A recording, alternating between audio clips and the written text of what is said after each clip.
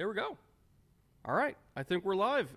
Welcome to Whose Draft Is It Anyway, where the picks are made up and the grades don't matter. EJ, how you doing? As long as the grades don't matter, I'm doing great. I am doing draft grades, by the way, for the NFL's YouTube channel this year. So mine matter. Nobody else's matter but mine. Anyway, chat, how you guys doing? We had 400 people just waiting for this to start. Just hanging out. There's a few more in Detroit. Gee, oh, my God. It is a sea of humanity in the Motor City. I didn't even see that before. Yeah, they're flying drones over the crowd. Okay, well, I'm kind of happy I'm not cramming myself into that this year. We actually have several friends that are in that crowd. Yes. I'm a little bit worried for their safety now, but damn. All right, Detroit showed up. Hopefully we get a small, tiny fraction of that here. Chat, how are you guys doing? We only got an hour to go until we finally can stop talking about where the hell JJ McCarthy's going. Rumor mill has been flying today in every direction. I have no idea what's going to happen. I'm just ready for it to be over. I don't think quarterbacks are going 1, 2, 3, 4. It could happen. Every successive pick of quarterback sort of tightens the screws on the whole field. And I know there's quarterback tax. I know there's bonus. I know there's hunger. Despite all that, traditionally, after you get past 3 quarterbacks, people go, hey, wait a minute. What are we doing here? I think the Vikings absolutely get a quarterback. I think they might be able to stay at 11 and get one they want. We'll see. Oh, we're having audio somehow in stereo. That's weird. Oh. How'd that happen? Hold on, I'm going to figure that out. All right, OBS master. We've always had stereo, though. I don't know why it's suddenly... I don't know. Hold on. I can fix this, chat. I can fix this. Probably. Maybe. Advanced audio properties. Okay. We're cooking with gas. Mono. I assume I closed that. Chat, how are we sounding? Do we sound good? We better now? Brett is left ear only. W. There we go. All right. Thank you, chat. Thank you. That would have been really bad if I didn't check for like the first 2 hours of the stream. It's just shitty audio, especially when I just put out a video where like the first point was like make sure audio is dialed in. And I'm the jackass that has bad audio. You'll stay if the audio is good. Puts out a mono stream. I'm such a fucking hypocrite. Did I tell you what I got to drink for tonight?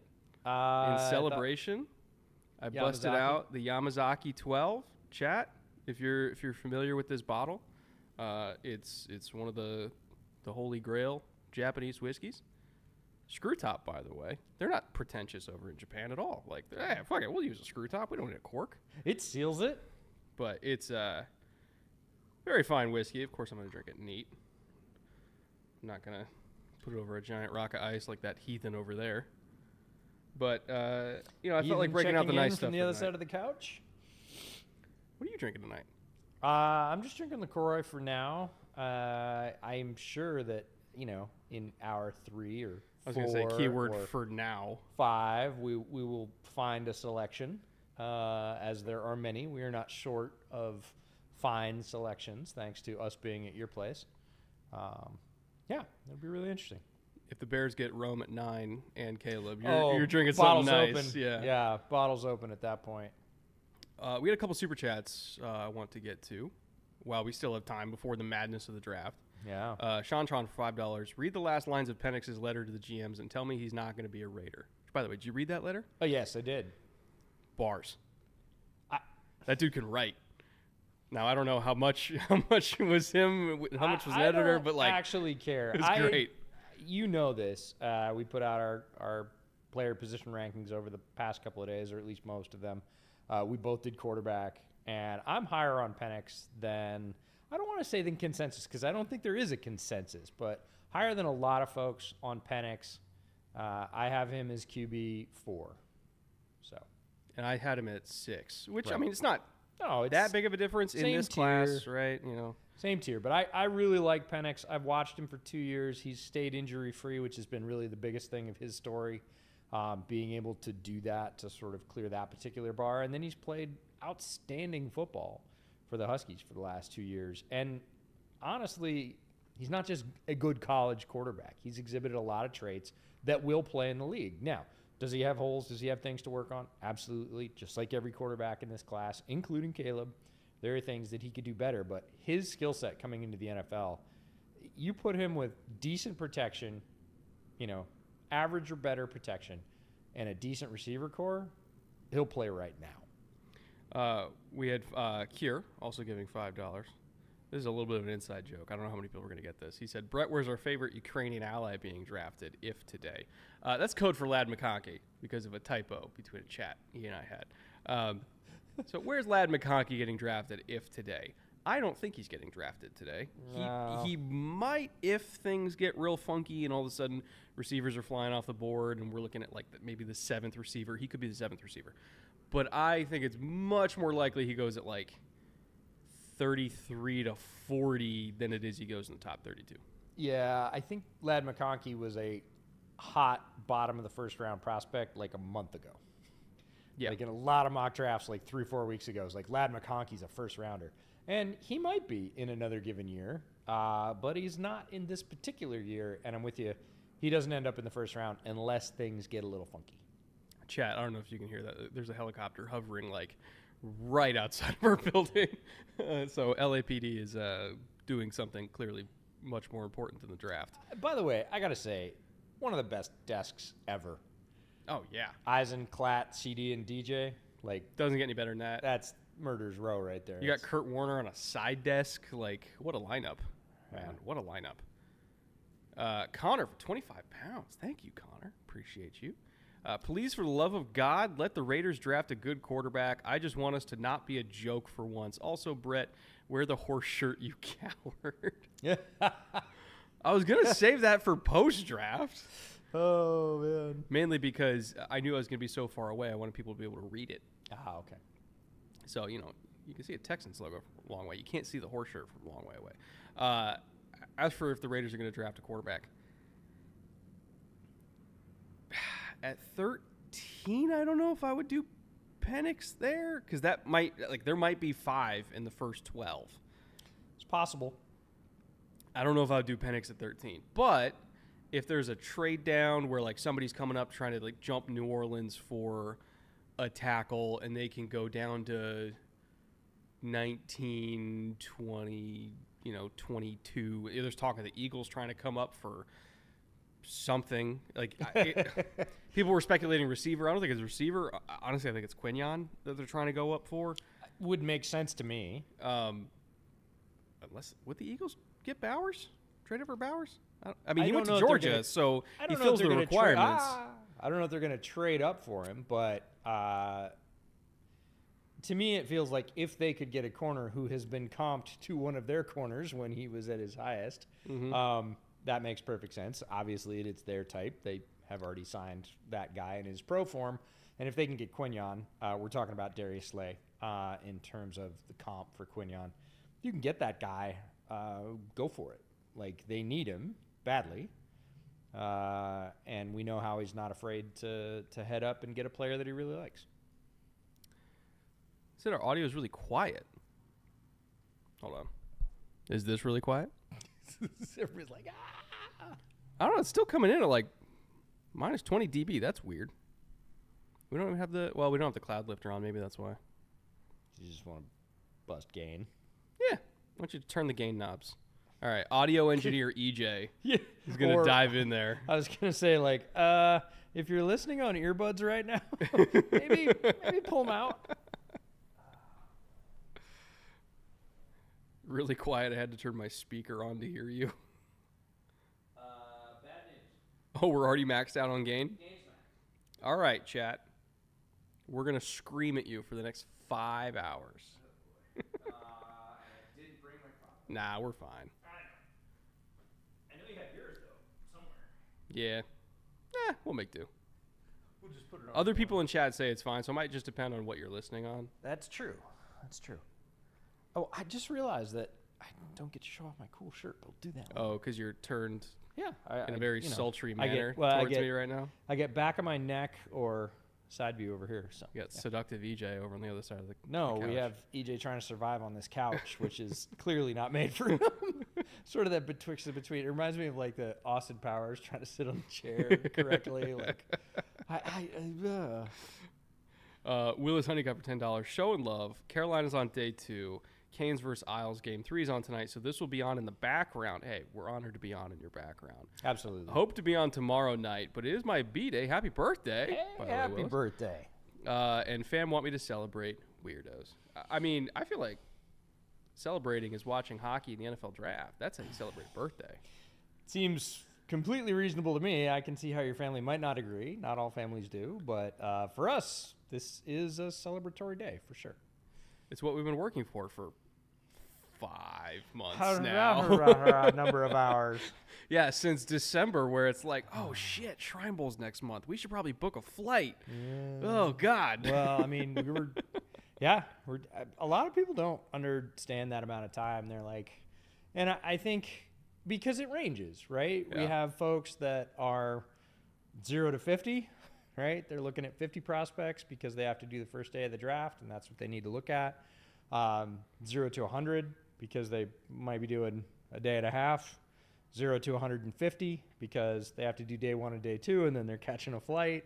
Or full boat because you got to go through the end of day 3. You want to go through the end of day 3, and that requires looking at somewhere between 250 and 500 prospects. And then we have our fully committed friends. I'm not going to call them sickos because they are our friends, and I want to be respectful, like Emery that goes 900 deep. But there's all different levels, and when you pass, really, I would say about the 150 mark, you start getting into 200 players. It takes 800 to 1,000 hours.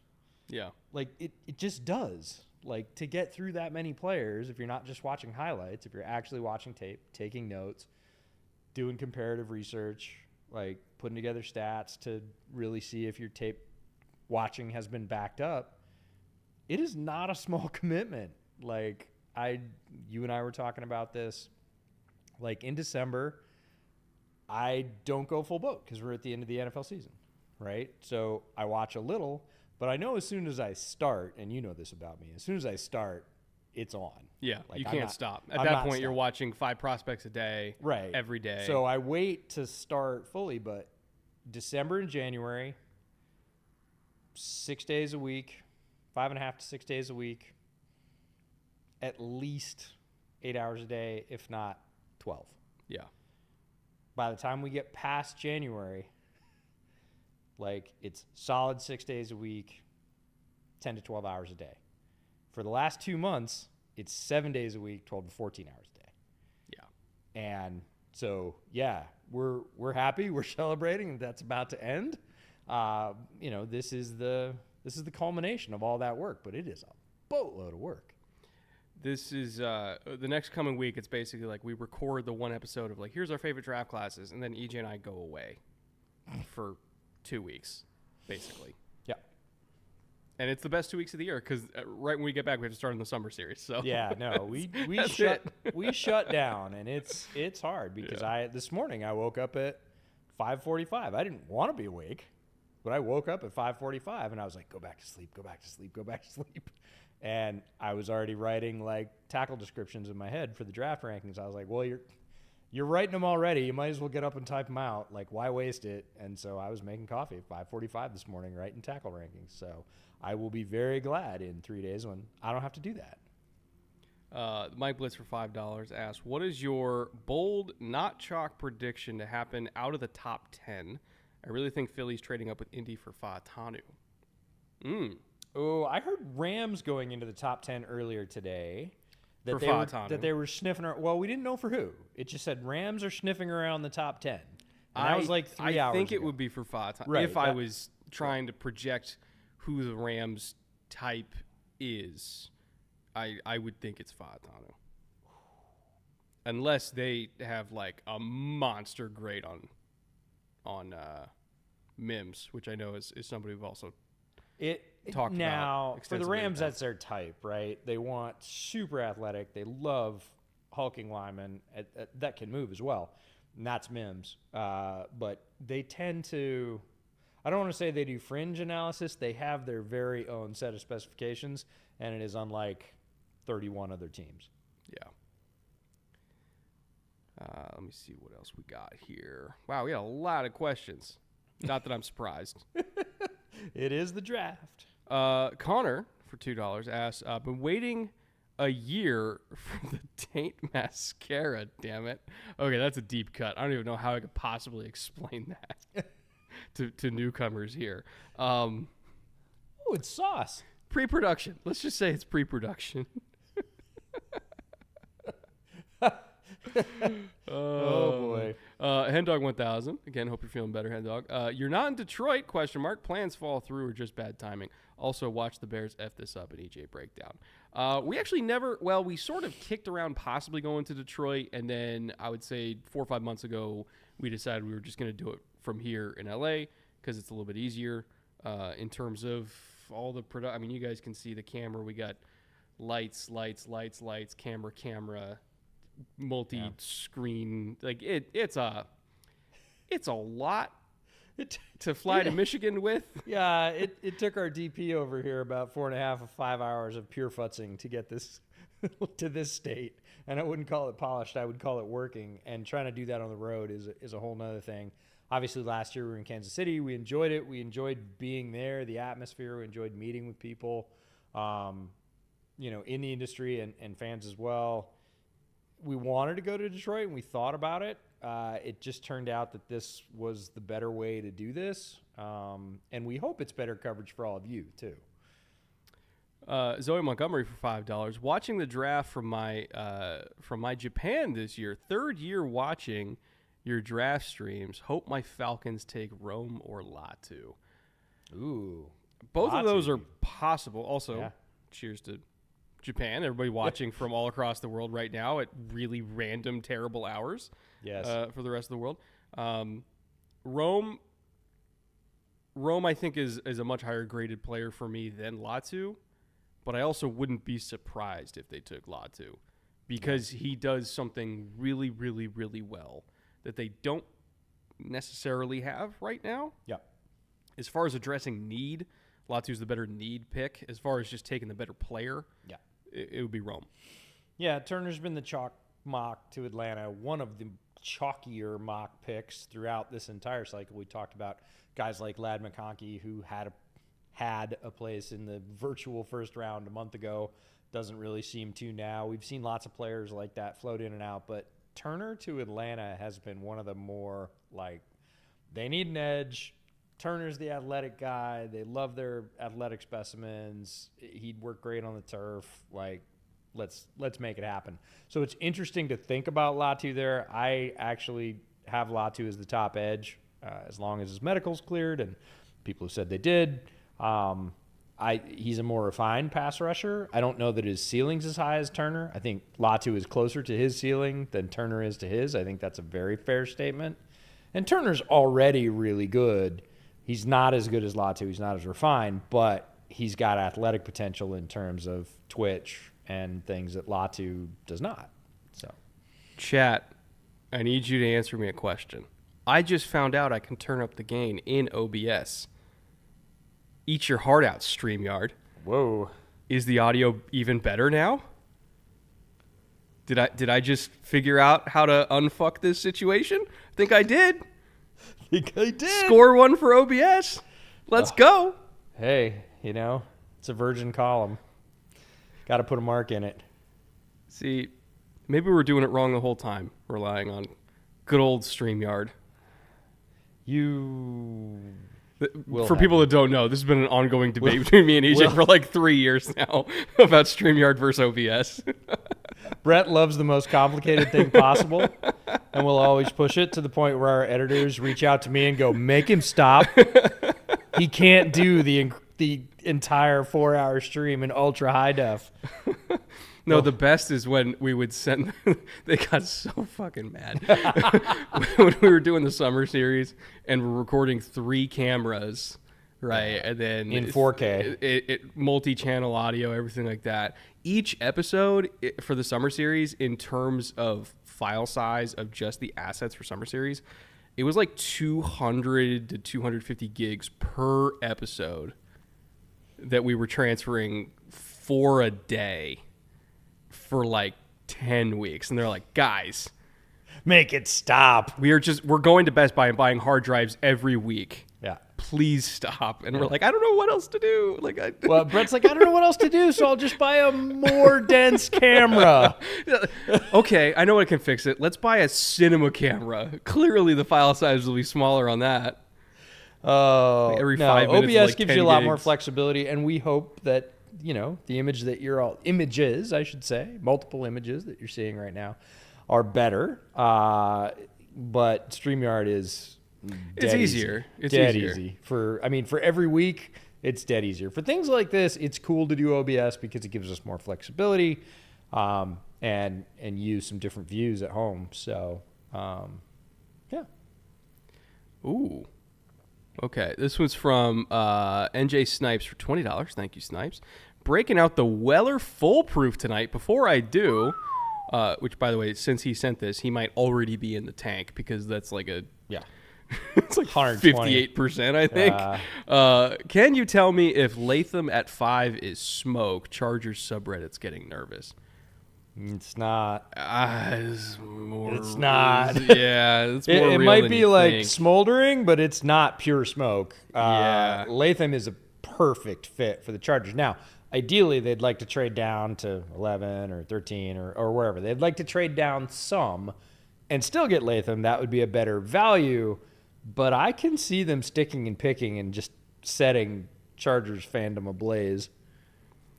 And here's the thing. It's not that it would be a bad pick. No, not at all. But He's it's a not good player. It's not what's wanted. Yes. Like, Chargers fans would lose their mind, but then when Herbert goes through a full season without getting injured, It stays upright. and they're yes. going to be like, wait a minute, we run the ball really well, and Yeah, Herbert's no. healthy. Like, oh. Yeah, okay, very good it player. I worked. think it's a difference in perception Yeah. because, again, one thing has been desired in Chargers land for 4 months, and they're just dead set on. Believe me, I am part of Bears fandom, and that was the way it was last year. Gotta have this or else. Now they're about to get Caleb and Rome. So, maybe sometimes things work out. Maybe. Yeah. We got 2,500 already in here, and the draft doesn't start for 40 minutes, EJ. People are hungry this year. People are hungry every year, but I think hungrier and hungrier. I mean, the shots of Detroit overhead, right? Would you have gotten those 8 or 9 years ago? No. The only thing I can remember that comes close is Nashville, but that's just because everybody goes to Nashville anyway because it's Nashville. And like, I it's think- pretty easy to fill Nashville. And I think Nashville was really the start of going, oh, wait, this can be in a different place every year, and we can make it a destination event that people come to in addition to a host city and have competition and whatever else. And it's just grown and grown and grown, much like most of the NFL. I'm really curious to see how Green Bay's going to do it. It'll be a challenge. Because there's like a huge aviation convention there that draws like a lot of people, but from my understanding, it's like 300,000 people or something that go to this. From my understanding, a lot of people stay in like temporary setups when they go to that convention that like just kind of only exists during that. Again, it's like a combination convention, trade show, air show thing. I can't remember the name of it off the top of my head, but like literally hundreds of thousands of people go to that thing. Sure. But Is it I the feel like the Oshkosh? draft is a little bit Oshkosh different. flying? I think it's Oshkosh. Yeah. I think that's what it's called. But that's different than the draft, so I don't know what Green Bay's going to do. I mean, I'm sure they Yeah. have a plan. They pitched it. Yeah, we've been asked if we were going to be there. And again, I think being on site at the draft is cool. We have to find out a way to swing it. And right now, because it's just the two of us, that makes it very, very difficult. But by next year, I don't know, we might have an editor. We might, an on-site, somebody going with us. That could make it possible. Rent a house out on the Wisconsin Dells or something. And Oh, we'd go out to the Dells. yeah, for sure. That's what we would do. Just because it's the Dells. But we It's would awesome. still need help to make all this go on the road because it was, this is a day and a half of doing it here, and you live here. Yeah. So I can't even imagine if we tried to fly and take all this and figure it out. You don't want a road trip for a week before the draft to Green Bay with a U-Haul? Come on, man. Well, okay, hold on. We could just take the 15 all the way up because that basically goes from Southern California straight through Vegas, Zion, goes through Montana, and then we just cut over. Like, it goes through Utah, like beautiful countryside. Think of everything you've done in the last week and erase that and just replace it with driving. Fair. Fair. Okay, we're not there yet. But one day. Maybe we could send the editor in the truck and we could fly. Shrek the Noob for $5. By the way, I apologize for if I'm answering these out of order. The YouTube chat doesn't necessarily. That's the one thing about StreamYard that I like is it is a little bit easier to do super chats on StreamYard. Oh, I'm sorry. What was that?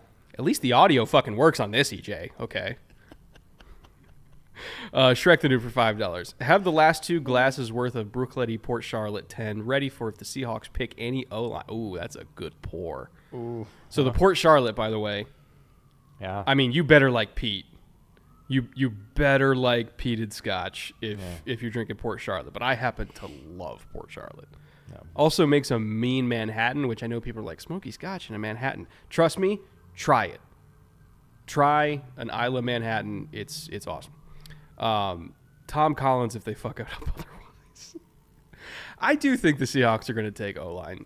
It's either O-line or Quinyon, just because Quinyon plus Spoon plus Tariq plus. Like, that whole secondary would be just... Plus Mike McDonald. It would be hilariously overpowered if they did that. So that Quinyon's like the fun pick. The practical pick is... Dude, can we talk about the fact that the ref ran with Marvin Harrison all the way down the field? He was stride for stride with MHJ in the end zone. Apparently it's very strenuous conditioning requirements for referees. Yeah, but most of them can't run with a first-round pick. That's why Hockey Lee was yoked. Yeah, right. All right. Let's see. Giants Nets for life. Oh, buddy. I'm sorry. You've been through a lot. I'm sorry. It's probably 5 points. He's just messing with you. What do you think the Giants will do, and what are your top 5 wide receivers in order? Been watching consistently for 5 years. Fan of your guys' work. Wow. Well, thank you for being here for our entire existence at this point. Yeah. As for what the Giants will do, I still think it's a possibility they do a slight trade up to beat out the Vikings for JJ. I do think that's on the table. If they don't do that, it's got to be Marvin or Rome at 6. For me, at least. I know some people would prefer Nabers. For me, at least, it's Marvin or Rome. As for top 5 wide receivers in order, off the top of my head, I have Marvin and Rome in tier 1, like right next to each other. Tier 2, I have Malik Nabers and AD Mitchell. Nabers slightly ahead of AD. Tier 3, it's Brian Thomas Jr. Oh, shit. Who'd I have? Off the top of my... I think it was Brian Thomas Jr. Hang on, I got it. You have MHJ and Rome in tier 1. Malik and AD in tier 2. Malik AD tier 2. BTJ, Xavier Legette, and Keon Coleman, tier 3. Okay. And that's your top... Yeah, so I had 6. BTJ, Legette, which we also heard Legette today, which I'm not sure of the pronunciation I don't trust on that because I've heard that exactly once through the entire draft season. It was today. If any South Carolina fans could chime in, I swear it was Legette up until 6 hours ago. I've heard literally everyone say Legette, and then somebody said Legette, and we lost our minds collectively. Because we don't like mispronouncing guys' names. We're not trying to, but with 300 guys and 300 different names, and some of them that, you know, you're not watching the TV calls for, or worse, you do watch the TV call and they say it both ways. And you're like, well, great. Now I don't know. So I'm going to let you do the Yale tackle when he goes off the board. Yeah, okay. We'll just do a handshake agreement on that. I'm down. Yep, 100%. TJ Eversole for $5. Hey guys, first time checking out the stream. Word is the Chiefs want to trade up a bit for a wide receiver. Do you think they want BTJ, and how attainable is it? I think a trade is definitely attainable. I think Sure. there's a certain number of teams that want to go down and get more picks. Miami would be one that I'm looking at in terms of a destination for them. Getting to 21, I think, is absolutely possible. Holy and cow. it's just a sea of blue out there. So I think going up to 21 with Miami and taking BTJ if he's on the board to jump Dallas. Wait a minute. Sorry. I'm just looking at the rankings, and they're throwing DJ's top 200. He had Christian Jones at 55? Oh, yeah. No, he's a big Christian Jones guy. I like Christian Jones. I thought I was high on him. That's like He's 30 That's the spots biggest higher. grade I've seen on Christian Jones. Yeah, that's like 30 spots higher than I've got him. Yeah. That's crazy. No, he had Cedric Gray at like 70-something. Now, I don't know about 70, but I'm with him on Cedric. I like Cedric. No, but that's what I love about DJ is he very clearly just he doesn't let outside influences determine it's where impressive. he puts guys, and he's willing to stand on islands for guys. And Sure. that's what I like about him. Yeah. Oh wow, we had Pooney at 66. Yeah, and Rosengarten at 67, which I actually like. Like Rosengarten is highly underrated. Yeah, I like Rosengarten a lot. He's technically very refined. He's one of the most, I don't want to say versatile. He is one of the most unpredictable tackles for edge rushers. Like if I was an edge rusher, Mo Kamara 71. Let's yeah, go. if I was an edge rusher, I would hate going against Roger Rosengarten. Yeah. Because he's going to throw you a different look every single snap, and that's hard to deal with. Both of those tackles, their hands were just so well drilled. Fa'atanu and Rosengarten. Like it's very easy to see why Penix just wasn't touched for most of the year. Yeah, for sure. Curtis Rogers for $10. Thank you, Curtis. Appreciate all the content. Been battling through the first year of my PhD. Good God. Okay, yeah, you've been going through it. Third year attending your amazing draft coverage. Thank you for that. What moves would you like to see happen but know a team won't do? Ooh, That's really good. I like that question a lot. So thanks for being here with us.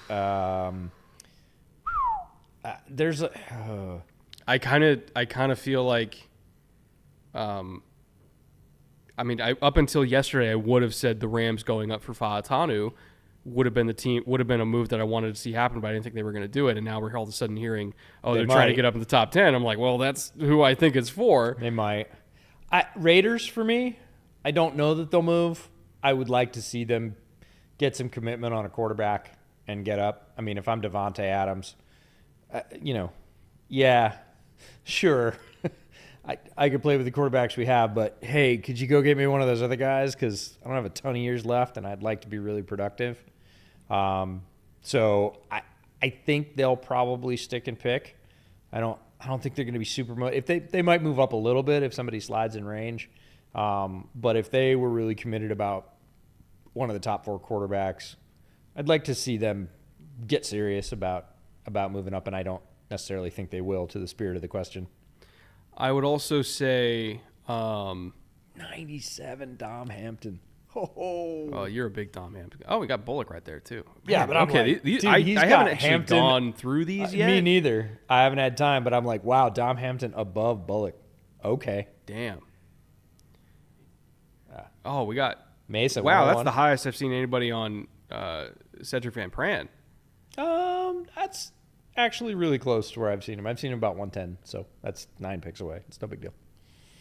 Yeah. Oh, 104. Let's go. Yeah, EJ's a very big Jalen McMillan guy. Yeah. Let's go. There's Bucky Irving. I know. Me and my Oregon players, man. Yeah. No, DJ looking sharp. Yeah. No, great bench today. I would also say for another move that I don't think is going to happen, but I would like to see happen, Bill's going up for BTJ, because if there was ever a match made in heaven, it's Brian Thomas Jr. running really far and Josh Allen throwing really far. Yeah. You mentioned in your mock draft BTJ to the Cowboys, and I've been somewhat obsessed with that ever since. Oh, it's perfect. But it's funny because Brian Thomas Jr. Was commonly mocked the Bills early in the process, like, he'll be there. And now it's like, no, he won't. You need to move up at least probably 6 spots to go get him. And, I would say 4 to 6 spots to go get him. I like the fit a lot. And they might, that's not a huge jump.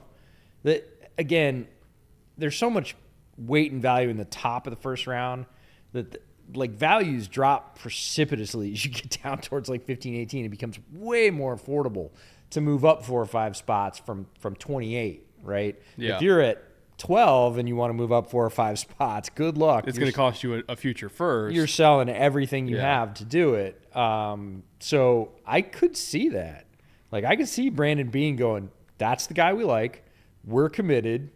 I'm not going to say BTJ no matter what, but BTJ if we can get him, and if they get within 6 or 8 spots, I would fully expect them to be poking around for that. Because he kind of plays a role that they need right now, which is an outside receiver, specifically probably a Z and maybe an X in the future if they can kind of refine him against press a little bit. But he's got the tools to maybe be an X one day. But they already got Shakir for the slot. They got Kincaid to also, I guess, sort of be a slot, but a different kind of slot, right? Just to be a number 2 right now. But they need somebody to play on the outside now that Stephon and Gabe are both gone, and that's what BTJ would do.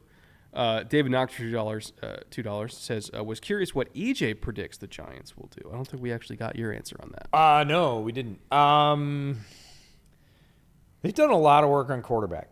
We've had the TV on and, going through the different pre-draft programs while we were setting all this up all day.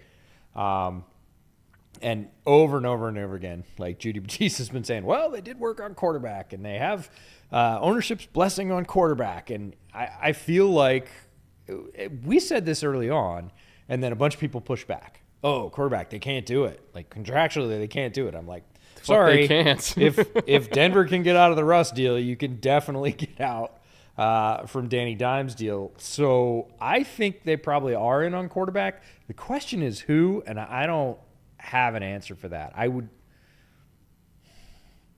I believe in my heart, if you just ask me what would be ideal for them, Dable's probably pounding the table and saying, go get me Drake May, because I'm sure he sees a lot to work with there, just like all coaches do, and goes, yeah, if you give me that, I can go to work with that.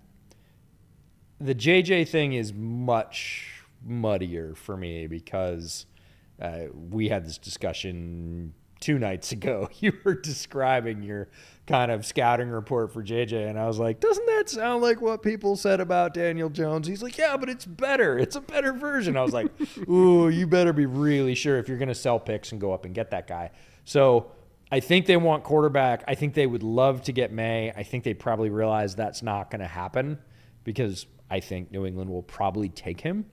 And then it's a question of, okay, now what? What are you doing? Are you trying to just take a wide receiver, which you also need?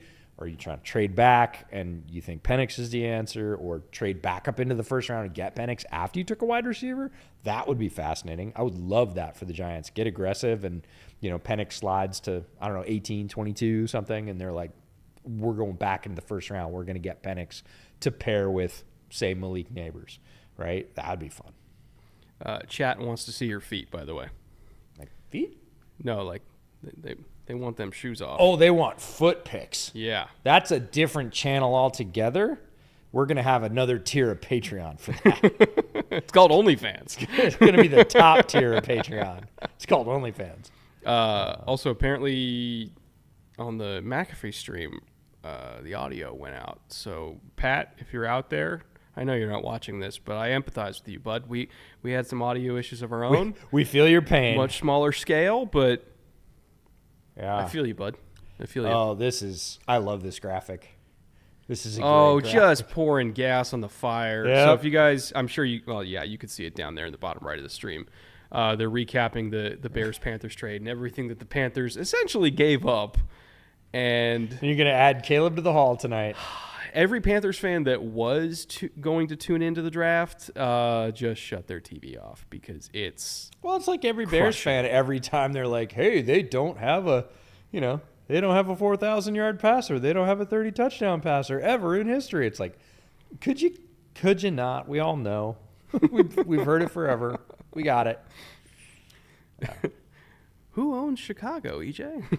Yeah. What was it? Last night in the Draftsmith stream, thoughts on Jordan Love's new $5.6 billion lakefront house in Chicago. Well, they see. said it's going to be 4 point something, which means it's Which really means going to be 5 point with cost something. overruns, it's going to be 7. So, yeah. Oh, you think it's cheap to build something in Chicago on the water? Okay, sure.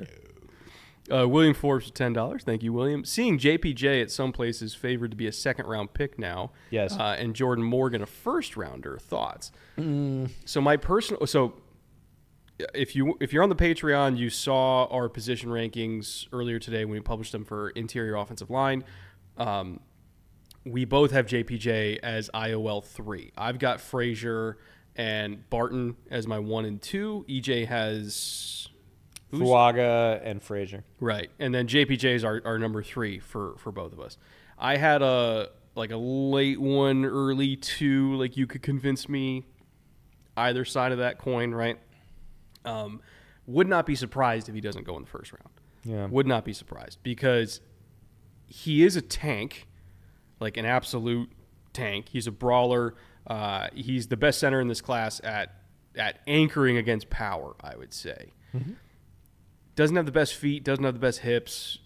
I would say there's real concerns for teams that pull their centers a lot. There's real concerns for teams that run a lot of wide zone.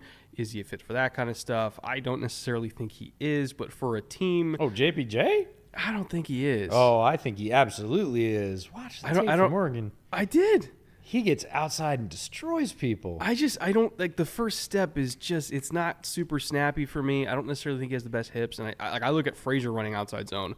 I look at JPJ running outside zone. And I just don't see JPJ fitting that as much as I do fitting like a more gap scheme oriented team. Like JPJ is like Belichick's dream center, right? For those Patriots teams where everything's in between the tackles. Like, sure, it's all just downhill. That's I think what JPJ fits best at personally. And again, everybody sees this tape differently. But that's part of the reason why I have Frazier over him is I thought Frazier is a little bit more scheme diverse, whereas JPJ I think is better at certain things but not everything, if that makes sense. Yeah, I had JPJ as a first-round lock for a long time and only sort of cooled on that stance lately when I found out about more injuries. He's soft tissue injuries, 3 lower leg soft tissue injuries, too, and concussions, as in multiples. He's a young player. It's a position where you are bound to get them. You're banging your head off, defensive linemen all the time. That's not great. It worries me. It is something that can keep you out of games, just like a knee injury or something else. And so still like him as a player. Hope he's healthy because, boy, healthy, he is a really fun player. I think he's a great fit for outside zone. Anyways, we'll see. We have $100 super chat. What? Get out of here. Quasar, $100. Cheers to you. Cheers to you. He says, thank you both for keeping me sane during extended illness 2 years. Whoa. Hope you're feeling a lot better. Yeah, for sure. Your draft coverage and team-by-team analysis gives me something exciting to focus on when life sucks. You're the best. Bear it down. Bear down to you, Quasar. Happy to entertain you. Keep fighting whatever it is that you're fighting against. Really happy to hear that you're still here. Please update us as you're feeling better. We'd love to hear that as well. And you're going to be very excited for the summer series this year because we're going to have a lot more positive things to say about the Bears than previous years. So I think you're going to like this year's episode. Indeed. Kyle, I'm trying to read this from a distance. Kyle Elysian for $19. Thank you, Kyle. Describe your co-host's significant other in terms you'd use to evaluate a 3-tech, but maintain your friendship. Okay. Let's see. Beck is... It's a hell of a question. Twitchy. Aggressive upfield. Okay. Will stop at nothing to get the quarterback on the ground. Very goal-oriented. Yeah. Relentless. Will freelance a little bit, but will make the play anyway. The type of 3 tech where you're saying no, no, no, yes, yes, yes. Well, there you go. First round grade. First round grade. Let's just start off with the first round grade. I would say Nick rushes with a plan. Yeah. but can deviate, is emotional, but in a way that I would say contributes to a quality pass rush. Tenacious, wouldn't want to be lined up against her. I'm not going to say anything about hand usage because of the last part of that question. Yeah, let's see. Definite first round grade for sure. Wouldn't want to go up against her in a contract negotiation either. Tell you what, AJ, she's got great hands. Love you, honey. Take your word for it. Osmodeus for $20. Thank you, Osmo. I'm sorry. Okay, I'm a Bears fan as well, so I'm just pessimistic as all hell. But Jordan does seem like he'd be a decent enough neighbor. Michael Jordan? No, Jordan Love. Oh, Jordan Love. Not keeping the lights on all night and keeping the noise down after midnight. Well, I think Jordan Love as a neighbor would cause a lot less problems than the previous owner of that establishment. So, you know, he might be the temporary owner, but at least he's more likable than the last one. You know, I don't know if you put up dark curtains and black the house out for 3 days at once, you start to wonder. Oh, AJ Brown just got paid again? Didn't they just pay him like 2 years ago? Well, I think 3 wide for receivers 96? I think wide receivers are going to have less tolerance for I'll pay you next year, especially after the whole wide receiver payment revolution 2.5 years ago, which really started with the Christian Kirk deal, and then Stephon and everybody got paid, and it just sort of bumped the pay scale up a solid 10+%. I don't think wide receivers are like, oh yeah, okay, it's cool, I'll wait and hang out. They're like, no, I'll leave. Like, pay me now. But 3 for 96 is 32 a year. Yeah. Jefferson and Lamb still haven't signed. I know. And we had already heard at the combine that Jefferson was looking for 32 and a half. Mm-hmm. He's more now. 32 and a half now. No, more now. But like I mean, the funny thing is, it was more this morning because of Amarius St. Brown. Yeah. Now AJ signed. It's more this afternoon. I think Jefferson's just going to chill and wait for CD to sign and then be like, that +5. Cool, 50 a year. Let's just call it a cool 50 a year and I'll sign. Just give me shares in the franchise, man. Yeah, at that point, you're going to need to. That's crazy because I swear they just paid AJ like 2 years ago. I'd have to look at the deals of the contract. I don't know what the guarantees were. Like maybe he was out of guarantees. Maybe he only had 1 more year guaranteed. I don't know. But so they paid Devonta. They paid AJ. Uh-huh. They paid Hurts. Okay, they might go up for a wide receiver now just because they know they need some cheap talent. For the next 5 years, they need a cheap 3. Yeah. Like they need one. Yeah, that but kind I of still makes think sense. they'd probably go up for a corner. But in round 2, I'm like, if I'm the Eagles, because how he does this, he stacks picks for the eventualities that are not next year but the year after. He's done it on the offensive line. He's done it on the defensive line. Like he's going to start preparing for when they can't pay them both again. They also paid Saquon. Like, where do they have any money left? I mean, I know they do, but I'm talking like, I mean, they have money. We're talking about cap space. Like, oh man, just showing a future bear on stage. Which one? Oh, they got A10 flyovers? Yep. That's so cool. Oh, now I kind of wish we were there. Oh, that's so dope. That's my favorite plane, man. God, what a crowd. That is a this healthy crowd, as is ours. What are we up to? We're at 3,100 people, man. Draft hasn't even started yet. We were talking to Underdog a couple days ago, and we're like, yeah, we think we might get to 3,000 or something like that, like at the peak of the draft in the first round. We're already over that, and it hasn't even started. Which, by the way, basically, we need to pull a JJ. Yes. We thought it was price of the brick went up. Underdog. Yeah, just saying. We thought it was $3,000, but actually, now I'm hoping we can get to 4 at some point tonight. Tell by your the way, friends. QR code on the screen. Underdog has champions that just went live in Florida. There's a few different states. I'll pull it up right now. We have a whole map and everything. Yeah, there's like 16 states, I think, or something like that. Yeah, so if you're looking at this map right now, this is the states that Underdog is live in.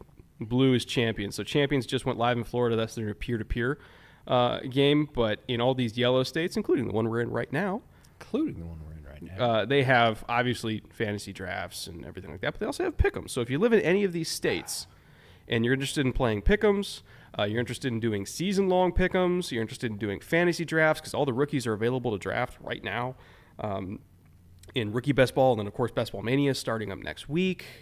Best Ball Summer, there's going to be like $17 million in prizes given away. I'm going to do a bunch of drafts because I'm in California. Now you're here, yeah. Yeah, so like tomorrow morning I'm going to do a bunch of Rookie Best Ball drafts because I can do them while I'm here. So it is live in Oregon, by the way, so you could just drive 2 hours I could drive 2.5 hours and do a draft. Yeah, for your weekly pick'ems. Yeah. But yes, if you're interested in doing any of that, of course, Underdog is our main sponsor, and they help make all this possible. QR code's on the screen. Download it. Promo code bootleg. You get a $100 deposit match on anything up to $100. They will match anything up to $100. So thank you once again to Underdog for making all this happen, sponsoring us, allowing these streams to be hopefully as cool as this one's going to be tonight. Well, anyways, I'm not going to say that. I'm not going to jinx the intrusive thoughts are coming in, EJ. No, it wasn't the intrusive thoughts. It was the don't say that because then it'll break. Just vibing for $10. Back as the Vikings representative. If the Vikes stay at 11 and give Knicks to the Broncos, I'll be at Brett's door within the hour. Bring pizza if you can. Yeah, I was going to say. We're going to need some food later. Now, bring some pizza. Ouch. Oh, that hurts, but it's true. Christian Doyle for $20. Thank you, Christian. Been watching draft streams since the start. Usually here on Saturdays, but this year I'm here all 3 days. Let's go. My gems, Elijah Jones will play for a long time, and Anthony Gold gives me Diet Jarvis Landry vibes. Love you guys. Christian, you and EJ are the same person because those are 2 of his guys this year. Yeah, Elijah Jones especially. I'm not sure what's going on with the off-the-field stuff, but the on-the-field stuff, he is, and this is not hyperbole, he is one of the best cornerbacks in this class. 100%. On tape, he is fantastic.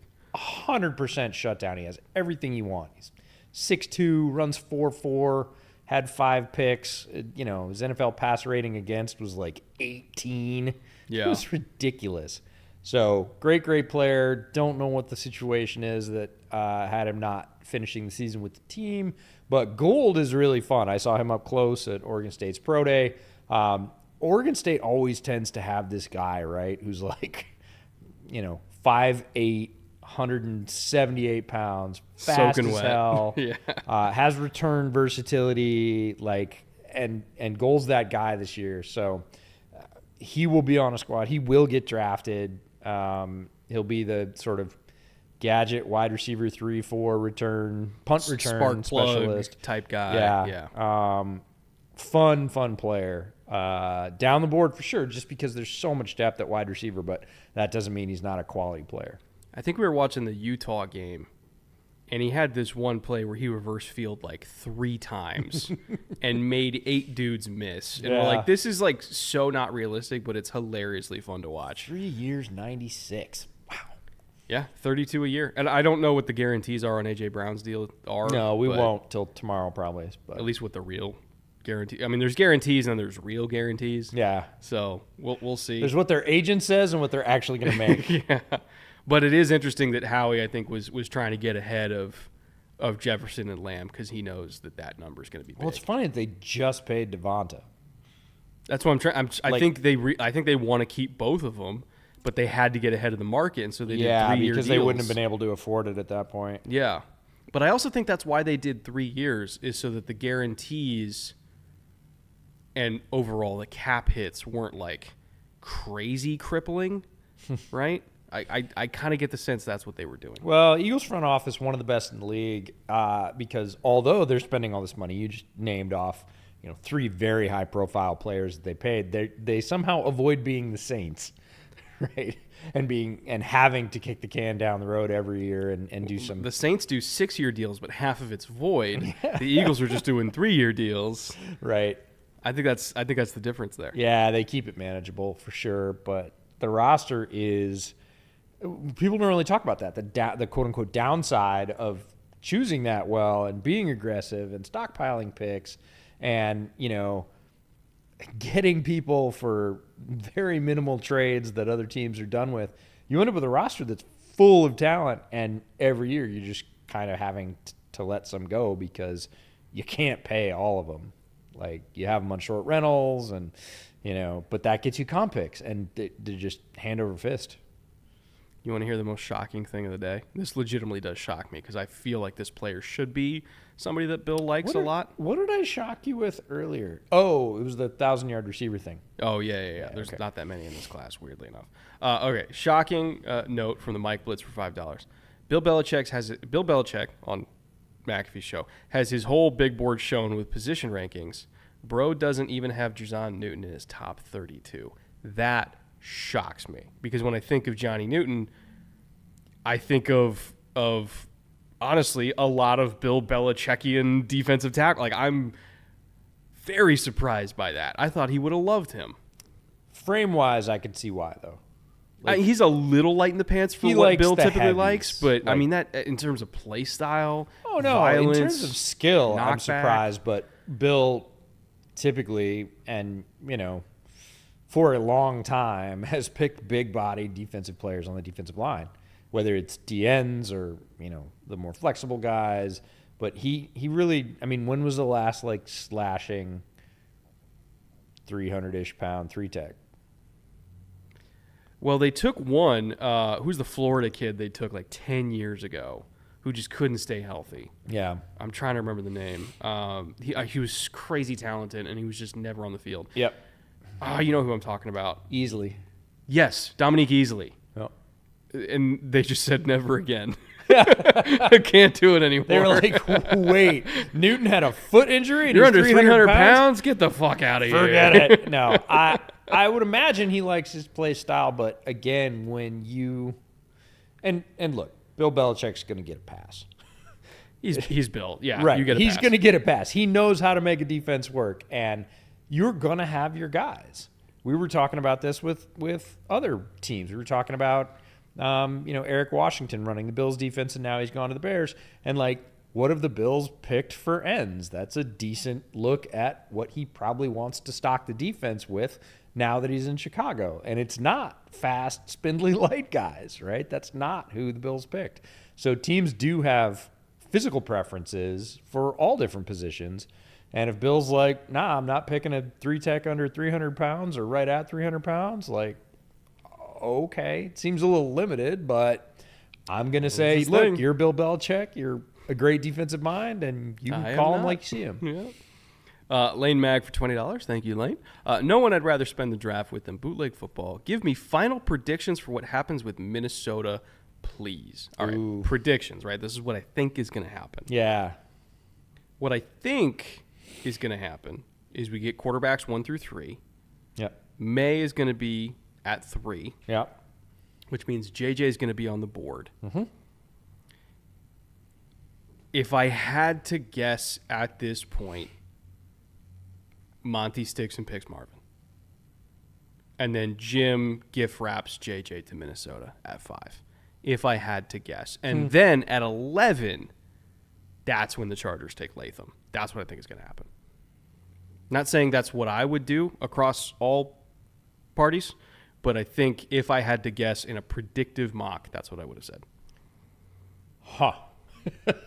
I'm torn because we get back to the Giants also wanting a quarterback badly based on their pre-draft work and only being one spot away at that point and going, hey, we're going to come up one spot to get JJ.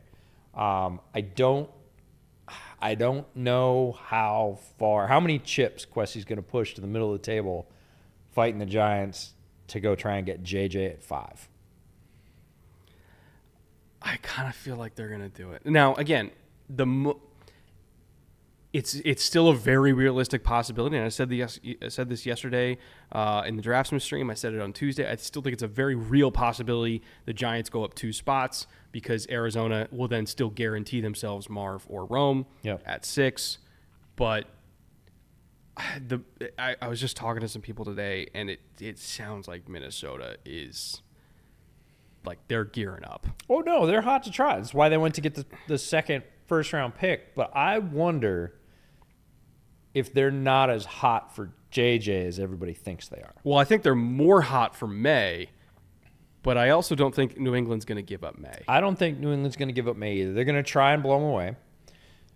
I don't think they're going to get it done. I think May ends up in New England, and I think Minnesota might get in a bidding war for JJ at 5 because the Chargers are selling that pick. I think they might back off and say, that's too rich for us. Our grade on one of the next two guys is close enough. We're not giving you all that. Go ahead and take him, New York. Which would be the smarter thing to do. And I think that might happen. If that's the way the top 3 plays out and they don't have a shot at May, they being Minnesota, I think they might get in a little, what can you do? What can you do?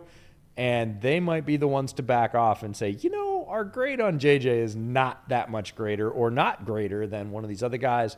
We'll get one of them at 11 or 23. Yeah. So, if it was me, I'm doing Knicks at 11. If it was me, sure.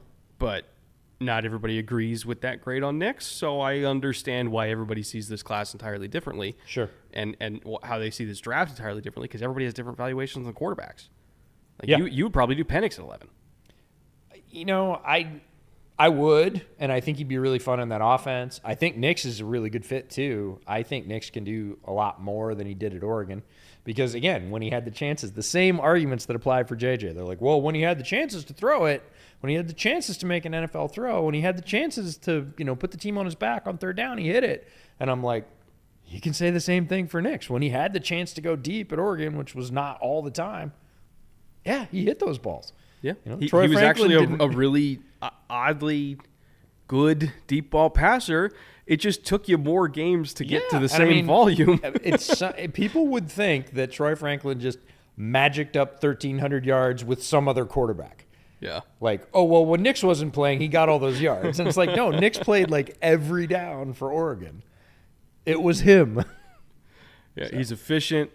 He's big. Like, I don't think people realize how big he's very Nix solidly is. built. Like, he's having stood next to that guy, he's not one of those guys you go, man, he's smaller than I thought. You stand next to him and you go, man, he's built. You stand next to me, you're like, I'm not gonna fight that guy. Yeah, he can play a linebacker. Like, yeah, for sure. JF Soccer for $10. Thank you, Soccer. Thank you guys for all the content. Best in the biz. Appreciate you. Pats fan here, excited for I hope May.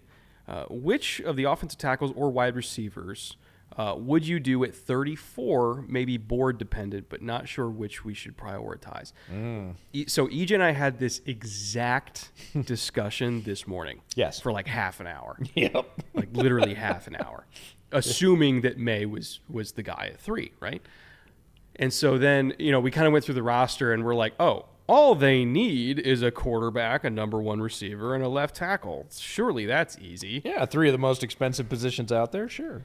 So when I'm looking at the Patriots at 34, it really does depend on who is there. I could see them being a candidate for Kingsley Suamataia. Fuck. Oh, man, I got to double-check the pronunciation guide on that one so I don't fuck that one up. Kingsley. I think it's Suamataia. I got to double-check. I think you got it. I might have got that. But I think they're a candidate for him, as well as Washington a couple picks later at 36. I would say if Tyler Guyton's there, they're a candidate for Tyler Guyton. Again, these are developmental tackles, but if they trust their offensive line coach to get them together and ready to play within a couple months of the season, like once upon a time, Bernhard Raimann, I think fit into that same category. Second round, very talented developmental tackle that went through some really bad early growing pains in like September and October of rookie season. By the time we got to November, he was rock solid. By the time we got to his second year, he was great. I could see them trying to match what the Colts did with Bernhard Raimann there at tackle, but it depends on who's there. Can I sell you on 2 theories? Huh. Tyler Guyton. Okay. Dallas Cowboy. Yeah, oh yeah. Yeah, Jerry- he fits them. Yeah, Jerry loves his Oklahoma players, and they he need loves him. his freakishly talented Oklahoma players. Yeah, And they need him. And then Kingsley to the Chiefs. We talked about that connection. yep. So those guys are off the board. It goes with your tackle-rich environment in the first round, right? So then you're down to the next, I would say, wave of tackles. And the crazy thing is those guys are wildly talented too. Yeah. That's the Patrick Pauls and the Dominic Pooneys and the Roger Rosengardens of the world. Like, all those guys are good. Do you have Pooney as a tackle? Yeah. I was really struggling with it, and so I put him in my interior rankings. But I basically, how I look at Dominic Pooney is, you can try him at tackle, Yep. see if it works. But like worst case scenario, this is a really, really, really good guard. Yeah, I would agree. But you could try him at tackle. There's a couple of guys, well, more than a couple of guys in this draft that are like that. Jordan Morgan is a guy that's like that for a lot of people. That they're like, he's guard because his arms are only 32 and Whatever 3/4 inches, away. yeah, He's barely over 32, and I'm like, I don't think so. Like, I put that guy at tackle because of the way he plays. Right, the way he plays with balance over his feet. He's got that Marshawn Lynch iron core thing, where rushers like slam into him and he doesn't move. Yeah. He doesn't like bend. He just, and you're like, oh well, he must be sluggish then. No, when he goes to mirror, he's actually pretty quick. But when they make first contact, he's worked so hard at proper posture, right? To be upright, balanced, over his feet, in the middle, and they slam into him, and he's like, doink, and I'm like, I'll take short arms. Like, guys get into his body. He lets people into his body as a tackle, and that's a big no-no. But if you don't even bow when It's people like hit Brian you, Balaga. yeah, Where it's like, go ahead, bull rush me, dude. right. And so I'm like, no, I'm trying that at tackle. Again, could he be a great guard? I think so. But that guy particularly for me was a tackle. Pooney, I really like his work in space. I think he could be a good guard. I'm trying him at tackle first. There were some other guys. Coleman from TCU. Like, I was like, where am I going to put him in my tackle rankings? I was really struggling, and I was like, no, he's a guard. He's down the board. I actually think he's going to be good there, and I felt just way better. It was one of those moves. I was like, Yeah, or it just he's a feels guard. better. Yeah. Yeah. I think I ended up with Coleman on the other side of the coin. Back to tackle. But there's like 10 guys where Yep. you draft them and you figure it out. Yep. Connor for 20 pounds. Thank you, Connor. Appreciate you. I think this is my 4th year with you guys now. I'm so happy to be here. Well, we're happy to have you here. Also, this year, I'm not abroad for any of it. Just have a stag to do on Saturday instead. He was traveling last year. He's out of the country. Well, his country. I feel like it's like the worst weekend to be not near a TV. If you're an you NFL are fan. a hardcore NFL draft fan, as Connor is, one of our EPs, yeah, I remember having to do stuff even sort of early on when I was doing draft stuff, like covertly, like nobody knew. And I was like, I gotta go. I think I hear my mom calling me. Like, I can't not watch this. And it was like that with, work, the Friday, because it used to be Friday of the draft. It wasn't Thursday and Friday. Friday night, it was like, I can't work Friday night. Like, nope, I'm sorry. I can't. I got stuff to do. Oh, we got Raj on stage. Have we started? Oh, we're officially started. TikTok. Are the Bears on the clock yet? Oh, no, we got Eminem out there. Okay, they haven't even started. Well, the clock. that's what Raj said was like, be tuned in at 8. I like that Lions hoodie. It's a nice fit. I do like that hoodie a lot. Marshall's rocking a solid fit. He's got the dad fit. The classic millennial dad fit.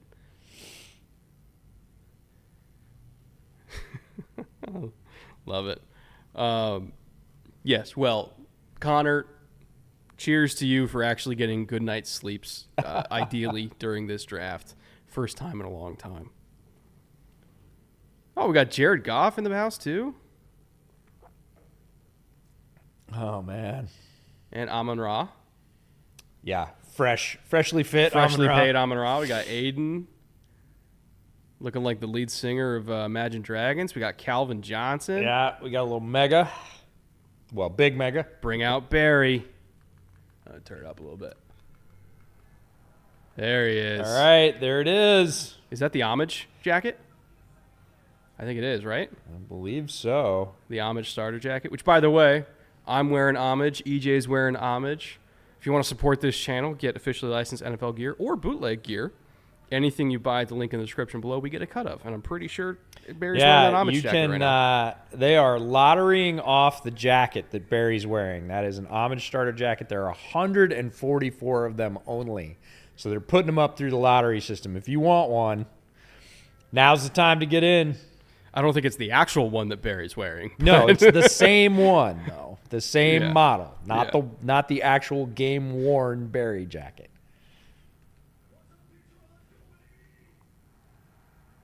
I just love how hyped Detroit can be now about football. Like, it's the Yes. first time in decades that it's an actual happy, at ease, That's right. jovial fan base. It's As great. opposed, It's great. yeah, they were talking about people busing in from all over the state to do a football thing in amazing. Detroit, and I'm like, yeah. I fear we've awoken a sleeping giant and filled them with terrible resolve, EJ. Yes, indeed. All right. Get on the clock so we can crush their hopes and dreams by drafting Caleb. How about that?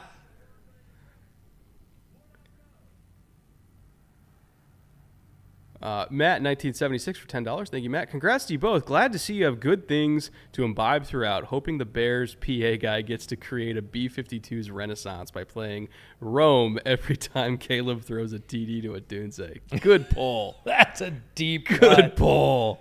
Deep cut. Loving it. I love it. That would be so good, though. It'd be slick, for sure.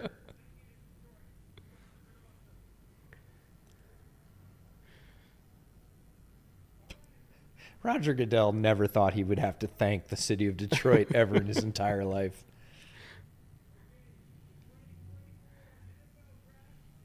There we go. All right, Bears on the clock. All Let's see right, how fast tick-tock. they run the pick in.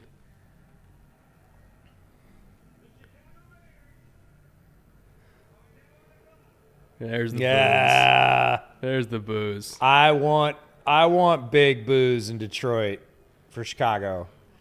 I want them to boo the hell out of Caleb Williams because he will not let that shit go. He will take it personally. He will. And so Even though it's expected, it's I supposed took to that happen. personally. Yeah, that's going to be Caleb in 5 years. Like, yeah, they booed me during the draft. Chat's trying to troll me with Bo Melton already. That's right. Well, how about Max? Come on. Oh yeah, no, game. there's another Melton in this year's class that Update they can troll your me game. with. If you're gonna troll with Meltons, make sure it's Max. Oh man. So look at how calm. Oh yeah, they've known what they were doing since December. Yeah, but this is as calm as they're gonna be. Alex for $5 says, so which edge/D lineman are the 49ers picking in the first round, and which RB are we picking in the third? Please, no more. Send help. The answer is probably Darius Robinson and Isaac Guerendo are very 49ers-ish players, I would say. Sure, it kind of reminds me of our conversation with Mina where she said my copium for the Hawks not having a second-round pick means we don't pick a running back with it. But, I mean, come on. Is Isaac Guerendo not the most Kyle Shanahan? He's running back? Kyle Shanahan for sure. It's Yeah, just Raheem so- Mostert 2.0. Yeah, Also, Darius Robinson would basically just be their new Charles Omenihu, and I do think they miss Charles Omenihu real bad. Yeah, I think they have, but again, that's what John Lynch, another successful front office. When you pick pretty well, outside of Trey Lance, when you pick pretty well, you stock your roster, Yeah. right? And you can't keep them all. That's the way it goes. So that's just a factor. And sometimes, yeah, you let the one go that you're like, oh, we should have kept him. Man, we're not the same without him. Just vibing for $5 said the Chiefs had traded 5 first-round picks and Patrick Mahomes' firstborn for the first overall pick. What's that? The Chiefs have traded 5 first and Patrick Mahomes' firstborn for the first overall pick. I do wonder. This is an interesting question. Yeah. What would fetch a higher price? Or rather, how much higher would the price be for Patrick Mahomes right now, contract and all, against first overall pick straight up for Caleb? Obviously, Mahomes is more expensive because he's proven. How much more expensive is he than Caleb right now? Oh, Caleb's on the phone. Yeah, he's catching a call. I would say Caleb, if somebody, like let's say the Seahawks, right, we're going to go up from 16, pick middle of the first round. Yeah. It would take 3 firsts and 3 seconds to go get Caleb. At least. Like, if the bidding was open. 3 firsts and 3 seconds is a starting place, right? Yeah. If the Seahawks were going to go get Mahomes, how much higher is the price for him than Caleb? Considering contract and everything. The contract's really reasonable for who he is. You know, it's a fair question, but it's one we don't have to spend a lot of time answering because neither of those guys is going anywhere, right? It's funny when you're doing mock drafts like a month ago, and you remember the Justin Fields debate? Remember that era of Bears Twitter? It's not even that. Oh, shout out to Sam. Sam sitting in the back. Ian Cunningham hanging out, looking happy. Nobody is phased at all. No, they're thrilled. Yeah, it's a business transaction at this point. Yeah, they're thrilled. Yeah, Pole's on the phone with Caleb right now. 100%. Ian Harbaugh, I'm assuming relation, right? For $5, if the Rams get into the top 10, who do they get? Bowers, Alt, or Murphy? Or Mims. Have we considered them going to 6 for Alt? I mean, that would be crazy expensive. But it's not like the Rams ever use first-round picks anyway. I was going to say, like, they don't even know what to do with their hands. They're like, yeah, you can have the next 3. Fuck it. We don't use those things. They're like Ricky Bobby. I don't know what to do with my hands. I'm a first-round pick. You give them one top 20 pick, and they lose their mind. They're like, well, let's go to the top 10. This is stupid. We don't like this. Yeah. I always take Thursday off. Fuck this. Oh, man. Yeah, the Rams are a tougher one to pin down because there's, again, I don't want to say they're anti-consensus. They're just their own consensus. Their analytics profile is really fascinating. Jordan Rodriguez did a whole thing on how they identify the targets they really want to go after. And it's wildly different than the rest of the league, which makes them just wholly unpredictable. Not to mention, we don't know what they do with first-round picks because they haven't had one since, 2016? Yeah, I think it's 2016, right? The first 7 years of McVay's tenure. Yeah. Lucas, by the way, repost your Super Chat since we missed it. I can't scroll up far enough to find it. We're going to try to answer as many as we can, but obviously through the course of the draft, it's tough to get to all of them. I apologize if we miss any. Obviously this part of the draft is a little bit more chill because it's all chalky. But once things start getting wild and crazy, probably starting at pick 4, it'll be a little harder to get to Super Chats, but we'll try to get to as many as we can. Yako Warner for $5. Miss Super Chat. Hey, Brett, how does drinking from a mic taste? I was wondering if people were going to catch that on the JT episode. Who are the guys that stood out while watching other guys? That's a good question. That's a great question. There's a few we talked about on the DJ episode of guys coming next year, and it's mostly numbers, right? You're like, well, I know Michigan's got this guy. And in terms of within the same class, for me, it was Matt Lee early on, watching pass rushers against Miami, and I was like, why are they getting nothing through the middle? Is it their guard? And Javen Cohen was the guy that, was in the early rankings, and Matt Lee was nowhere to be found. The more tape you watch, the more you realize, no, Matt Lee is the reason that nobody's getting through the middle against Miami on pass rush. And as a result, he ended up being one of the centers we both had on our ranked list because, he's not a great run blocker. He is not body beautiful for an offensive lineman. You're not going to see that guy coming off the bus and be like, whoa. But you put that guy in pads on the field, and nobody's getting through the middle. I'll give you one. I turned the tape on to watch Chop Robinson and Adisa Isaac. Yeah. Ooh. There it is. Say it to me, Roger.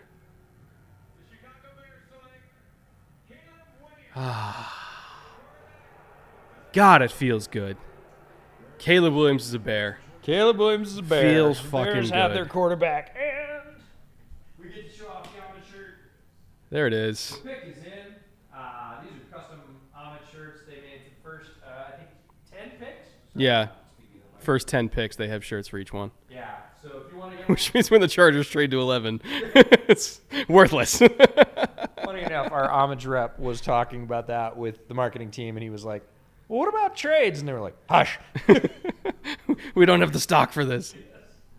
But no, when I was turning on Chop Robinson and Adisa Isaac, Penn State has a linebacker coming out next year whose name escapes me. Holy fuck, he's good. whoever number 11 is on Penn State is crazy. Anyway, back to Caleb Williams. One of the best quarterback prospects I've seen since I've been doing this.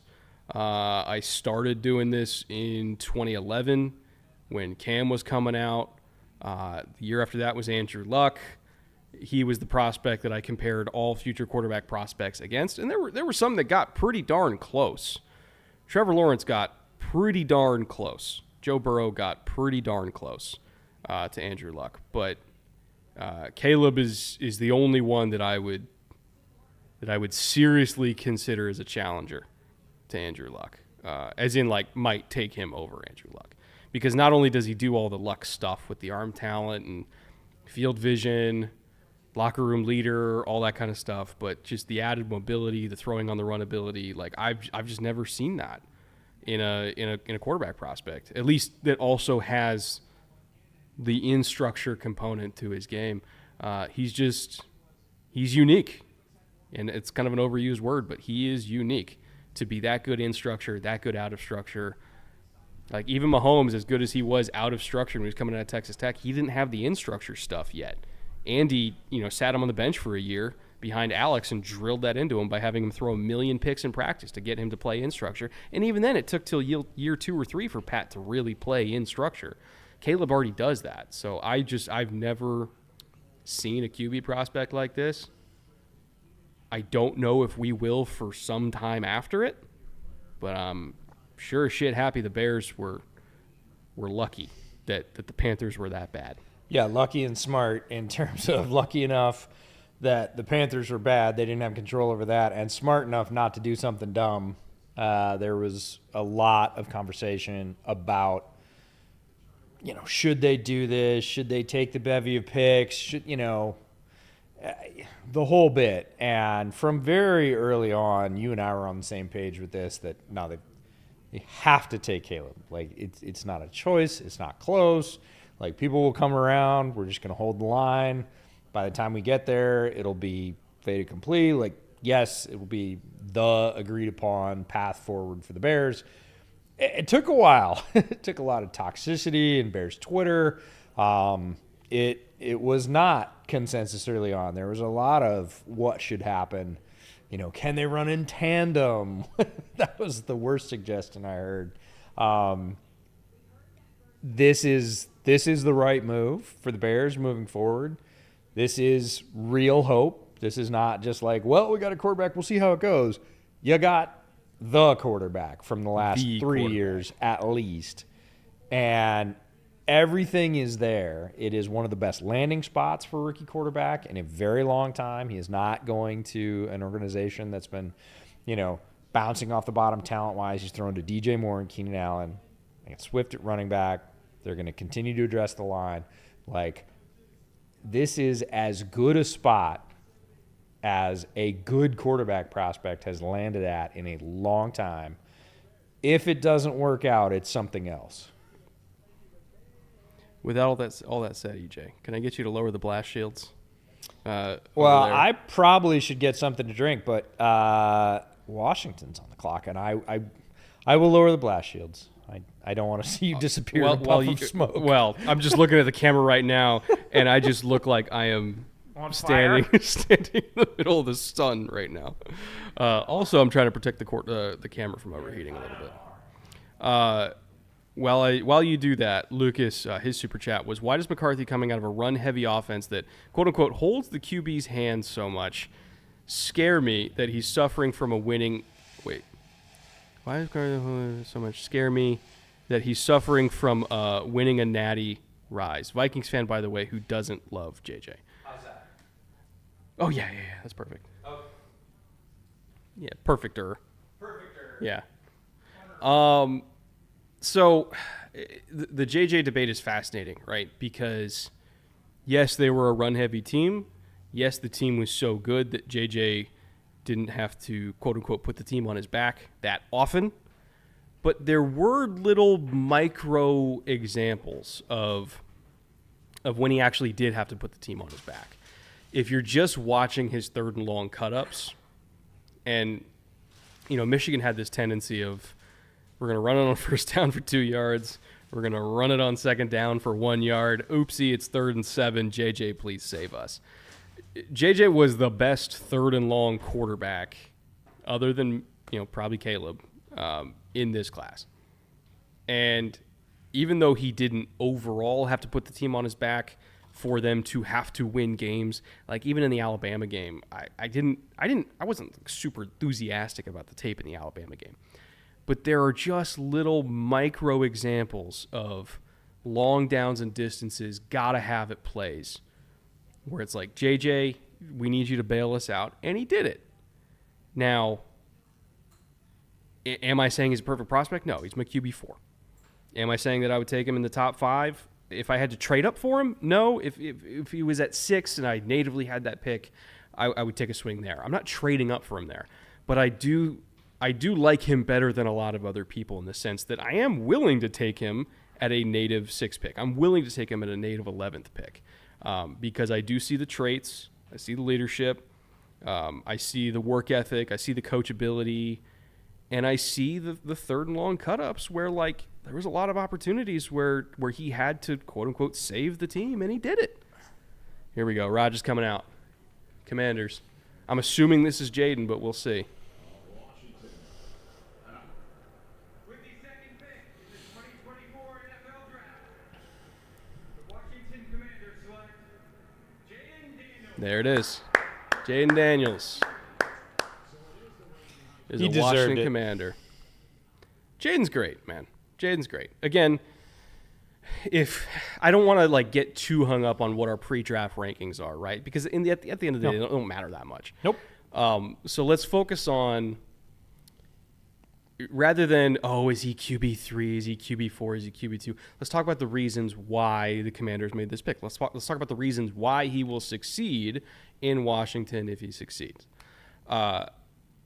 Really, really quick, snappy release. Probably the most lightning quick release in this class. Like when he wants that ball out at the top of his drop, it's out. And I think once he kind of gets a little bit better at not running himself into trouble against pressure, he will be a very hard quarterback to sack because he can get it out so quickly. I think a lot of his sacks weren't necessarily on the offensive line. I think a lot of his sacks were kind of on him. But as he grows and develops and really, really weaponizes that release, like I think he can become a very hard quarterback to sack because not everybody can snap it like that. Like it's just so quick and so effortless. He's really accurate as a deep ball thrower. Obviously, hyper mobile. You can get him involved in the run game, like the design quarterback run game.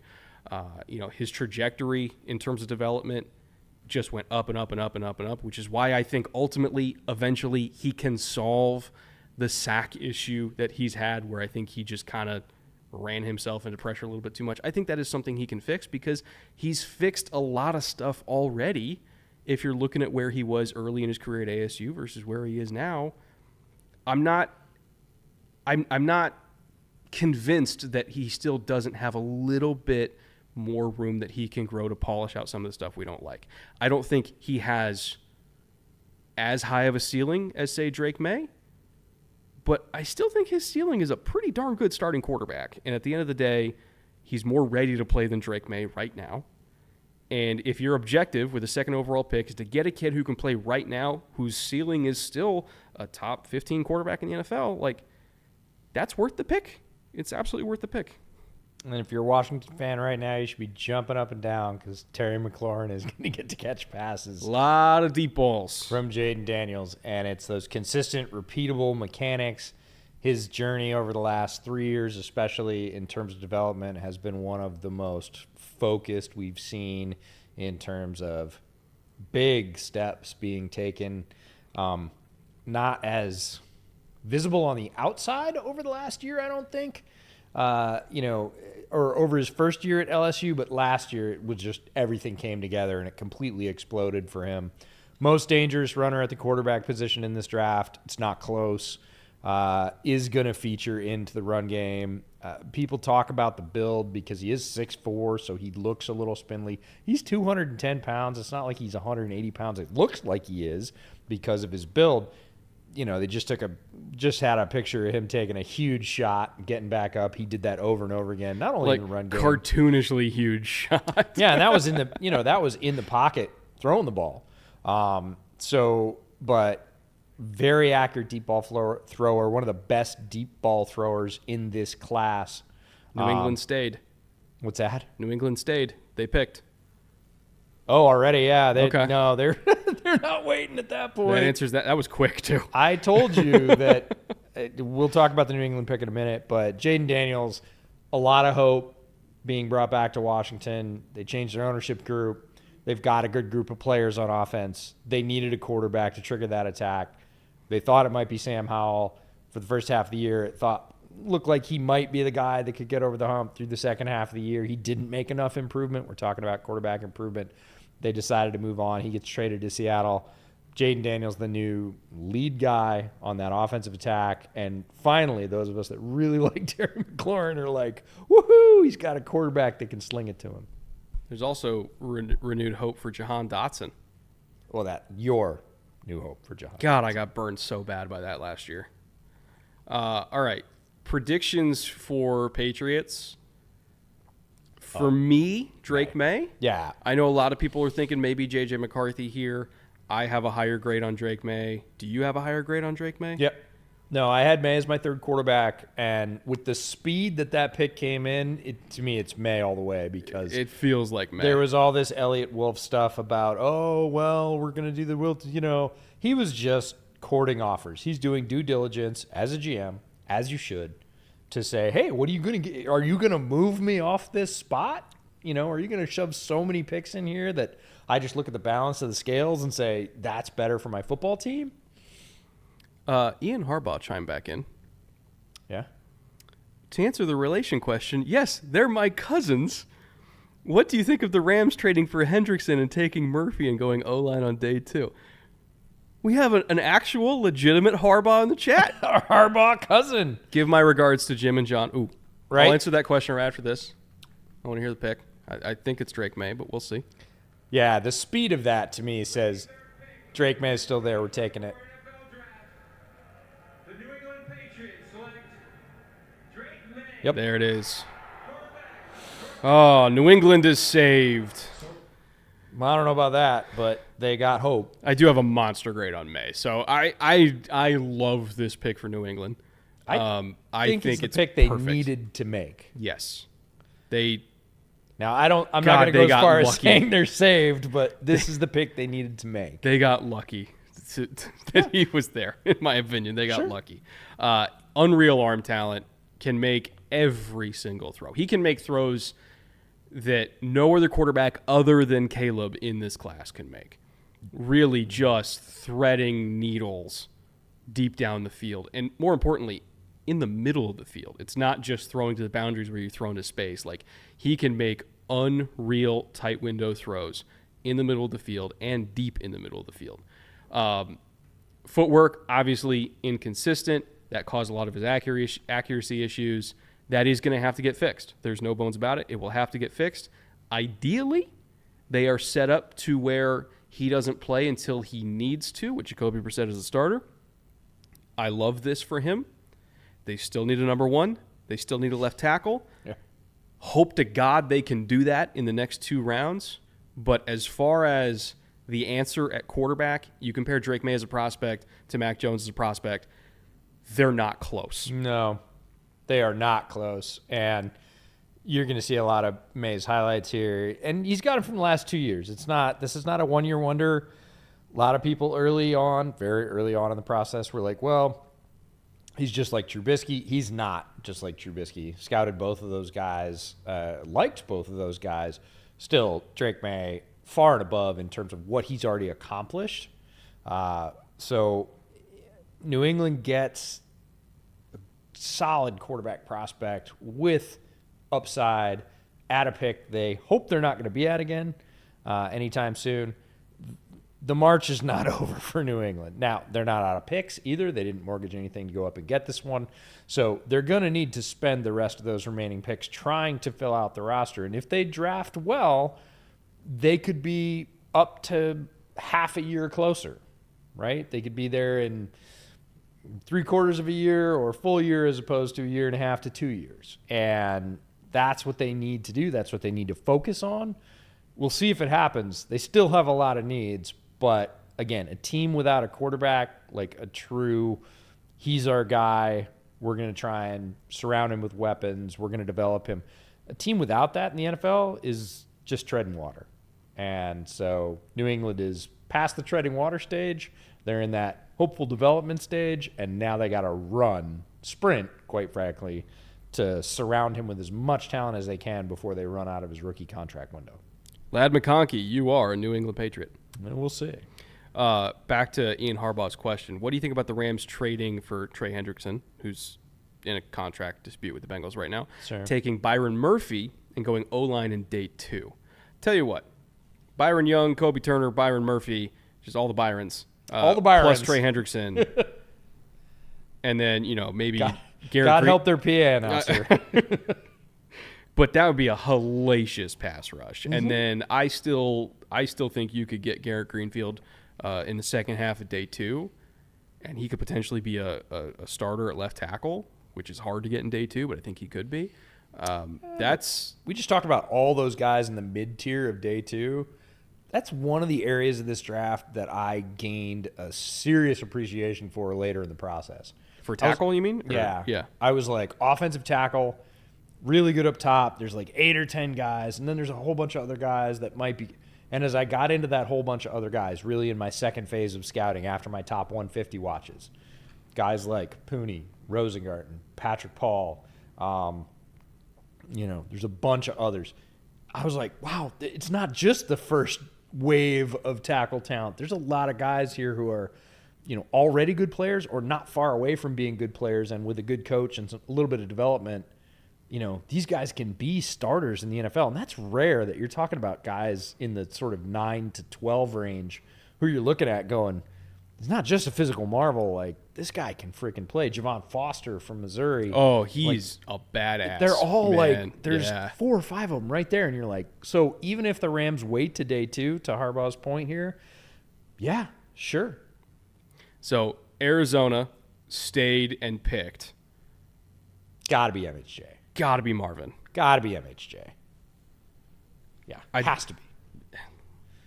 I think. Well, I mean, it's Monty, so you never really know. Yeah, but Monty did such a masterful job last year. For those of you that were with us last year in draft coverage, A, thank you for being here again. B, because we appreciate your viewership. We really do. There's a lot more options for you now. Here we go. But Monty stockpiled picks last year over and over and over again. He just hoarded picks. This year, he doesn't need picks. He needs players. He's about to get one. Oh, okay. There it is. So, I got to say, chalkier than we thought for the start. It is a little chalky, which means it's coming. Shit's about to go down. Right? Whatever the fuck's about to Ryan happen. Day's there. Look at that. So JJ McCarthy on the board at 5. This is what Harbaugh wanted. Yeah. He wanted to dangle. Is this where Minnesota goes up? Before we start talking about JJ, I want to give Cardinals fans their service and talk about MHJ a little bit. Yeah, stand on your Because soapbox. Monty did this last year. Like, not just the team being bad, but he stockpiled enough picks that he did not have to, at the top of this draft, sell this pick to make the team better. He's already got ammunition. They've got a bunch more picks in this draft.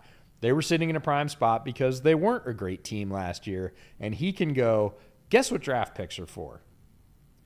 Really good football players. There is arguably one of the very best football players in the entire draft sitting in front of us. Guess what we're going to do? Take him. He's ours. I do wonder if, because of the trade last year where, they went down and they still got Paris, it was a great pick, but like they had a need at edge and the defensive rookie of the year went with the pick they traded away. Mm-hmm. Right. And I do wonder if at the end of the day, they're like, I wish we had that. One of my contacts from Arizona reached out like 2 hours ago and said, so their second pick. Ojulari, right? No, this year. Oh, this year. Darius Robinson. Oh, at 27. Yeah. Which, I mean, I don't hate it. It might make up for the sting of last year that you were talking about. So he's a good player. If they come out with MHJ and Darius Robinson out of the first round, advantage Monty. Nicely done. Transitioning to the Chargers real quick here. Yes. If we see the pick is in and it's JC Latham, again, I'm not saying it's a bad pick, but I am saying there should be extra security at SoFi tonight because Chargers fans will not be happy.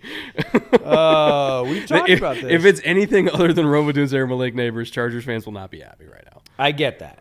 Or if the Chargers don't trade the pick. I would be okay with it. Yeah. But I'm trying to prepare them. Trust me, I have been in the position to try and quell riots from unsatisfied fan bases for many years. It's not a great position to be in, trying to be the voice of reason to say, hey, back off, step away from the ledge. Latham is an ideal pick for the Chargers, maybe not at 5, but what everybody has been forgetting when they've been saying Joe Alt, is what do you do with Rashawn Slater, who is an excellent left tackle? You don't move that guy for a rookie.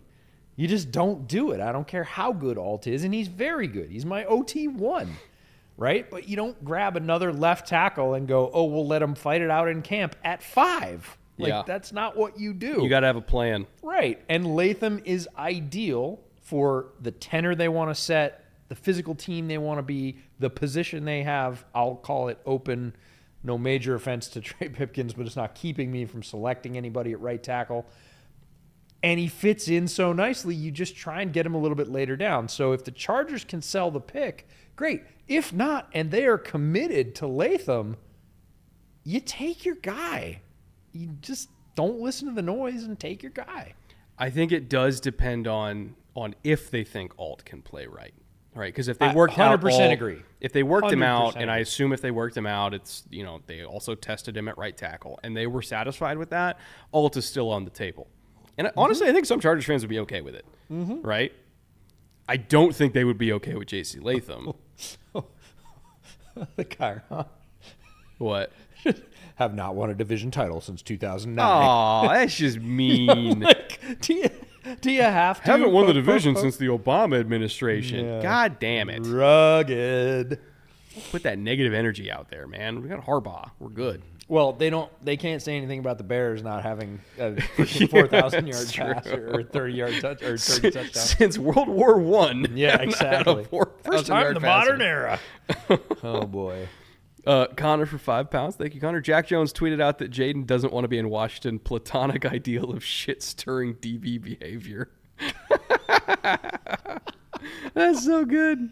I think Jayden will be just fine with the new ownership That's group in Washington. That's so Jack Jones, too. Yeah, he's got a...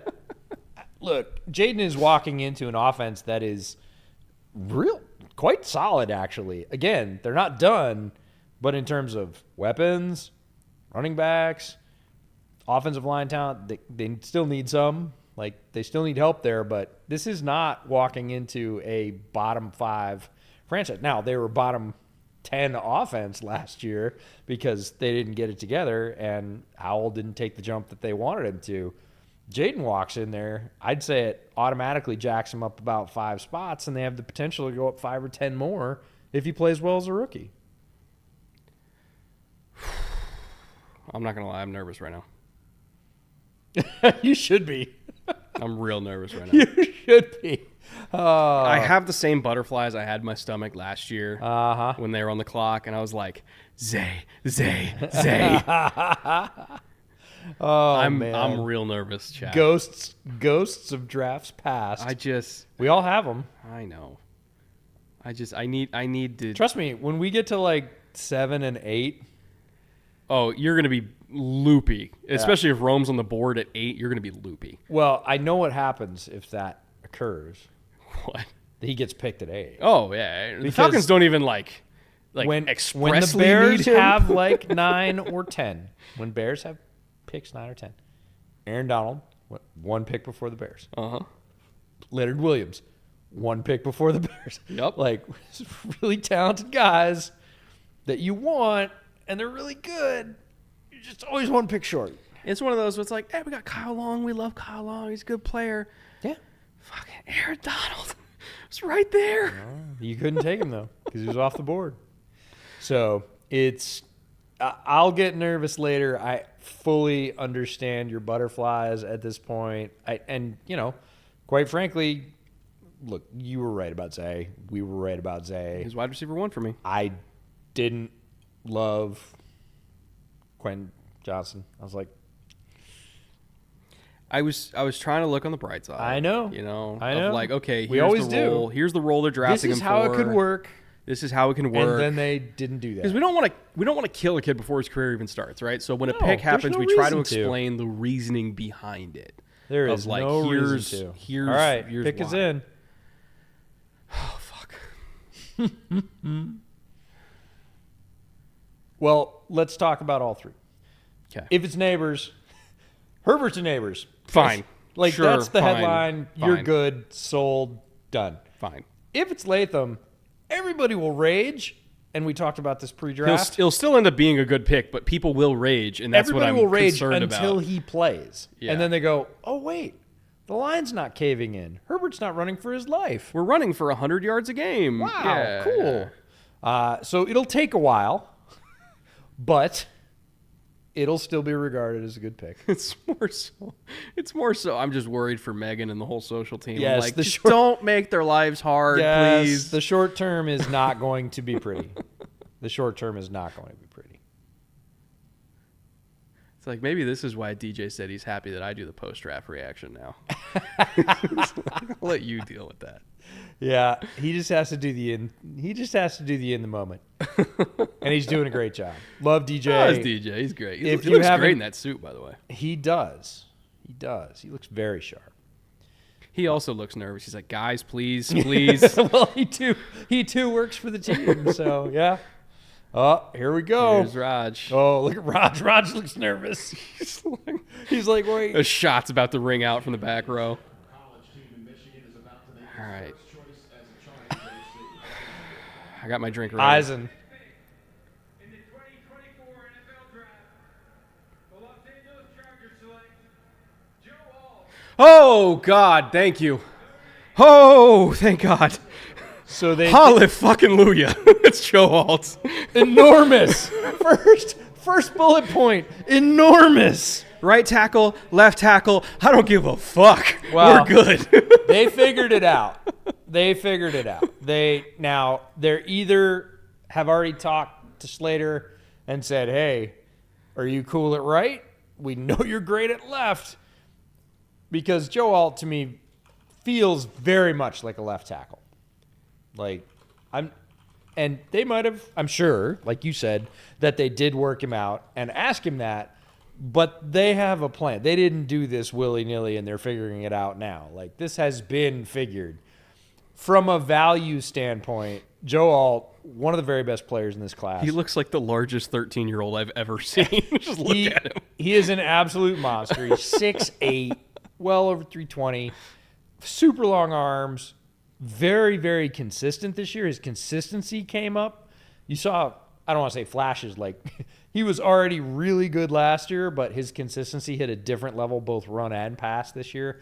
And again, my OT won because of that, because he was fairly equal in run and pass. Was he the best pass protector in this class? No. Was he the best run blocker in this class? No. Was he the best of both? Overall, balanced out? yeah, Yes, yeah. absolutely, if you're looking for balance between the two. Plus, he has the frame that you're just not going to find. There's one other guy in this class that's his size and nowhere near as polished as he is right now. So when they say enormous and polished as his first 2 bullet points, I feel like that's truth in advertising. So the question is, you putting him at left and moving Slater to right? Did you already ask about that? Like, I Well, think it would work. I assume they have a plan. I know they have a assume plan. they I just have a wonder what plan. it is. I know there are some Chargers fans that are thinking, who are we throwing the ball to? Just zoom out. One of the 25 receivers we wrote up. Zoom out. Look at the whole class. Look at the whole class. For sure. And realize, don't look at it as, our receivers or QJ and Palmer, what are we going to do? No. Your tackle tandem is Rashawn Slater and Joe Alt. That is absurd. Be excited about that. You can throw the ball to whoever you You want. can throw to whoever you want. Your quarterback is Justin Herbert behind an amazing young tackle tandem. That's right. What did we see last year? CJ Stroud between a amazing tackle tandem with Laramie Tunsil and Titus Howard. When they got healthy after the first few weeks of the season, they had 80% of their offensive line injured at the start of the year. When the Texans line got healthy, you had that tackle tandem rocking and rolling. CJ had time. They didn't have to run as many 6- and 7-man protections once we got into October. CJ had time, and if you have the guy, obviously the Chargers have the guy. They made it work with Nico Collins and Tank Dell, 2 third-round picks that they invested in because they believed they could evaluate day 2 receivers, and they did. And they did. And they were an amazing offense. Trust Joe to find a day 2 receiver and trust your amazing quarterback to get it to him with 3 seconds in the pocket. That's where I stand with it. And, oh, by the way, they're going to run the shit out of the ball. I was going to say, their offensive coordinator is now Greg Roman. So you needed a tackle. You're going to pound the rock. J.K. Dobbins, I hope, stays healthy because he's going to have a monster year. He's celebrating right now. He's like, my job just got easier. It's great. Great pick. Great pick. As long as they have that plan and it works out, and I think they do or they wouldn't have done it, I'm actually somewhat surprised they stayed and picked. I'm not surprised they picked an offensive lineman. We believe that would happen regardless of who it was or where it was. They picked. Giants picked. Yeah, no, pick is in. So Alt is gone, which means we're looking at a potential Minnesota to Tennessee trade. Also, Tennessee fans don't know what to do because they weren't looking at any other prospect besides Joe Alt. They don't know who else is in this class. Well, there's a lot. There's a no lot other of name. They're tackles. like, oh shit, I got to look at big boards now. There's a lot of tackles in this class. I think they're all right. All right, let's see who it is. All right, let's see if the dream ends here. Is it JJ? Is it a receiver? Because if the dream doesn't end here, In the 2024 NFL Draft, the New York Giants select Malik Nabers, There's Neighbors. Rome's still there. You know what that means. I do. That's what I'm saying. Is if the dream doesn't end here, the dream is alive. Until he goes to Tennessee. I don't think he does. Just to piss you off. Oh, to piss me off for sure. Yeah. And come on, Will Levis would love it, and Tennessee fans would love it. It'd be a great pick. Not to crap on the Titans, but good God, they need a tackle. It's the complete opposite of, the whole Penny Sewell, Jamar Chase. Like, hey, we got Rome Odunze, and Levis is still going to get flattened in 1.8 seconds. So what's happening there? I'm fascinated by this because do you really think if the Giants aren't going to change quarterback, Yeah. do you really think you're going to make the most out of that guy? Think about what Daniel Jones throws well. Well, here's the thing. DJ has flashed in the past having a good deep ball. Yes. I agree. And so It's been if the plan is slot fade go Burr, I mean, you got the best guy. you got the guy for it. Hey DJ, learn slot fade. I mean, Get ready to learn slot fade. there's a world where that works. I'm not saying it's like the best world. or the most consistent or often world that Giants fans have seen. I think, if they think Jalen Hyatt can play outside and Darius Slayton can also play outside, and then you got Nabers as your slot who can also play a little bit of Z for you. Again, there's a world where it works. Okay, I just have to say, chalky as it gets. It's pretty chalky. It's really pretty chalky. Like, if you'd told me, okay, A, I didn't believe 4 quarterbacks were going to go in a row. I told you that. Yeah. B, if you told me there were no trades in the top 6, possibly the top 7, because I don't really see Tennessee trading. They don't need to. I don't know, man. If Minnesota's getting itchy, it's a cheaper trade now. I don't think they are. At this point, they're like, we could sit. We might get him at 11. It's more so to keep Vegas and keep Denver from going up. This is Right. This is the piece that worries me, is that polls will get whispered in the ear at 9 and Rome will be there. But both of those teams will be like, hey, man, we're going to fight for JJ. You want to help? I wouldn't know, love man. that. I would stick and pick. I My hierarchy has been clear. It's Yeah. Rome, trade back, and then if that doesn't happen, then probably Byron Murphy is my next. All right. Titan. So, by the way, give a quick analysis on Malik Nabers. Best pure slot receiver in this class. Could play Z. Yeah. Phenomenal Solid Z. deep threat. Sudden. Great ball skills. Great yak skills. All that stuff. My one concern, doesn't get off press coverage a lot, but I don't think Dable's going to use him in situations where that's going to be his thing. I think Dable is going to use him as a slot receiver, but a really, really, really, really, really, really, really good one. Yeah. And as long as DJ can throw that ball right there, the slot fade, as long as DJ can do that, they're going to 7 to the be corner. fine. Yeah, they're going to be fine. So Yeah. it's a good pick. It's a good pick. Incredibly sudden, dog with the ball in his hands, competes, just the most explosive receiver in this class. And it's not particularly close. Like, he is the guy that will light you up downfield. Like, Marv is smooth and will run away from you that way. Rome's faster than you think and big and great at the contested catch point. Nabers will just like jab step. Oh, so sorry. Open by 3 yards. And he'll do it over and over and over again. He did it to everybody through the SEC. If Daniel Jones can get that ball out in front of him, and he can, he has a strong arm, you're going to see some highlights. And, also thinking about the Giants roster at this point in terms of who they have at wide receiver. Yeah, I mean, he's the best one. No, I'm not right talking now. about that. I'm talking about the speed stack they have. Oh, it's a lot of speed. Yeah. Lot of speed. Like, 4 verts, let's go. Yeah. You're not keeping up with all of them. Skane in chat said he's not just a slot receiver. No, he's a slot Z hybrid. It's when I say he's a slot receiver, he's a slot receiver right now. I don't think he's an X right now. He hasn't learned how to get off press coverage. Doesn't mean he can't learn how to do it. Here's the difference. He is not an X. So you and I agree on that. But Right- I think right he now, he's not But an I X. think he is a slot Z hybrid. I think you need to move him around to get the best value. Because if you just stick him in the slot, defenses are going to prepare for that eventually. Eventually, yeah. What you need to do is stick him in the slot for 2 games and then motion him to Z and have him run some fun stuff from there, because he can run underneath. He's tough at the catch point. Again, dog with the ball in his hands. Like, you get him on man crossing routes, he's going to do the same thing Tyreek did in Kansas City.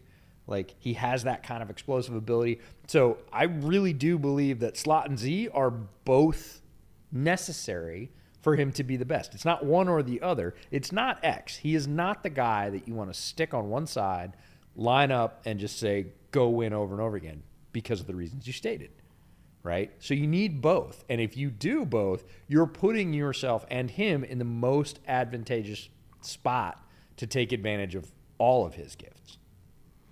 Chat says EJ would be kicked out of many Asian households. You got shoes on my couch, man. Yes. Just don't let Nicky see you. It's 100. Well, I already said I don't want to go up against Nick in a contract negotiation. So, what are you going to do? There are certain medical concerns that make that reasonable. You just want to see my feet. I know what this is. You got to pay extra for that shit, guys. Exactly. Titans pick is in. Don't know what it is. It feels like it's got to be tackle. Leads me to believe Fatanu's in play from Washington. Potentially Olu Fashanu. I was going to say if they have a big grade on him. I was going to say Fashanu protecting Levis's blind side. Yeah, like I'm honestly in on either one of those, and I might pick Fashanu because Tennessee has undergone a change. Like Derrick Henry's not there anymore. You're going to be throwing the ball more. You're going to be putting it in Levis's hands more often. It's got to be tackle. And I think Fashanu, right? Best pass protecting tackle in this draft. I mean, Rome would be a good pick, but I feel like for the sake of Will Levis's ribcage, it's got to be tackle. For the sake of Will Levis's everything. Okay, can we talk about the irony that the draft is in Detroit right now and that the Titans could be taking another high pick at wide receiver, just doing the Matt Millen thing? Run it back. We don't have enough yet. We're just going to keep picking them. We'll find one that works. No. Well, that's the thing. They did find one that works. Oh. They traded him. That guy got paid twice. No, I was talking about Treylon Burks. But again, if you keep Levis upright and he's not running for his life, he's got some targets. And I'm not even talking about Burks. They're not completely bereft. I mean, they got Calvin. They got D-Hop. They got Chig. They got Kyle. You know, it's and Treylon's like wide receiver 5 at this point. But here it is. Keep him upright.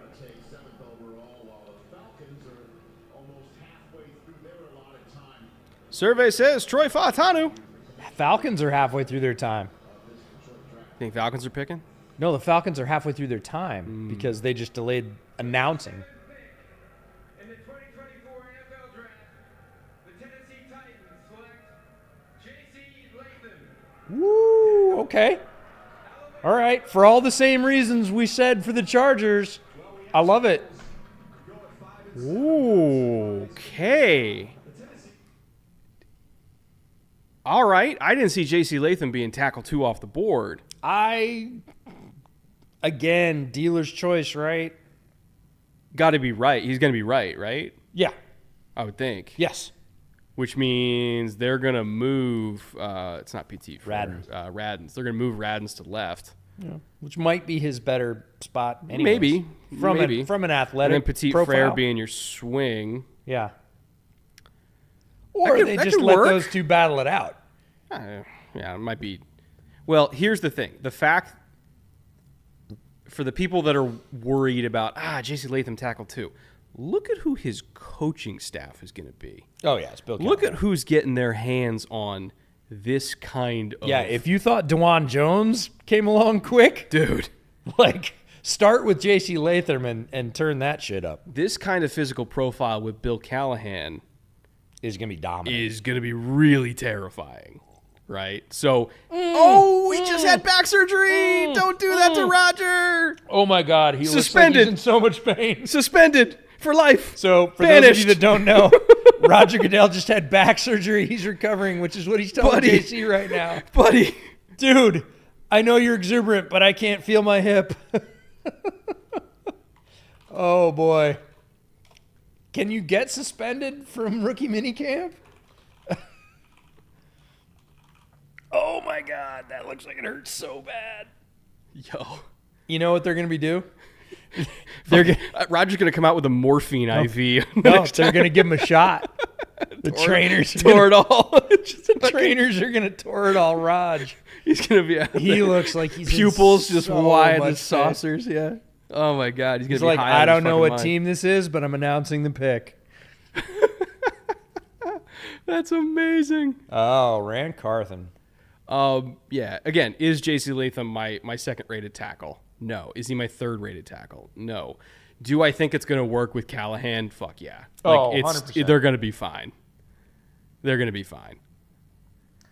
100%. Again, All right. when you're watching the draft and you're trying to analyze the draft, throw out your rankings and just look at fit, look at situation. This is a good situation for JC Latham, and this is a spot where I think he can work really, really well. My tackle 3.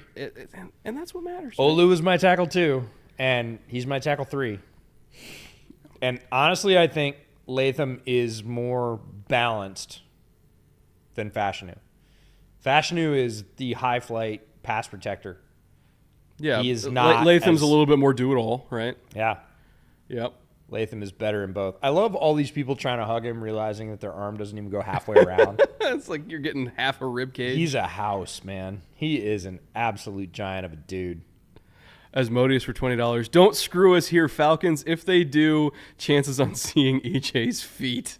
I think EJ's just going to run away and sulk for an hour. No, if he doesn't he's get not. Rome. He's not. There's plenty to do. I want to see what they do with 9. Again, I didn't think Rome would get this close. I really thought he'd be gone by now. I thought he'd be gone by 6. Yeah, I thought he'd be gone by now. So this is all just bonus, like fantasy land, like it's close, right? Whether or not it happens, who knows? They might get there and say, we're not doing receiver. We need pass rush. We're taking whoever with him on the board, right? I get it. Like, I get all of it. And for those of you that think I'm just going to, like, crack and cry. JC Latham has the whitest teeth I've ever seen. Yeah. I need his solid fit. His nighttime routine. You need his nighttime routine. Yeah, no, I'm fascinated by the draft for all teams, especially for the Bears, but for all teams, because this is the most interesting game of poker there is to me. Like, I don't particularly love poker, but I love this, and it's the same thing for the same reasons. Pick is in. Yep. If Roger waddles out there after having his spine broken in half and says Rome tore it all. Odunze, I'm going to be so mad. How does Raheem Morris not take a defender here? If it was me, this is Dallas Turner. Yeah. I don't know if they're going to do it, but if this is me, it's Dallas. It's Dallas or Latu for me. So not even considering Verse? No, not at 8. Like, Which is, he's it's my fair. next. It's fair. He's literally my next edge. He's in the same tier, but you're at 8. You get your pick. So you pick either the physical marvel that's not near his ceiling or the guy that is the best pass rushing technician, and it's not close. I'm trying to think of where else they could even potentially go other than edge and receiver.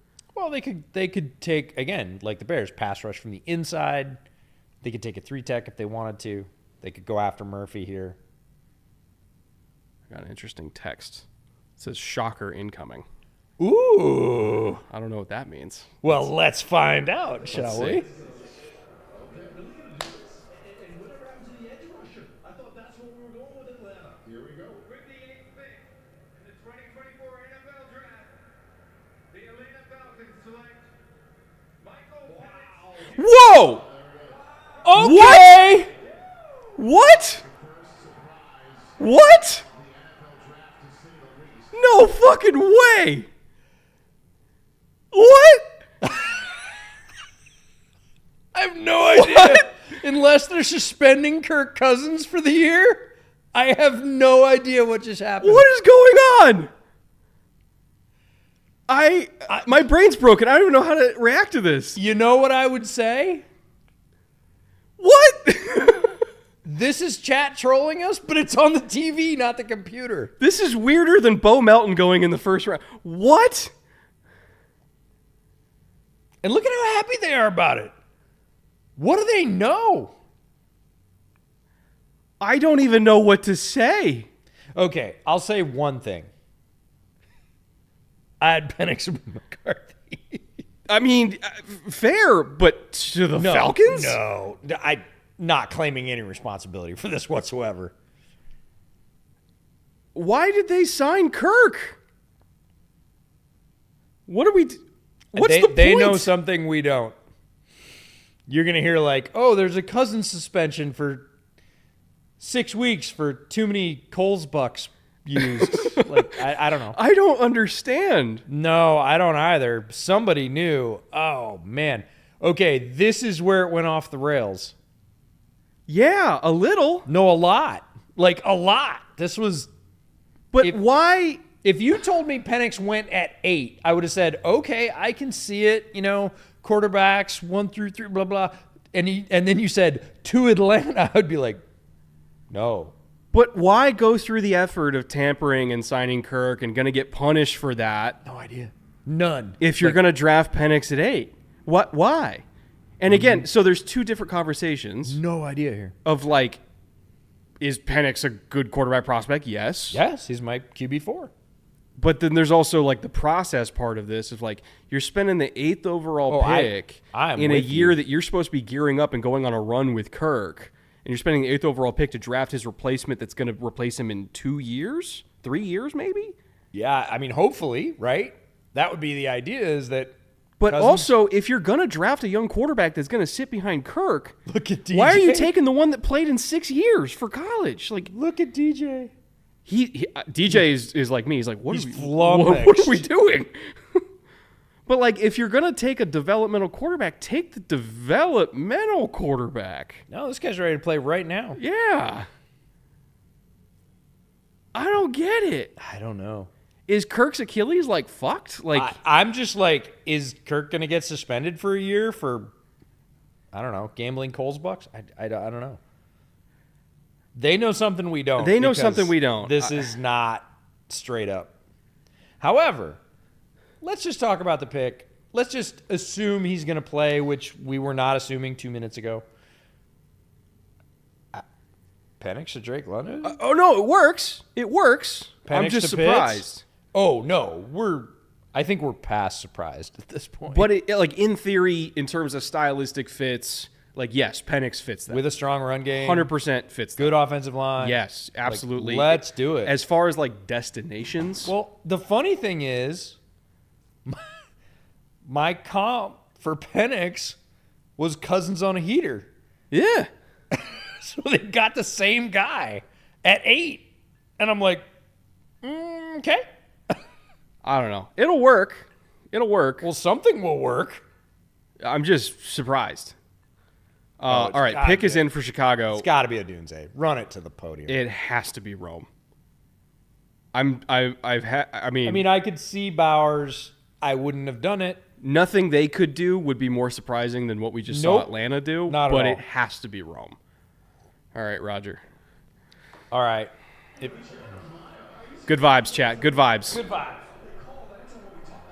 No whammies, no whammies, no whammies. Give him to me. Give him to me. Say it. Yes! Yes! Fuck yes! Let's go.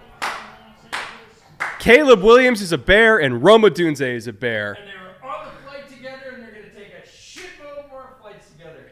All right, I can say this now because we heard this a month ago. Caleb's been campaigning with the Bears for a long time for them to get Rome. Yep. Because Caleb's known he's been going to Chicago. He's been campaigning with Chicago. Take my guy, take Rome. Them being on the same flight to Chicago was not an accident, by the way. The whole, like, cheeky tweets in the picture, like, they knew what they were doing. These guys are friends. They wanted to play together. They fucking made it happen. Let's go. I'm so happy. I'm so happy. They didn't mess it up. And everybody else handed it to them. They just handed it to him. And That's I'm like, amazing. What are we doing here? This was the dream. This was the dream pick. This was the top of my selections. I've been on radio. I've been on podcasts. I mean, Bears chats. And I was like, no, here's my hierarchy for 9. The dream is Rome, but it's probably not going to happen, as what I've been saying for like 6 weeks. Rome is my wide receiver 1 in this draft. He's a fantastic player. Highest contested catch percentage in this class, above all the names you've heard. Tremendous production, not for 1 year, for 2 years. Great physical profile. Sprint champion in Nevada. Absolute dog with the ball in the air. Like, I am more sure about Rome being a solid NFL player than I am about almost any other player in this class. Like, If you said, okay, you have to bet your entire house on a guy working out, I would have picked Rome. Not for the Bears. Perfect. Just as a player, I would have gone, oh, that's a lot of risk. I'm going to pick the safest guy I can think of. And like Alt and Rome. Come on. Vikings traded up one pick. It had to have been cheap if they're only going up one I spot. don't care what happens from here on out. Like, Oh, Caleb, you're good. You're good for the rest of the draft. You're fine. Caleb and Rome are Bears. That was the dream. And it worked for the first time in forever. Unreal. No, you don't get to see my feet. I think the deal was they saw your feet if they didn't get Rome, so you're safe. You would have seen my ass if they didn't get Rome. And he was on the board. Oh, my God. So I the think Penix thing, I'm going to wake up tomorrow and I'm going to be like, Michael Penix was is a that Falcon? real? Yeah. I don't think that was real. I think Vikings traded up one spot here just to keep Denver and Vegas from messing with them. Which, I mean, going from 11 to 10, okay, here it is. So they gave him a 6th-round pick? Or no, they gave him a 4th and a 5th, and they got back a 6th. That's super cheap to just go get your guy at quarterback. Like, that's fine. 4th and a 5th? Yeah, 4th and a 5th, and you get back a 6th. That's fine. That's totally fine. Just to make sure that Denver and Vegas doesn't get JJ from you, that's totally fine. Although, if they take Bo Nix here, I'm just walking off. At that point, I'm wondering, like, where are the bodies that JJ buried in his backyard? Dude. This is unreal. We're pushing 5,000 people in the stream right now, by the way. I don't even care. I think once Penix got picked, everybody's like, all right. We need to see what's going on. We need to see what's going on. Oh, this is amazing. The Bears chat I'm in is like, wait, Ryan Poles can evaluate wide receivers now? Asmodeus for $50. What are we drinking, EJ? I'm getting so plastered, everyone's going to see my feet. Well, yeah, no. I've got my Yamazaki 12. It's my celebratory Japanese whiskey. EJ's got something Irish, I assume. Yeah, Redbreast Listau. One of my yeah. favorites. Classic. One of the bottles we bought actually when you lived at your old house. Yeah, way back when. Like second draft. Yeah, a few years ago, yeah. Yeah. Fantastic Irish. We have 3 Redbreasts currently in the house. 4. We have 4 Redbreasts currently in the house. We have a lot of red We have a 12. We have a Listau. We have a Quatre Brules. And we have a Tawny Port Cask finish. Tawny Port Cask. Yep. Right. And they're all amazing. Yeah, no, the 12 itself, which is, if you're interested in a value buy for Irish, like the 12 is mid-50s, low 60s. Around there? Yeah, it's like $60 or something for the bottle. It's not crazy expensive, and it's worth it. It's delicious. And that's just the base 12. It's fine by itself. Everything, Listau is a step up from there. Tawny Port is a step above that, and then the Quatre Brules is the one you got in Ireland. It's only available in 2 places, that's the hoity-toity one that's also... Well, that's the thing. It's not even that. It's like $60. Yeah, but it's only available in 2 places. Yeah, so on it's the not planet. $60. You got to fly to Ireland. You got to Yeah. put the ticket on top of It's that. the price of the ticket and, paying duty and all that kind of stuff. But, dude, it's great. I'm going to wake up tomorrow completely hosed from the effort to get to today and finish all the draft rankings and do all that other stuff. And I'm going to be like, wait, Penix is a Falcon and Rome's a Bear. What? And JC Latham is a Titan. Well, that I'm cool with. Again, it was tackle, and come on, they picked my 3rd-ranked tackle. Olu was 2nd. Like, they picked left or right. They wanted right. So, I don't think they've read off the Vikings pick yet. Let's talk about what the Jets do at 11 then. Okay. Shout out to my wife, Beck? who's obviously watching the stream. No, my other wife. Yes. I have waited our whole relationship for you to be this happy with a Bears pick. And you're going on like 15 years. Yeah, It's been hard out here. Longer than that. Longer than that. No. it's the combination, right? Caleb, I think it was understated because everybody knew it was coming. It was, it was decided long ago, right? Everybody just assumed, hey, this is the pick. This is what's going on. I'm thrilled about that pick because it's going to power all this other stuff. But I've had a month, honestly, for the two of us. Beck said 25 years. A little longer than That's 15. right. A little longer That's than right. 15. I corrected him. So we've had 3 months to get used to the Caleb pick. We've known for 3 months. I got a call as I was getting on my flight to go to the combine that said, Caleb's been told. He's a Bear.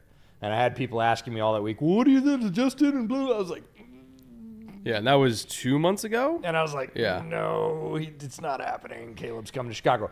So I am thrilled with the Caleb pick, but I've had a while to process that. The idea that Rome is a Bear is very new to me because it was unobtainium. It was not going to happen. He was too clean a prospect. Somebody was going to go. And we really thought it was going to be the Giants, right? Because the Giants are like, look, we just need not to mess this up. And if you need we just need not to mess this up pick in this draft, it's like Alt or Rome.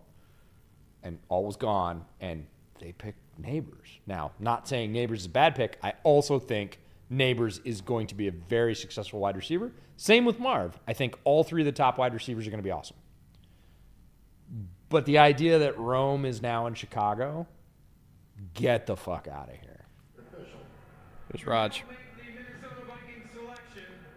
We are honored to have with us the surviving mother, brothers, and nephew of fallen hero, United States Army Sergeant Zachary Ewing. That's awesome. Zachary died after a battle with cancer. A cancer that was discovered after he was injured during his second deployment to Iraq. We salute him and thank his family and TAPS, the Tragedy Assistance Program for Survivors, which offers care to those grieving the loss of a military loved one. I'm now going to turn this over to Sergeant Ewing's nephew, Asher, who will announce the pick in honor of his uncle. It's cool. All right, here it is. With the 10th pick in the 2024 NFL Draft, the Minnesota Vikings select JJ McCarthy. There it is. There's his landing spot. And a huge ovation. And he looks psyched, too. He is psyched. I think this is where he wanted to go. Come on. I mean, how could you not, right? Like, your new receiver is Jason Jefferson. Like, how do you feel? You got Justin Jefferson, you got Jordan Addison, you got a great tackle tandem, you have a great coaching staff. Who wouldn't want to go there, right? Like, this is perfect for JJ. And you have a former quarterback as your head coach who is going to give you the best possible landing spot, the smoothest possible ramp to be, hopefully, the best player you can be. Now, he's got a ways to go to get there, right? We've seen that he has all the skills. He needs to put them together. That is a difficult thing to do at the NFL level. Like, it is hard. It's hard for quarterbacks who are more polished than he is.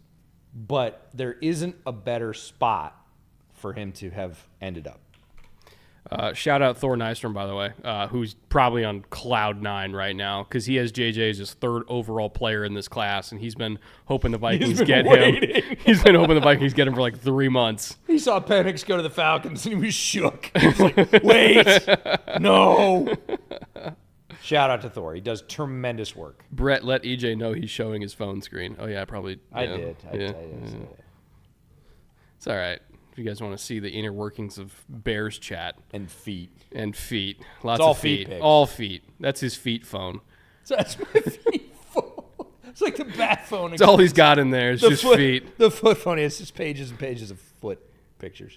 Half the memory All right, is just Jets. a Bunyan folder. All right. Ooh, that's not pretty. Jets pick is in Bowers? very quickly, by the way, if I Bowers? might add. Bowers would make sense. I feel like Bowers is, at this point, you're at 11, you're outside the top 10. You're like, let's go. Can I throw one at you? Yeah, sure. Because I'm just going to keep saying it till he gets picked. Fatanu. I think you're going to keep saying it for a little bit. It's going to be a first rounder, but I think it's in the 20s. I mean, we could see a wild Quinyon pick here too, maybe. Just Maybe. because. Not that like outside corner's their biggest need, but No. it just for the sake of fun, right? Same reason the Seahawks could take him. Yeah, just for because it's fun. No, I grade wise, Bowers. This draft is nuts from Thomas Arnold. Yes, it is. Yes, it is. Well, the funny thing is, it was so chalk, and we knew, and we said it's way too chalky. It's like saying in a horror movie, it's too quiet in here. Like it's about to get loud. The chainsaws are about to start. Travis for $20. Thank you, Travis. Do you think the Falcons drafted Michael to trade later on in the draft because they tried trading there on the... Oh, is drafting him to then trade him to a quarterback needy team because they tried trading before, they couldn't get it for the pick, so now they're going to try to force somebody's hand with the player, maybe Vegas. That's the only thing I can think of, and literally the only destination. So if I'm Vegas, I'm not paying them anything. And saying, sit on it. You take it. What are you going to do with it? Like, Yeah. I'll give you a fifth. Yeah. Like I'm not paying you anything. Or if that's the plan, I'm not saying it is, but if that's the plan, if I'm Vegas, I don't take the bait. No. I go through this whole draft, and then I say, you can have 2025 picks. Sure. Fuck off. Yeah. Go ahead. Sit with both your quarterbacks. Yeah, I'll give you a 2025 third for Penix. And that's a steal, by the way. Well, it wouldn't just be a third-round pick. What are they going to do? Sit him on the roster? I mean, at that point, the Falcons are like, okay, fine. Then you don't get him. But and they had go to ahead, be deal with Aiden comfortable- O'Connell. They had to be comfortable doing that because who else are they going to sell him to? I don't know. Denver? Maybe?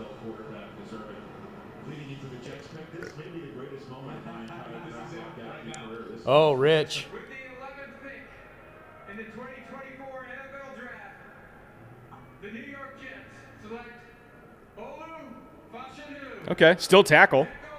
Yep. Still tackle. Yep.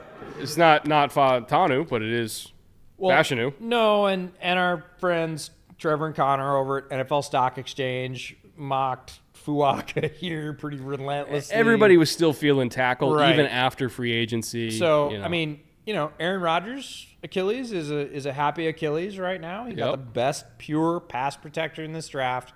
And I wrote up his evaluation earlier for our draft rankings that are on Patreon. And I said, look, Fashanu has been the guy. He's been that guy since high school. He was Caleb's left tackle at a pretty prominent high school in D.C.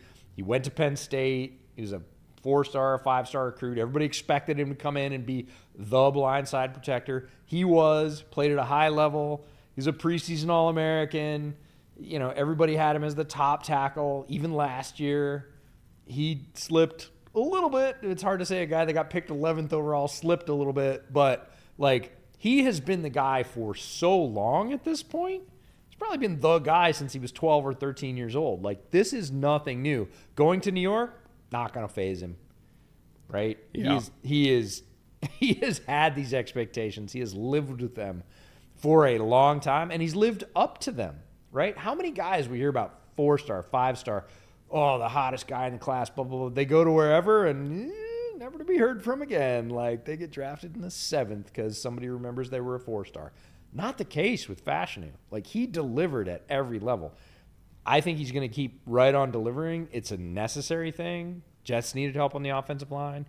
They get the best pass protector for a 40-year-old quarterback. Some Jets fans got on me when I mocked Fuaka to them. Different tackle. Because they're like, we don't need a tackle. And it's like, you don't need a tackle yet. Wait till October, bud. Yeah. You need one. You just don't know it yet.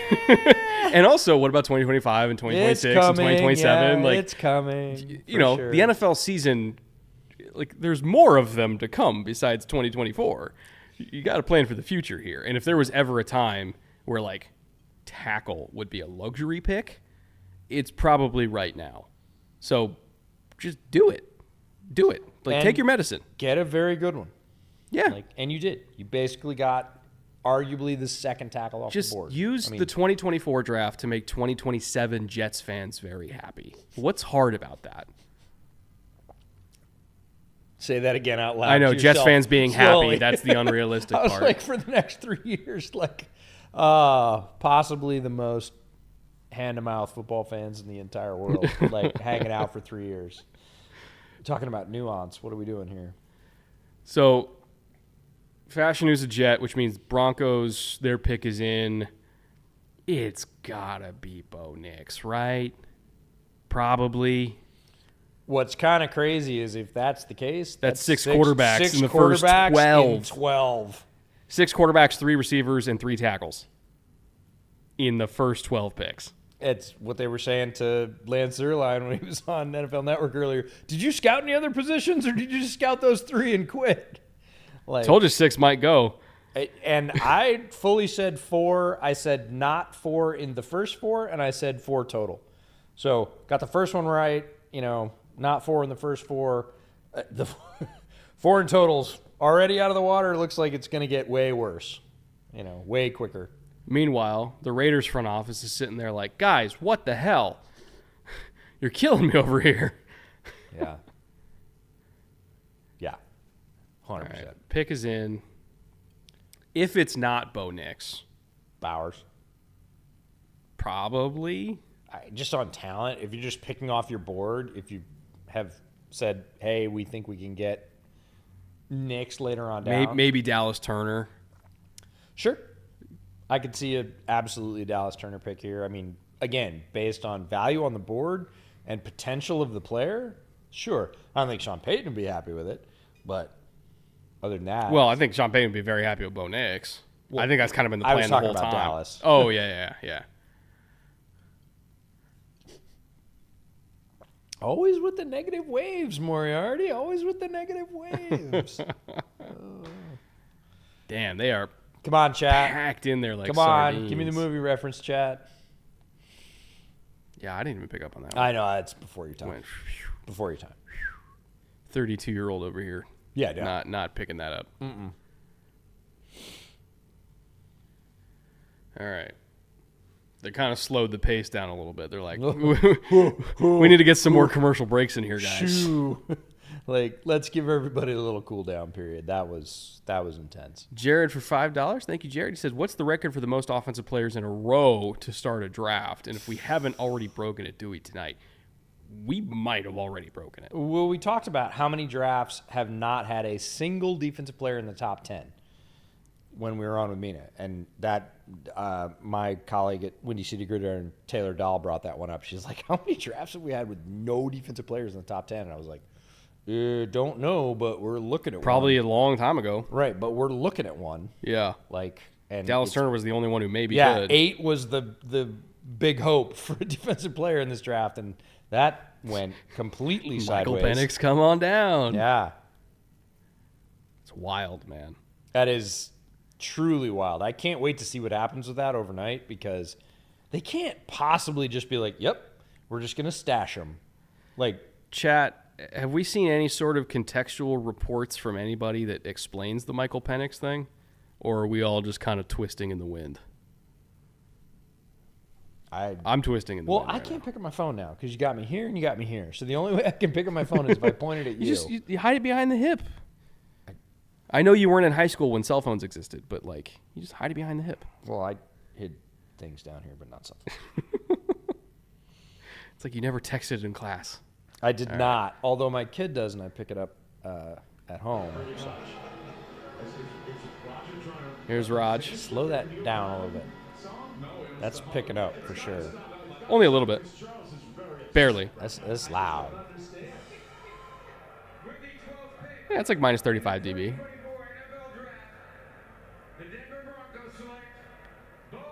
There's Bo. 6 and 12. There's Rich. Oh, I don't think the Tua comp is fair. You know, it's funny. I was listening to DJ was on some podcast. I can't remember who it was. Well, you're saying it right now. When they threw out the Tua comp, and I remember at the time, DJ was like, "Ooh, I like that. I'm going to steal that." And there we see. You know? Okay, Jack Hunter. Shout out to Jack Hunter, longtime bootleg supporter. He caught the reference. Just saying. Oh, Chad apparently can hear it loud and clear. All right, good. I was hoping you guys could at least hear it a little bit. I don't know if it was. Okay, shout out to our buddy Taylor Kyles, one of our favorite beat reporters in the business. Patriots guy. He says, we both won day one. Yes. Yes, Taylor, we did. Absolutely. Are we going to get Spencer Rattler at 13? 7. I don't know. At this point, dude, Penix went 8. Literally anything is possible. Just wait if you're the Raiders. Like, if somebody wants to take Rattler at 20, have at it, man. Michael Pratt, you are a first-round pick. Oh, boy. Yeah, 9 quarterbacks go in the first round. No defensive players. Oh, man. This is unbelievable. I don't know what the Raiders are going to do, man. I got no idea what they're going to do. I never imagined this scenario. Well, honestly, the scenario we actually imagined all of it right up to Atlanta. Yeah, but then once 8 to 12 was just so pin pull crazy that I have no idea where the Raiders go. Rome was like, oh, if he's there, it's happening. They got to run it in, and they did. That's the crazy thing is normally when we've said that about a pick for the Bears, they've been like, nope. Raiders stick and pick. Man, can't be Rattler. No, I don't think it's Rattler or any quarterback. Tackle. Probably tackle. I mean, just the safe pick. The safe pick would be Fuaga or Fatanu. Of just whatever. Let's just take a good player. I think Fuaga, right. Cole Miller left, Fuaga right. Whoever. And that would just be the way just to get a good player, and just get out of there with your head held high. Fuaga seems very much like an AP guy. Oh, for sure, for sure. Yeah, ass kicker. At least Gardner wouldn't be running for his life. All right, Chad, I just have to say thanks for hanging out with us while we do all this. We would be doing this anyways, which is why we started this whole silly thing. However many of you are hanging out with us, thanks for choosing us. There's a lot of choices. We were talking about this last night. When we started this 5 years ago, which we did on accident because we were just going to go through the first round, cough, cough, nudge, nudge, and ended up doing every single pick because we're degenerates that way. We were kind of the only game in town, especially on day 3. Like, there was nobody going through day 3 in those days. Now, there's multiple people going all the way through day 3 with whole teams of analysts. So we appreciate that you're all here. Yeah, if you're here with us out of all these options, we appreciate it. Here's Roger. With the 13th pick in the 2024 NFL Draft, the Las Vegas Raiders select Brock Bowers. Oh, okay. Sure. I like it. Sure. I like it. I want to go to Allegiant. Fine. That's fine. Yeah, I want to go to Allegiant. This is a value pick at this point. One of the most explosive playmakers in the draft. Don't get hung up on the tight end label. You shouldn't. Tremendous production over multiple seasons. Incredibly dangerous. They're showing some of his, really high effort plays here against SEC talent. Great hands, multiple alignments. A weapon. Just a weapon. You know what I love about it? He doesn't have to play Y. No. Because they got Mayer. No. So he can be your H-back, which is what I've been projecting him as the entire time. Yeah, no. And just because I have him not as a Y tight end doesn't mean I don't think he's a very, very, very highly graded player. It's just about a role thing, right? And so he's going to be able to play that role for them. He's going to be their big slot, their move tight end, their Dalton Kincaid, but possibly even more physical. Deep cut for you. Huh. Brock Bowers is from Georgia. No, hometown. Oh, I have no idea. Napa. Oh, that's right. He is from Napa. And random, but yeah. Former Raiders player who makes wine. Charles Woodson? Yep. What's the connection? They're both Raiders just Napa. players. Yeah, Napa wine. Come on. Which, fun fact, when I was on my flight back from Ireland, you look at the options for wine if you're going to grab a drink while you're on the flight. For sure. And it's Intercept. Oh, they had Intercept? Nice. Charles Woodson's wine is on Delta flights for your enjoyment. Good for Wood, and boy. It's good wine. Yeah, too, no, it's good wine. I'm not a wine guy, but I've heard it's excellent. Amy Trask is a large fan of Intercept wines. Great wine. All right, so Bowers being the H-back, Mayer being the Y, you got Devontae. Like, I really, really like the weapons there. I'm into it. This is, not the pick I expected. I don't think I ever once saw Bowers mock to the Raiders in the hundreds Never of mock once. drafts. Never once. Still love it. And that's Yeah. really rare. Like, nobody even threw it out as an idea. And I'm like, oh, yeah, that's great. That's just a testament to how good a football player Brock Bowers is.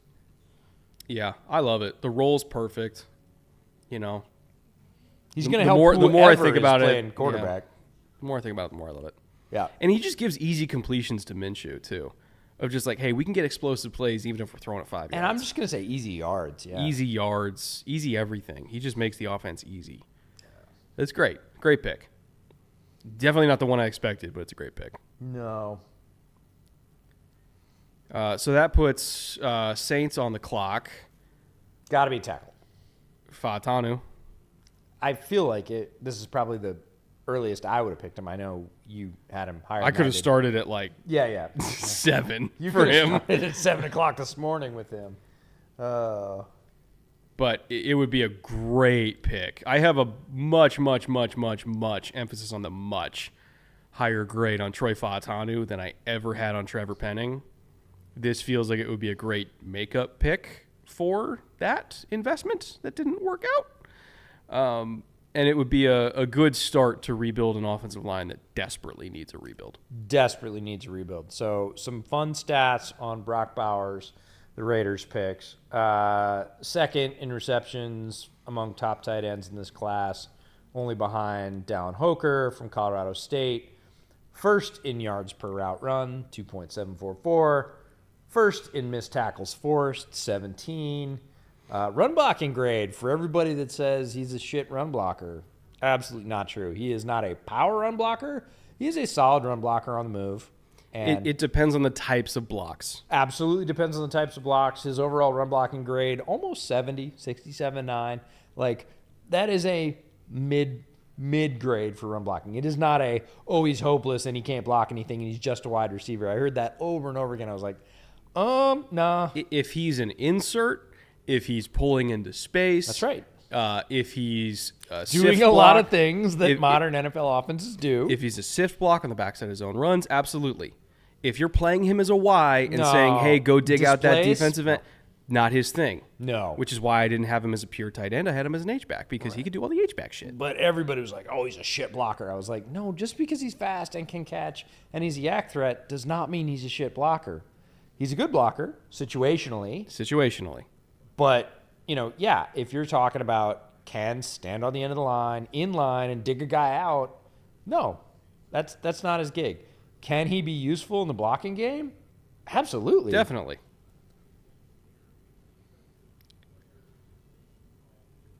I'm going to have you brighten up that camera a little bit if you can, good sir. To the right. Just kidding. Just kidding. I'll do it until it goes dark. All right, chat. Watch EJ learn how ISO works. No, EJ knows how ISO works because you screwed up, and then I have to fix it when I get back to my house. Oh, just shocked you. That was loud. Okay, ISO 1600. A little more. 2000. A little more. It's about to get. 2500. Yeah, let's leave it there. It's gonna get darker, so we're planning ahead. We're planning ahead. All right, while I'm up, I'm gonna walk around and let my ankle get feeling. Go for it. Also, if you want to take off your shoes and just use slippers, I got slippers. They're Uggs. They're nice. Tom Brady approves. They're comfortable. Just wants me in flip flops so they can see my feet. That's the goal here, EJ. You want super chats for feet or not? I want big super chats for feet. Let's be honest. The picture went out when EJ got shocked. That's great. All right, how are we feeling, chat? I got my whiskey. We got almost 5,000 people in here by YouTube's count on my screen. We've seen absolutely batshit insane picks. We've seen some chalky picks, but definitely our fair share of batshit insane picks. I think this draft is going swimmingly so far, and I'm happy you guys are here with us. All throws lead to Rome. Oh, that's true. My Rome Odunze video might be flooded by Bears fans pretty soon here, so I'm looking forward to that. Fashanu to the Eagles. If they traded up. I'm still thinking they haven't announced the Saints pick yet, so I'm assuming it's going to be a tackle, but I don't know which one.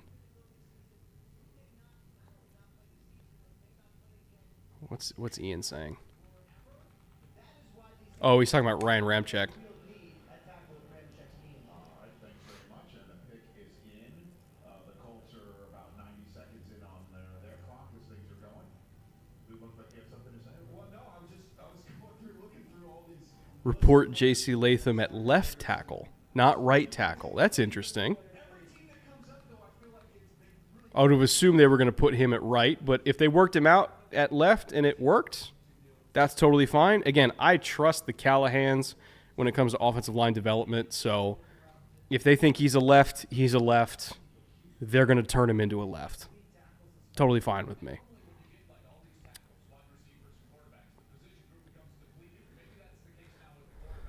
Still laughing at the Falcons pick. I'm not even sure if I'm laughing at it. I'm just perplexed by it at this point. I still don't think I have the full context of why. Oh, here's Roger. All right, chat. Let's see what we got.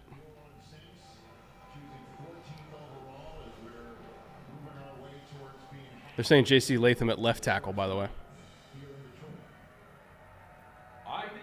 They like Radins at right. In the 2024 NFL Draft, the New Orleans Saints select Olumuyiwa Fuaga. All right. Fuaga. Not Fuanga. Fuaga. For those wondering how to pronounce the last name, there's been a little bit of a debate. No debate for me. So when EJ finishes pouring his red breast, he'll come talk you through Fuaga, who he saw at the Oregon State Pro Day. Interestingly, EJ has him as a guard. Yep. I have him as a tackle that could play guard. And EJ, as you get set, I'll set up this question for you. Yeah. Do you have him as a guard that can play tackle or just a guard? No, I have him as either. And literally the first line on my write-up said, let me be clear, I think he'll be a very good tackle. He has one weakness, which would be erased by moving to guard, and all of his strengths would be highlighted by moving to guard. So I think he can probably be a Pro Bowl tackle. And you're like, well, then why would you move him? Because I think he can be an all-pro guard. He has tremendous power, one of the strongest players in this class. He's a little bit stiff. He's not overly stiff, but he's a little bit stiff. And he has one weakness, which is speed around his outside right hand. And he's a right tackle.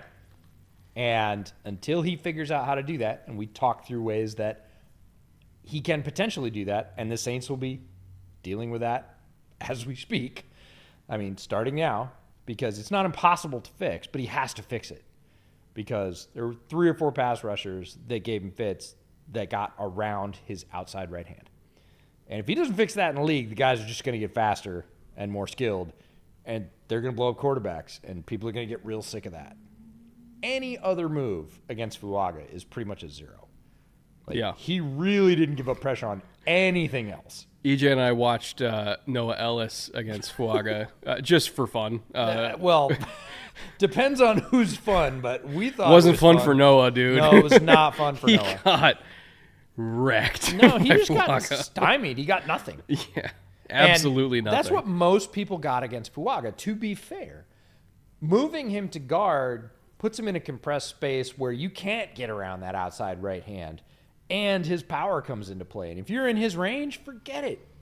You're done, right? So to me, That's his very best life. It removes his biggest weakness, highlights all of his biggest strengths, and he plays at a extremely high level right off the bat. Now, if they play him at tackle, which they probably will in New Orleans, they're going to work on that outside right-handed speed because they see plenty of speed rushers. Everybody does. Rushers swap to get the best matchups, right? It's not like, oh, left tackle's the good one anymore. Like, both tackles need to be good, and they need to be good against both things, speed and power.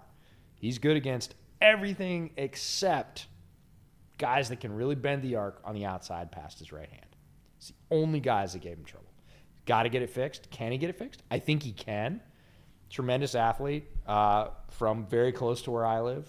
Went to Mount Tahoma in Tacoma. So like 20 minutes from you, maybe? Yeah, 15, 20 minutes from me. Yeah. And, then went to Oregon State, not a far drive. I ended up walking between the athletic center where they do the lifts and the jumps at the Oregon State Pro Day with his dad because there's this huge dude wearing a bright orange sweatshirt that said Fuaga across the back. I was like, it's got to be his dad. Probably his dad. Got to be his dad. So I went up and said, hey, and of course I asked him, you still live in Tacoma? His dad is like a Samoan OG. He's like, oh yeah, same house. I was like, yeah, of course. Probably still will even after the massive contract. But hardcore, hardworking Tacoma folks. And, I said, as we got close to the indoor practice facility where they do the runs, I said, your kid's going to be a really good NFL player. And he said, oh, I don't know. He's going to have to keep working. And I was classic. The most OG Samoan dad comment ever. Yeah, he's all right. Just tell it. Yeah, exactly. He's good, but he's going to have to keep at it. It just cracked me up. Just showed a huge shot of his family celebrating. It's just a reminder that all these guys have a story, and this is just the next chapter. Diana Rossini tweet. Yep. That chat just brought to my attention. She says, it was 2 minutes ago, the Falcons called Kirk Cousins when they were on the clock to let him know. From what I learned, Cousins understood a quarterback would be considered, but he did not believe his successor would be taken in the first round. I'm told he's a bit stunned. Kirk, welcome to the club. Join the crowd. My goodness. I don't like the process. I don't like the process. It's not even process. It's what are we doing? How are you taking, as a new coach, right? Change the regime in the offseason. As a new coach, how do you take an asset as high-powered as 8, which is extreme in terms of value, and spend it on something you don't plan on using in the next 2 years if all goes well? Sorry, don't mind me just playing with the QR code on the screen. It's not even process. It's what's the plan? Forget we told him, we didn't tell. What are you doing up here? I don't care how you. The process itself, I disagree wholeheartedly, and it's completely independent of my thoughts on Penix as a prospect. Right. It's about process. This is not a talent referendum. This is a. Huh? Yeah, I don't follow. Interesting point from chat. It's from David, who says, it's your most important position in football. Hedge your bets. Seems to be working for Green Bay. That is true, but I think it's a little bit different because Aaron was already the established starter there and, everything like that. They went out and they paid big money for a free agent quarterback. Tampered and they're going to get punished for it. And my question is, okay, if you believed in Kirk enough to give him $100 million guaranteed, why are you hedging your bets? Oh, wait. What? That's it. What? Tampered and. What? They did it now because they're not going to have the chance. Oh, because they're not going to get a first next year. That's why they did it. Oh. Son of a bitch. That's why they did it. I think you're right. There's no other explanation. I think, to quote Superbad, they're about to get fucked by the long dick of the law. And so they're just doing it now. So for the same reason that we've heard other teams were considering doing things like this, but because of the quality of the quarterback class, Atlanta had a different variable, which was we're not going to have the opportunity, good class or other, and then we're going to be 2 years into the Kirk Cousins experiment, and we're not going to have a succession plan. And Kirk's going to be like 36. They jumped the gun. They just said, screw it, we're getting ahead of the curve. Fuck me. That's why they That's did it. Look at the big brain on Brad. Okay. All right, I get. Oh, Laiatu Latu's a Colt, by the way. I totally missed that. No, I saw pick was in.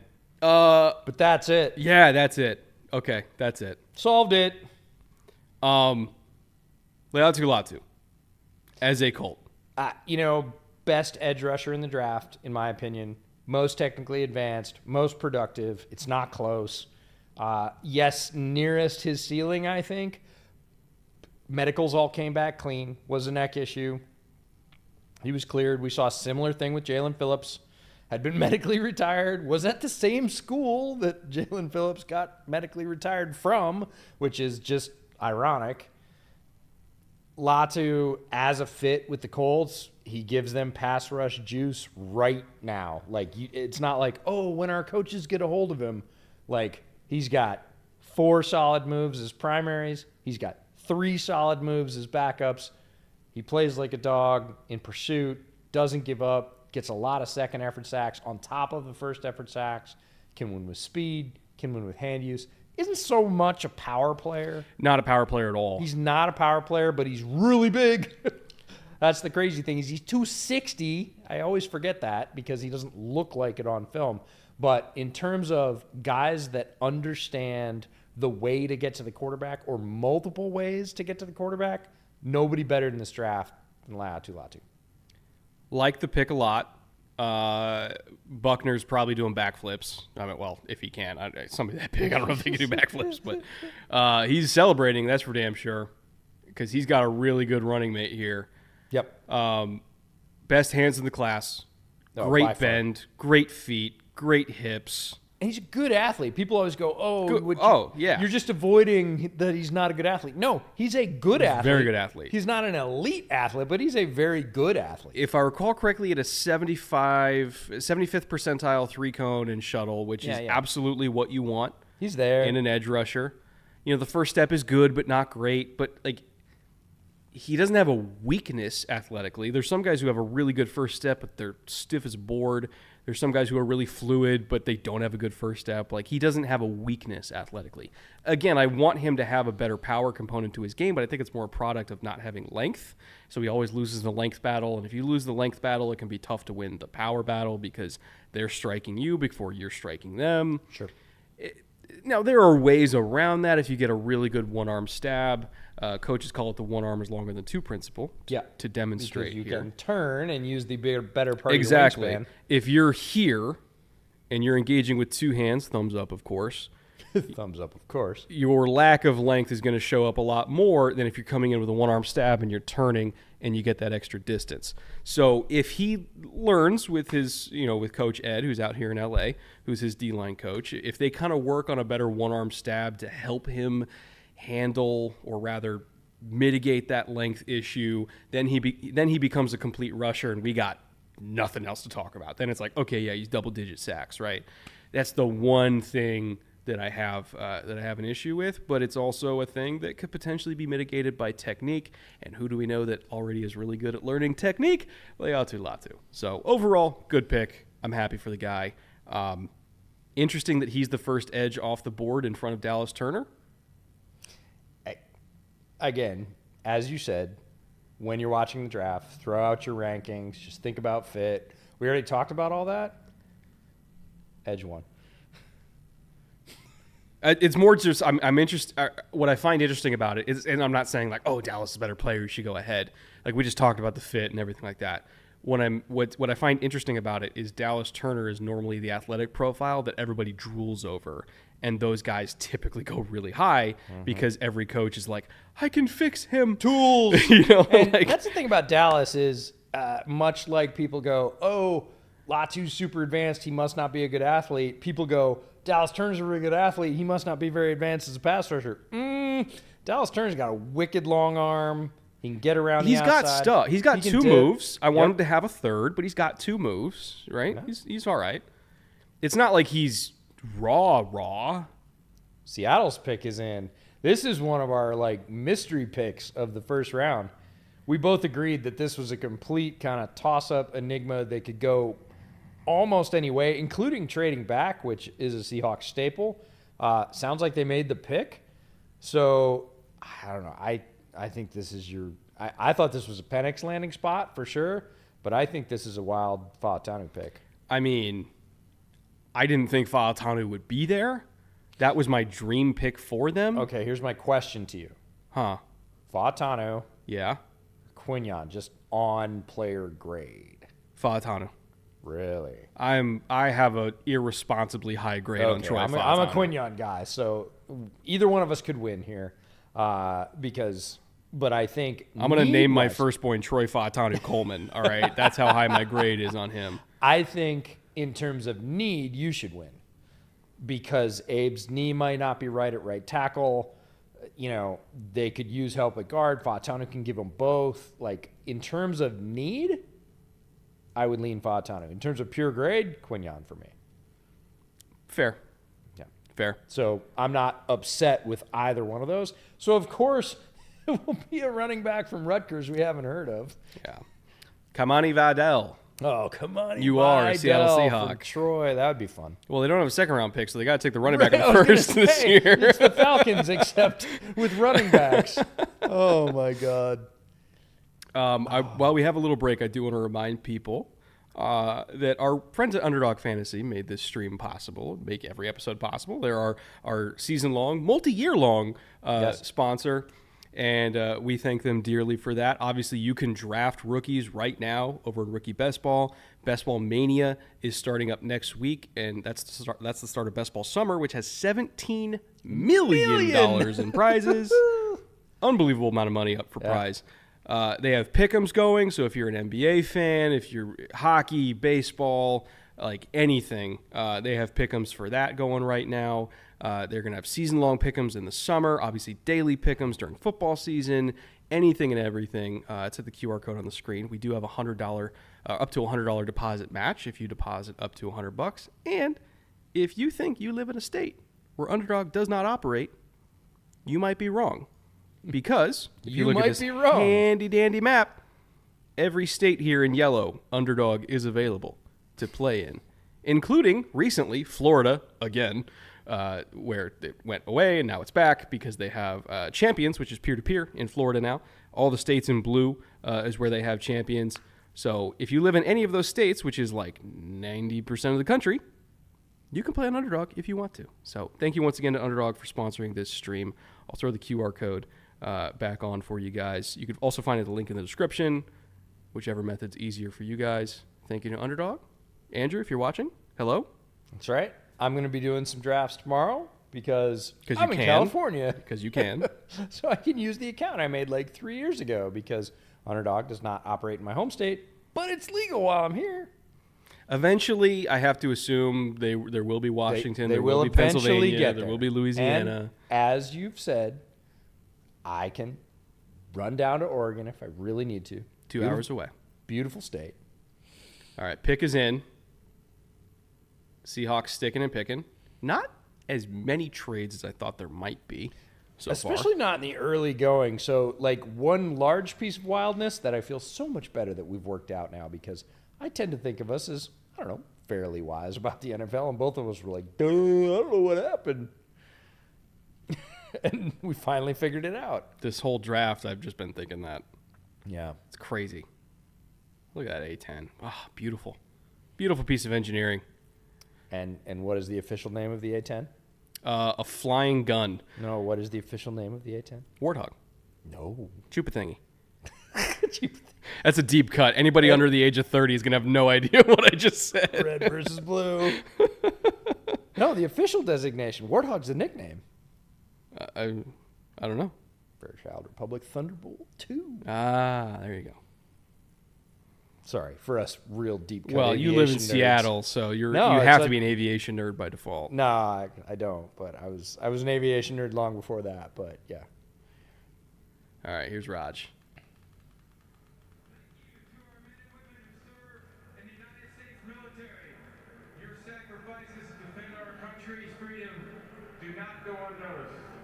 Thank you so much. With the 16th pick in the 2024 NFL Draft, the Seattle Seahawks select Byron Murphy. Ooh, Matt Miller got his wish. Wow. Okay, here's the story. So, this is both Seahawks and again NFL draft scout Matt Miller. I'm boarding my flight to the combine this year, and John Schneider's on the flight.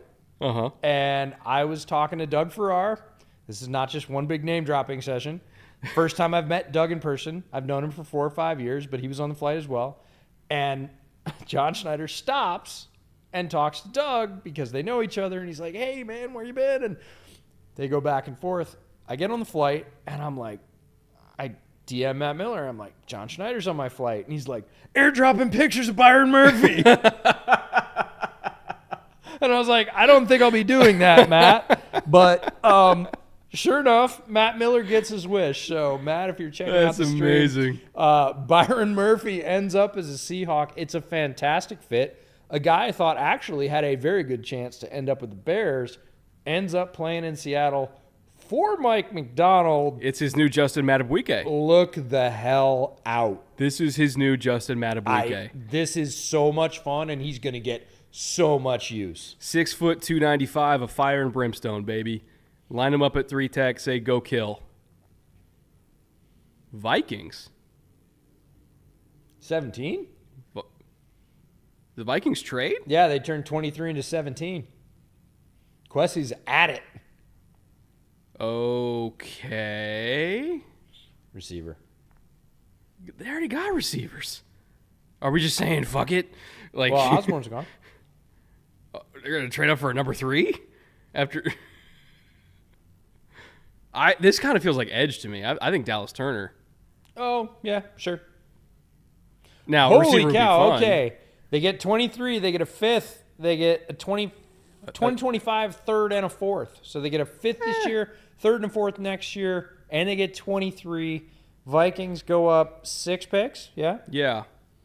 You know, there's going to be a pretty heavy drought for them next year to go from round 2 to round 5, but that's future Quezzy's problem. I'm more interested in the Jacksonville part of this. They're like, hell, look at all the corners on the board. None Well, have been picked. We can sit and go get. I'm kind of surprised that they didn't leap the at trigger. the opportunity, but Yeah. all right, here's Raj. What do we got here? I'm with you. I think this feels like Dallas. The Jacksonville Jaguars have traded the 17th pick to the Minnesota Vikings. With the 17th pick in the 2024 NFL Draft, the Minnesota Vikings select Dallas. Yep, there it is. All right. Look at that suit. Whoo! Now, they needed an edge, Yeah. so good on them for being aggressive because, Yeah, they saw him sitting there and said, hey. well, this- my guess is they thought he wasn't going to get past the Rams because the Rams have been heavily linked to the edges, right? Sure. Um, They love their athletes on the Yeah. D-line. yeah. Like, they love wildly athletic guys, and Dallas Turner qualifies. Plus, he's versatile. He doesn't just have to go forward. He was in coverage a lot at Alabama, and he's pretty good at it. He's the kind of guy. So if you look at the Brian Flores defense, right? Yep. When they're calling a lot of these blitzes, yes, they will call 0 Yeah. and send everybody. But on a lot of these pressures, it's 4 weak. You know, we're sending 4 from the weak side, and then we're going to drop 1, maybe sometimes drop 2 from the other side that are going to play hot coverage and pick up guys. And if you're going to do that, if you're going to drop an edge away from the pressure side, And then if they pick it up and that edge all of a sudden has to pick up a crossing route from like Puka Nacua, they better be able to fucking run. And Dallas Turner can do it. So this is, and I'm not saying you drop Dallas all the time because he's a very gifted athlete. Him a lot. But if you're running a system where you do drop your edges on both sides because their blitz calls are going to be field and boundary or strong and weak, they have two different ways of doing it. And so sometimes, Dallas Turner's going to be the one that drops just because of the system. You better not drop somebody who's going to get picked apart every time those blitzes do get picked up, because there are going to be teams that pick up those blitzes. Like, they get paid on offense too. If they slide into it and we don't get home and we're dropping a real stiff 260-pound edge that can't cover into space, that's a first down every time. So you pick an edge that if you have to drop him can survive out in space, and Dallas Turner can do that. And, oh, by the way, he stops the run really well. And, oh, by the way, he's a terrific athlete that could evolve into a very good pass rusher in his own right when we do want to rush 4. So from a schematic perspective, this makes all the sense in the world. I think it's also a big reason why, why they're pairing him with Jonathan Grenard, who's another edge that I think you can get away with that a little bit. Not as much as Dallas, but you can get away with it a little bit. So I love this. I really do. Yeah, Dallas Turner, 84 coverage snaps last year, which doesn't seem like a ton, but for an edge, it's a lot. For an edge, it's a lot. That's in 14 I would say games. Within the top third of all the edges. Yep. Let me just sort by coverage snaps. So the top edges that you would have heard about in this draft in terms of coverages, the max would have been about 94. That's the Houston edge. Dallas Turner was literally the second edge that you've probably heard about in this draft in terms of number of coverage snaps. So that puts it in terms of volume. In terms of his effectiveness, reception percentage, about 83. Oops, I got to scoot this up a little bit. Yeah, gave up very few receptions, no longs. NFL passer rating against 79.2, which for an edge is real good. We're okay with that. That's fine. There's some middle linebackers who have much higher ratings. Some middle linebackers with triple digits this year. He's athletic. Again, you're not looking for a guy to hold up in coverage for 3.5, 4 seconds when you're dropping an edge on a hot blitz. You need 2.5 seconds of get in the way, use your long arms, and be in the right spot. Have a decent feel for what's coming into your zone. Dallas Turner can do that, and it's going to work very, very well in a high-pressure system like Brian Flores. They run so much hot coverage there that they need him. They need him. Makes sense. You're not doing that with Verse. Like, you're not doing that with Jared Verse. Tony Stark. I want one. Yeah. No. 100%. 100%. Really fun draft so far, man. They're all fun, but this one particularly started off strong. I'll say that. Continued strong at pick 9. And then surprises, like just a couple. Again, first 6, 7 picks were pretty darn chalky. And then it was like, hold on. Here's 8. Almighty Sosa, $300 for $5. Brett, who's on your modern-day QB Mount Rushmore? Oh, good question. Obviously, Matt Barkley. He was in my class. Oh. Matt Leinart. Of course, Bryce Young. And then sleeper for the Mount Rushmore, Colt Brennan. Colt Brennan. For those of you who remember Colt Brennan. And yes, all of those quarterbacks came from one high school. Yeah, as a matter of fact. And Colt was amazing at Hawaii. He was so good, dude. Yeah. I love Colt Brennan. He was great. Yeah. I miss him. Yep. Shout out to Colt looking down on us right now. Here. Great monarch. Colt Brennan, what a pull. Hey, man, modern day lore. Yeah. He was, I think, so Leinart was in my brother's class. Barkley was in mine. I want to say Brennan was in between. At the USC Pro Day. We did. All the old alums were there. Recovering from hip surgery. Not going to be fast in the 40 time. Faster than me, probably, but not fast in the 40 time. Anybody would be faster than me in the 40. I was going to say. Yeah. We're just hoping to hit under 8, boys.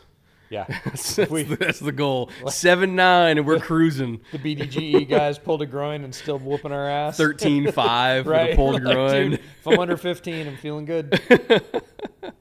Well, the editor for BDGE ran a 4.7. I know, and at 230, at 230 pounds. He broad jumped like 10.7 Not and vert fair. jumped 38.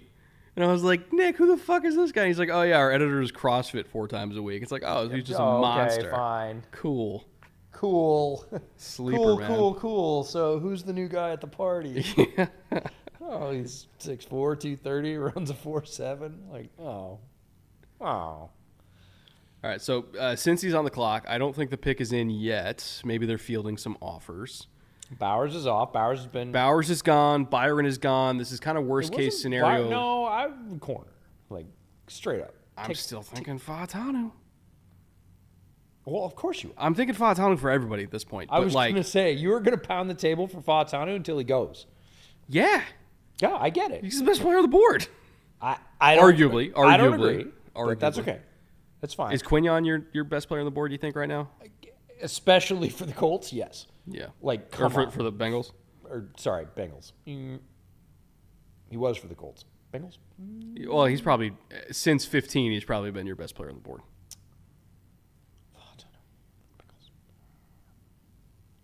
Up there.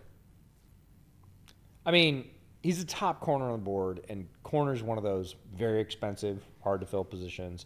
However, in this draft, as we know, you can sit on corner. There's good options second round. Well, I kind of feel like the fact that there are so many second-round corners is the reason why. And that's, I mean, in my own mock, I didn't have the first corner go until 22. People thought I was crazy, and I'm like, well, look at who's going to go on round 2. Dallas Turner just went off the board, and a lot of people thought Dallas Turner was going to be off the board in the top 10. Yep.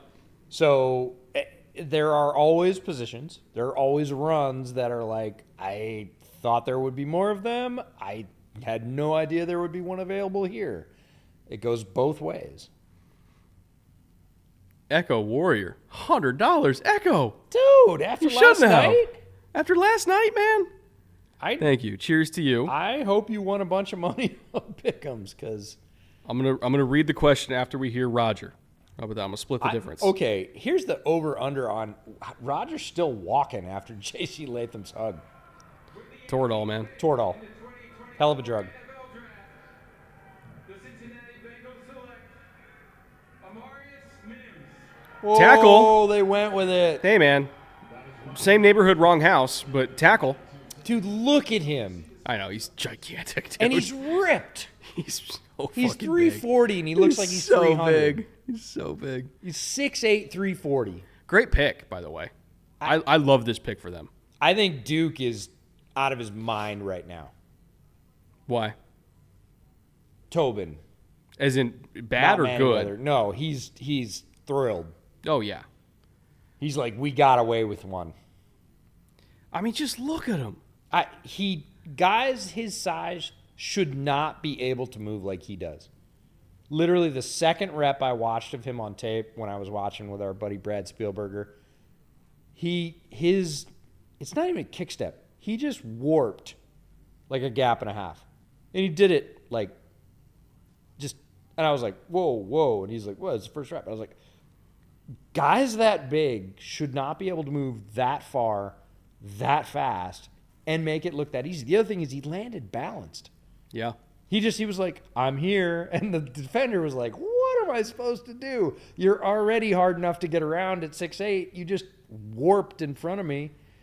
They're excited. To put it into perspective, he is so good that he only had less than 150 true pass blocking snaps in the last 2 seasons combined. Yeah. And he still went 18th overall. That is how good that tape was. Yeah. He's such an athlete. He's 6'8", 340. Looks like he's 300. Not a bit of fat on him. Can do athletic things that much smaller guys cannot do. And if he can stay healthy, and I don't even want to say like gain experience, because there's inexperienced and there's raw. Yeah. And they're two different things. He's not raw. Do not think that Mims is raw. He's inexperienced. Yes. And this is the same argument that we had about AR, about Anthony Richardson.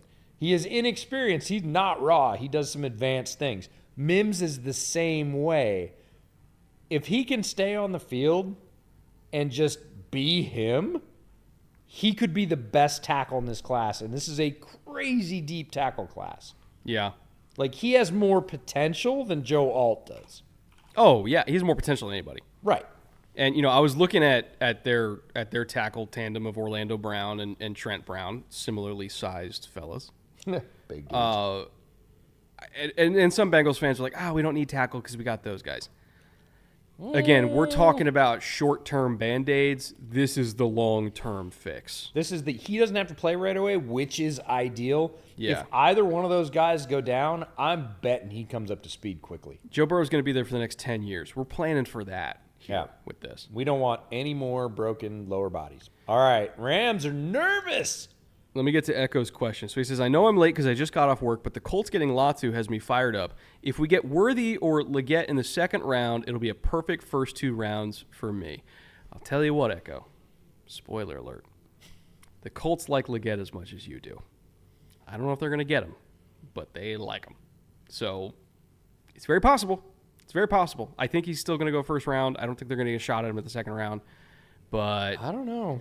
They have similar feelings on him to me. So we'll see. We'll see what happens. I am fascinated by this, by the way. Oh, the football field and the beach? No, so good. the pick. Oh, yeah. The Rams' first-round pick. That too. First one since 2016. However, football field on the beach is also dope. Yeah. But no, I'm like, did you see them? They're like, what do we do? How do we first-round pick? What do we do? They're just very unfamiliar. It's got to be. I'm just going to keep saying it till it happens. Troy Fautanu. And they didn't have to go up to get him. We heard earlier today that the Rams were sniffing around the top 10.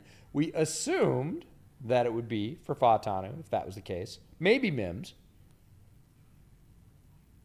Well, Mims is gone now. Dude, Newton. Oh, I'd be all over Newton here. Johnny. To pair with Kobe. Yeah, why not? But I still think it's Fautanu. Of course you do. Eventually I'll be right. You're betting the over for the 5th straight pick. Oh, my God.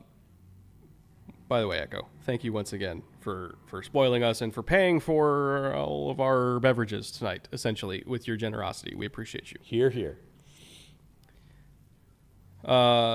Gatien Laurel for $5 says, "Hey guys, question: what the fuck, Falcons? What the fuck, Falcons? We solved this mystery. They signed an older signed an older injury-prone bridge quarterback just to draft an older injury-prone draft prospect. Not injury-prone, not for the last 2 years. If you missed it, EJ had a revelation earlier that we think the punishment for the tampering next year could be the Falcons getting docked their first-round pick." Which means they won't get to draft their successor next year, or at least a successor that's potentially highly graded. So they do it this Ram year. Thing is creepy. The Ram mask? It was a goat head. Oh, yeah. I will be seeing that in my nightmares tonight. It's creepy. Yeah. All right, let's see which way they go. Offense or defense? I think it's on the lines either way. Yeah, probably trenches either way. But I'm gonna manifest Troy until it happens. It's fine. With the 19th pick in the 2024 NFL Draft, the Los Angeles Rams select Jared Verse. Okay. All right. Sure. All right. I'm not that's a good unhappy. pick. That's a good pick. That defensive line is going to be rugged. I mean, again, you're Byron, Kobe, and Jared. Yeah. Let's go. That's a good third down rush package, man. Yeah. That's a good rush package. Not even on a bad down. first down defensive line. So look at how thick Verse is, man. 6'3", 254, plays with power, absolutely just bullies through tackles, blows through tackles with power.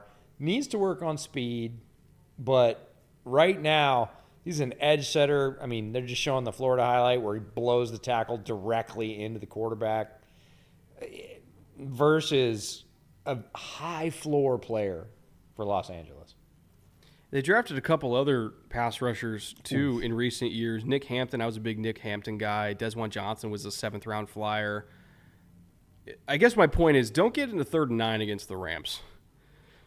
Bad things will happen if you get into 3rd and 9 against the Rams. We got a Texas sweatshirt in the Rams headquarters. Must be somebody's kid, right? Well, I don't know. Somebody hoping for Byron. He already got picked. I'm still curious to see what they're going to do at offensive tackle, but luckily for them, there's a lot of them in this class. They could still do it on day 2. Edge drops off a cliff a lot quicker than OT does. No, get in verse. Verse is my edge 3 and the last in my tier 1 edges. So there's already a small shelf, and now you're really sort of looking for a lesser envelope of strengths. The top 3 guys had a wider envelope of strengths versus the last guy that sort of filled that bill, and now you're going for more specialized edges. Yeah, because then you're hoping against hope that Chop Robinson's there in the 2nd round, which maybe... But Chop even is pretty specialized. Everybody's hoping... Everybody's afraid of missing the next Micah, which is why they love Chop. Well, Chop is not Micah. Yeah, but his running mate, Adisa Isaac, doubled all of his production at Penn State. Isaac's good. Good player and overlooked because of Chop, and it's only because of Chop's first step. Like, Chop has the best first step in this draft, and therefore, because the NFL loves athletic edge rushers, the highest ceiling. Like, the guy that can get off the ball the quickest is the guy that everybody in the draft is going to go, well, if we added this, this, and this, we'd already have the fastest first step, and you can't teach that. I can fix him. Nah, I can add to him. Yeah. I like the verse pick. Just because... It's a little more solid. It's like a little more down the fairway than I thought the Rams might go. Because the Rams tend to be out on the edges, and verse, to me, feels like, well, that makes sense, and that sort of scares me a little bit. It's just, if you're looking at a package of verse and... Kobe and Byron, look out. Well, no, I'm talking like a pick package. If you're doing verse in the 1st round and... Yeah, insert offensive tackle, too. Which Patrick Paul. Let's say Patrick Paul in the 2nd round. Patrick Paul feels like a very Rams pick to me. 100%. Like, big. He's a very, very Rams pick. Yeah. But that cluster of picks versus tackle now and then truly maybe not even getting an edge in the 2nd round. Well, or getting an edge that is purely a 3rd down rush guy. Which they already have 4 of them. Yeah. Like they need somebody for the other 2 downs too, which is what Jared Verse is going to be. So, good pick. Good pick. Not a whole lot of picks I don't understand yet. Well, we haven't hit the Emmanuel Forbes pick for you. We have not had an Emmanuel Forbes pick yet. Yeah. But even Penix, I mean, we got there eventually. Even Penix. I'm sorry. Penix is my Scooby-Doo moment. Zoinks. I solved the mystery. Wouldn't have got away with it if it weren't for those meddling podcasters. Pull off the hood. Roger. Pull off the hood, and it's like, Arthur. Every single pick is explainable. I'm proud of that one. That was good. It took me a minute. It was good. Took me a minute. Miami's needs are center, guard, center, and guard. Johnny Newton. And Johnny. Yeah, I can see Johnny Newton. I can see Johnny as well. You're not getting Christian Wilkins, so go get Johnny Newton because you're getting production. It just looks different. Zach, for $5, says, is it wild to say I hope the Steelers grab a corner? Quinyon would be a dream. Quinyon would make a lot of sense here. Quinyon would make a lot of sense. Can I interest you in a BTJ pick here? Yeah, but they don't take 1st-round receivers. They don't, but if they did. If they did, BTJ would be it. Oh, yeah. He's so their type. Him and Pickens? He's very much their type. I just don't think they're going to do it because they believe in their ability to get guys in the 2nd round. I fully agree. The Steelers can pull gem receivers from seemingly out of their hat at will. So I'm guessing. What would you think if it was Troy? Oh, if it's Fashanu, I'm all over it. Now, where would you play him? Would you move Broderick? That is a camp question. Of Sure. let's take the summer to figure out who's our left and who's our right, because both of them can play both. I agree. And then we figure out who is the weakest at each spot, and then how do we eliminate that? This is you with the board covered in yarn. Right? It's like, is Broderick a weaker right tackle than Fa'atanu is a weaker right tackle? At that point, we put Fa'atanu on the right to make sure we have the strongest possible right tackle, Broderick on the left, and vice versa. That is So we've figure it out. we have 3 picks here. We could take a corner, we could take BTJ, or we could take Fa'atanu, and we'd be happy with all of them. And even if they don't want to put Fa'atanu at tackle because they still believe in Dan, you could still put him inside if you want to. I'm not saying I would for them, but you could. Edge Cooper, welcome to Pittsburgh. Oh, God. Just because. Every Steelers fan just getting Devin Bush flashbacks. Hey, there we go. There's a familiar face. Is that Hayward? Yeah, That's it is. Hayward. Got a little gray in the beard. Okay, Been around for Hayward. a while.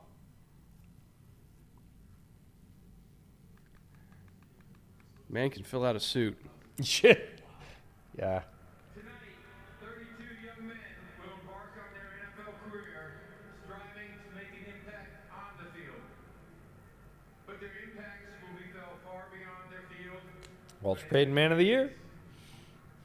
No one embodied them more than Walter Payton. And today, the league's Who, by the way, cried on the field. Walter Payton NFL Man of the Year award. I've been told that's a red flag, EJ, to cry on the field. Didn't paint his nails, so far as I know, but did cry on the field. Tonight, we are proud to welcome the 2023 Walter Payton NFL Man of the Year, God, it's good whiskey. Hayward.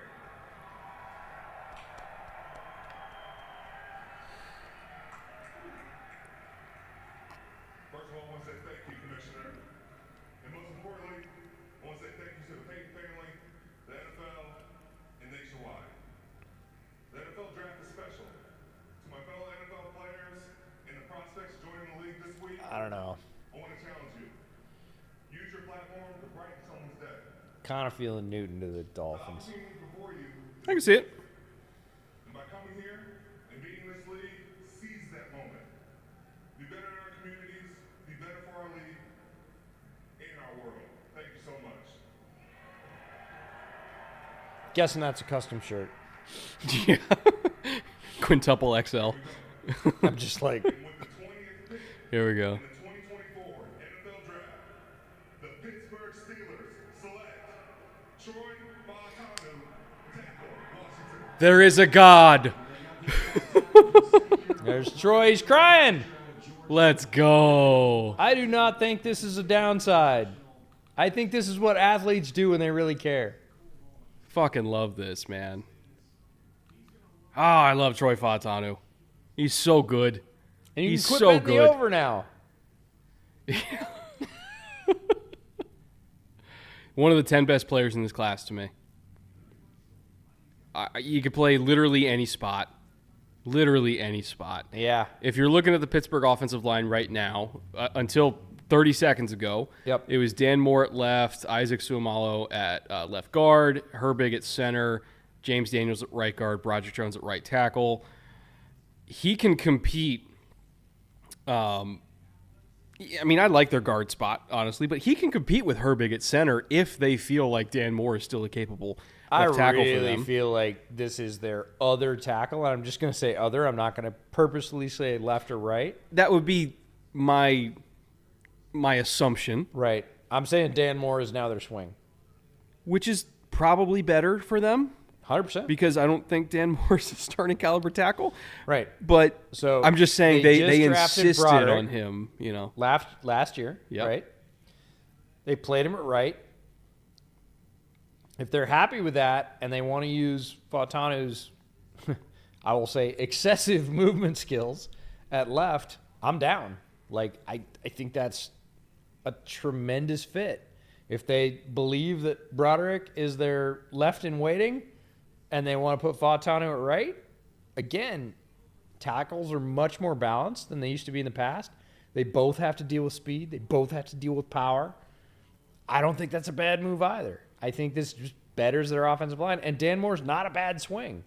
Like, in terms of NFL swing tackles, Dan Moore's solid. I can live with him as my swing. Yeah. But I would very much prefer Troy or Broderick to be my left. Wait, and Troy you like Troy Broderick. Fashanu as a tackle?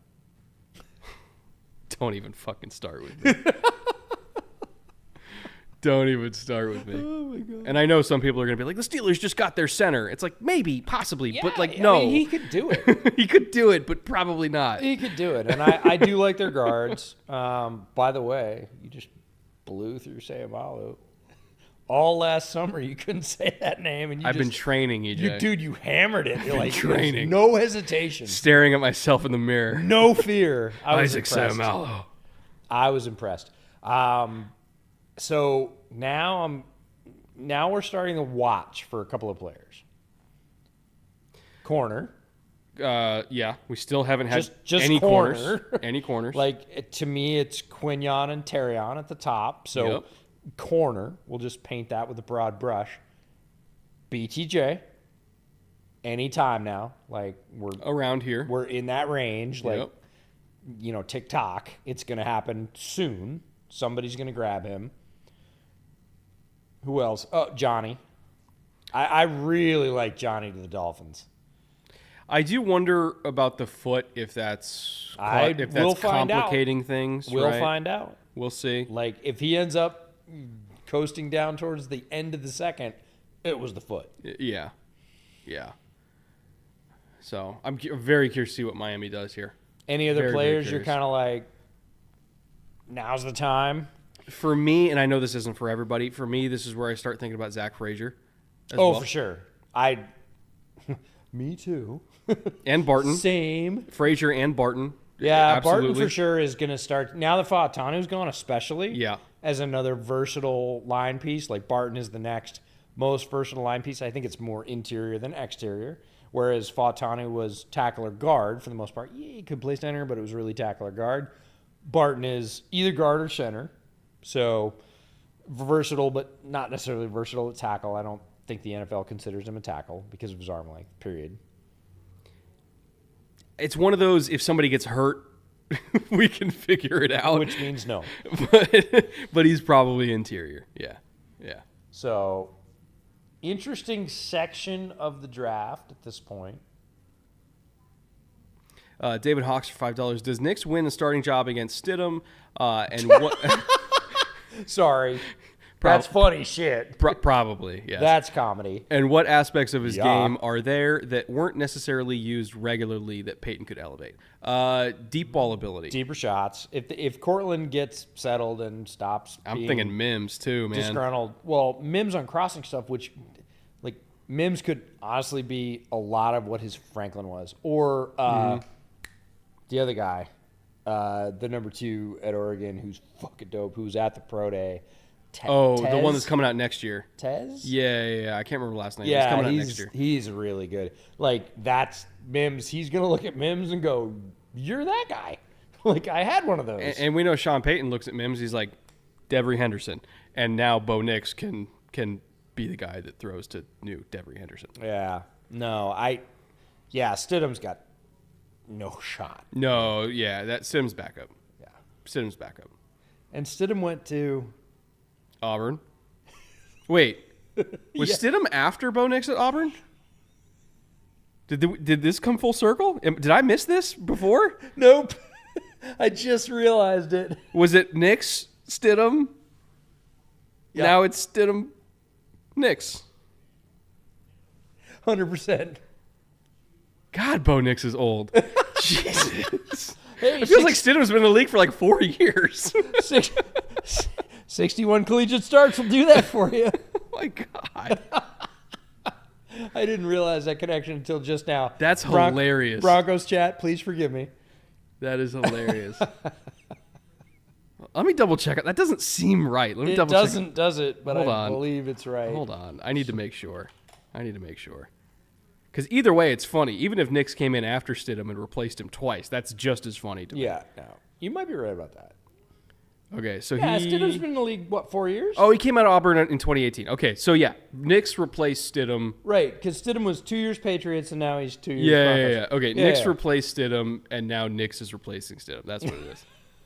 Just as funny to me. All right, here's Ryder. Okay. Miami. Johnny Newton. Or a lineman. The Miami Dolphins select Chop Robinson. Oh! Okay. Yo! What? Look at Chop's suit, too. Yo! All right, I didn't see that one coming. Nope. Jalen and Chop. Woo. Okay. This is straight flames. This is like all gas, no brakes. Jalen and Chop off the edge. Well, whenever Jalen comes back, yeah. Well, right, but that's what they're... Yo. All right, then. I love that they're using only 3 words on the bullets. Explosive, raw, limited production. Or 4 words. Limited production. Yes, yes, and yes. But if it works...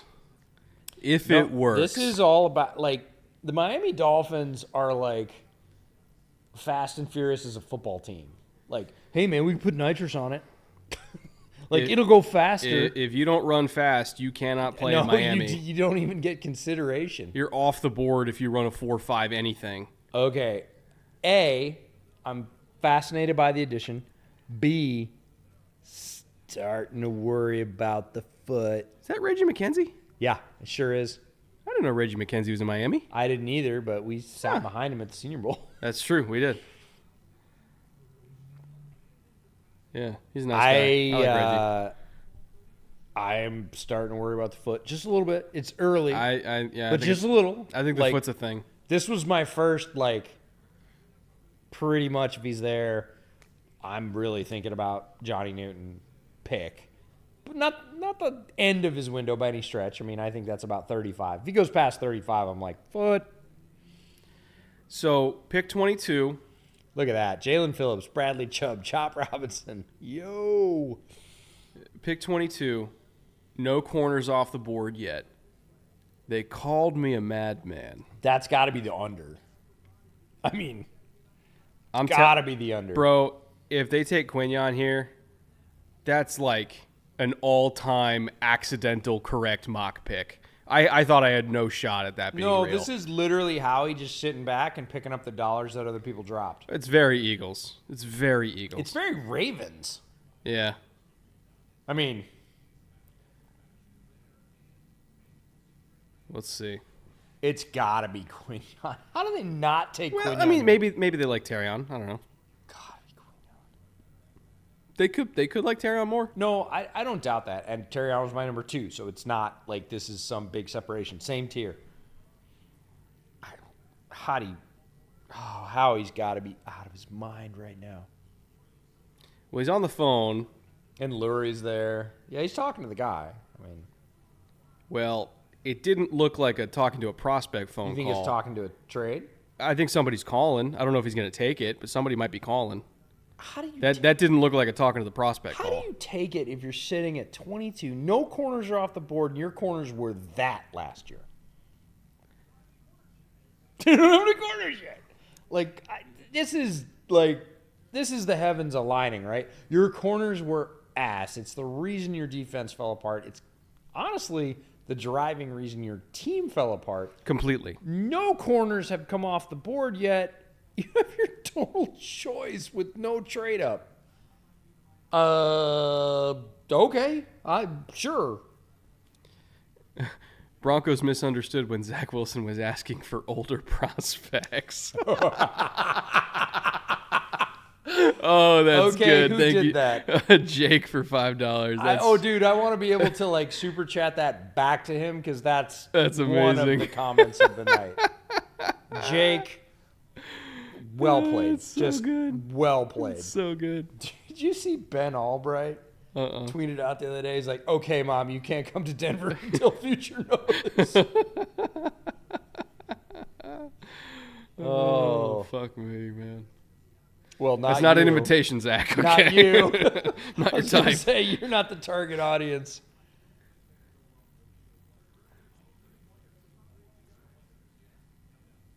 I love how the desk is equally as flabbergasted by no corners being off the board as we are. I'm sorry. I'm going to say it again. One of the best desks ever assembled. Oh, yeah. This is one of the smartest desks, like analyst for analyst, pound for pound. That's What are you all watching us for? Thank you, but these guys are who we aspire to. Yeah, Now, they're great.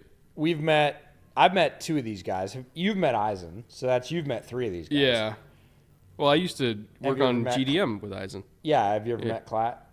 Haven't met Klatt, no. Okay, so neither one of us have met Klatt. You've met Eisen. We both met CD and DJ. Tremendous, just if we're talking about institutional knowledge, college and pro, Unbelievable. end to end, that's a great board. CD also, Charles Davis, best football recall of anybody on Oh, he's Rain Man when it comes Yeah, to football 100%. trivia. 100%. He's unbelievable. If you mention a school, and I mean any school, high school, D2, NAIA, he'll be like, oh yeah, I know the coach there, and my cousin's kid went there, and I played with the guy. and that here was ended the up being starting receiver group in 2003. We he's- used to literally play that game Right. in our pre-production meetings Yeah, of Pat Stump the Draft. Stump Charles. We would just throw out a prospect name from a random year, and he would give the year and the school they went to, and we would do deep, hellaciously deep cuts. Yeah. And he just every single time got it. He's unreal, dude. Yeah, no, CD's the best. Love him. All right, Roger, Here's still Raj. walking. Toradol in action. God bless medical science. Better living through chemistry. He's gonna wake up tomorrow and just be like, I don't know if he's going to wake up tomorrow. The NFL has gone global. Okay. This past year, we played games in front of amazing crowds. oh, because Eagles are in the Brazil game. That's why. Yeah, I'm sorry. I want to go. I know I'm not going to be able to. It's a Friday, the I know. first week of the season. I know. I want to go. It'll be so much fun. I'll wave at you as you fly I know, over I- California on the I way. The NFL's International Player Pathway Program helps foreign-born players Resem it. And no, I didn't just swear. have an opportunity to compete at the NFL level and potentially earn a spot on our NFL roster. One of the most successful players from the program is the Philadelphia Eagles, Jordan Mailata. Jordan is currently in his native Australia for the opening of a new NFL academy for high school football players. To make Oh. the Eagles selection, It's corner. let's join Jordan live from the Eagles draft party. Corner? Burley Beach, Has to be. Gold Coast, Australia. Take it, Jordan. Let's go. How good is this? Thank you, Uncle Roger. Good evening to Thank you, Uncle Roger. Down Under. That's great. Second pick in the 2024 NFL Draft, the Philadelphia Eagles select Quinyon Mitchell, defensive back, Toledo. I was accidentally correct, chat. Better lucky than good. Better lucky than good. Now I want all of you that called me crazy to go delete your comments right now. Dude, Eagles just wander blindly It's an incredible steal. into an acorn. It's an incredible steal. Ah, clearly he's excited. Dude, he is all business. He is coming to take the NFC East.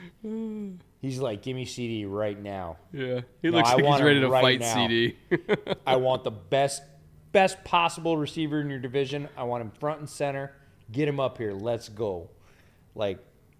All business from Quinyon. My CB1, he's going to be, I believe, a great player for the Eagles. He is just a tick behind Rome for me in terms of players. I'm like, he's going to be a great pro because he has handled his business all through the season, all through the pre-draft process, all-star games, doesn't matter. He is 100% all go. Tons of skill. Tall corner, long, physical, tackles. Just a dog. Like, love Quinyon Mitchell. He is not your average, everyday 22nd overall pick. No. That's for sure. This is shades of Gonzo when Gonzo went at 17 last year. Yeah, and we were like, how? I kind of wonder, and chat, you can help me out here because I'm sure somebody has free Google space at the moment. What is the latest the first corner has gone? Oh, God. I don't know if this is the latest, No, but I don't it's think got to it's be the up there. latest, but it might be top 5. Yeah, it's got to be up there. At At least in modern NFL when corners became important. I mean, this right? is a premier player, and you're getting him in the 20s. Yeah. You're 10 picks away from the end of the first round, and the first corner's off the board. And it's not because it's a weak corner class. It's a strong corner class. People just prioritized other positions. I know we have some Brazilians watching right now. Heck yeah. Please do not take offense to my earlier comments. If the game was literally any other day other than Friday of week 1 of the season, yes, I would be down there in Sao Paulo.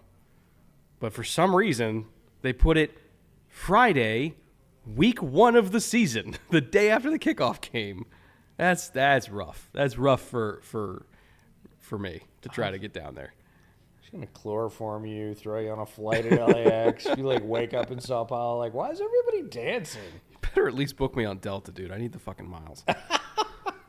And we're staying at a Marriott. Yeah, right. Points. All points. Marriott Mafia for life, baby. All points. Twitchy tough. Jair Alexander is a fascinating comp. I wouldn't pull that. I mean, in toughness, yes. In almost everything else, not exactly. He doesn't move like him. Yeah. I love his game, though. Just a I get it. tough I corner. get it. But once you said Darius Slay, I couldn't unsee it. I know. I really think he is prime Slay. God, look at his footwork, dude. It's like his hip is chained to the receiver. Doink. Oh. I do not need any more Quinyon lore. I'm fully pilled on Quinyon. There are so many Jags fans that are distraught. They should be. Distraught they're still going to get right Terrion, now. Terrion's great. I still think they could go receiver. BTJ. Where's the loss here? Again, or AD. I'm an AD guy. You know that. But I'm an AD Mitchell guy. I would BTJ strongly or consider Terrion, it here. I think Jags fans are not dancing in the streets, but solid handshake. Good. We survived. We did a good thing. Yeah. And some of them are like, yeah, but Quinyon was worth more than the 3rd and 4th next year. It's like, maybe. I don't know. But Terrion's a great player. yeah. It isn't one of those where I had a lot of player profiles. Folks in our Patreon know. They saw him today, player rankings. I had a bunch of single-tier player tiers, right? Quarterback, Caleb was in his own tier.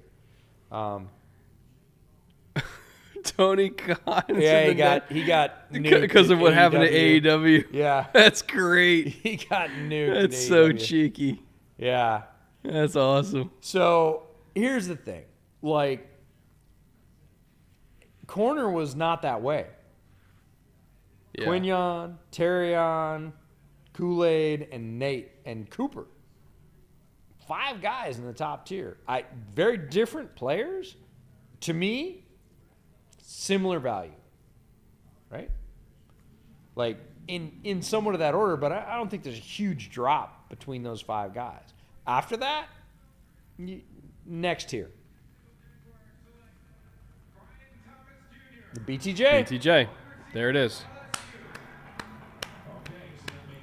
All right, so They were talking about trading up to get him, so I think they should be happy.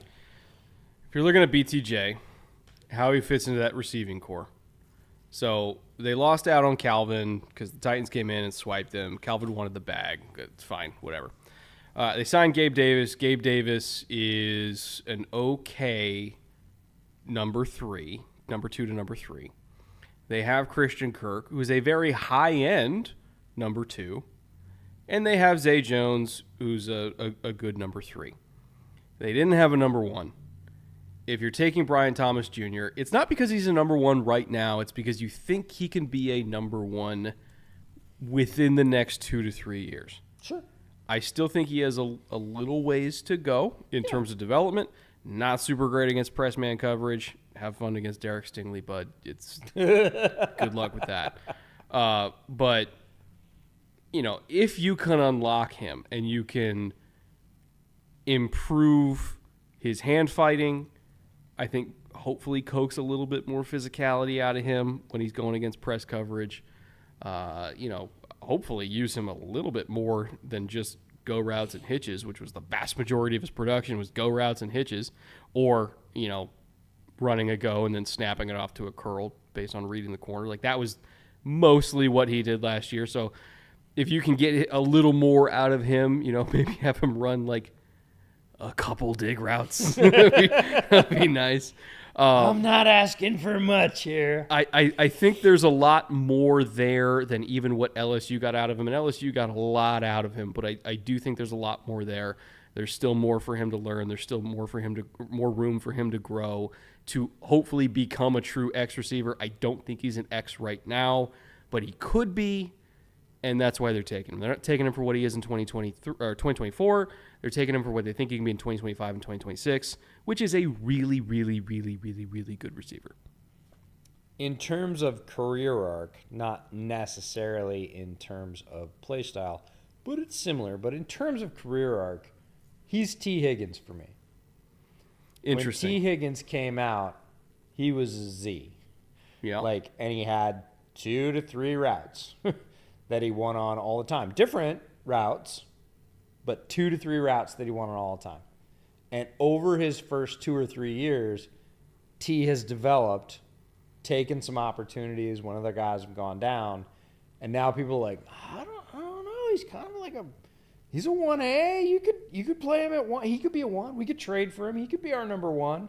And if BTJ can follow a similar career arc of development from going from right now 2 or 3 routes, different than T, but 2 or 3 routes that he runs really well with speed and catch radius as a pure Z, and move more towards where people are like, I don't know, could be more of an X,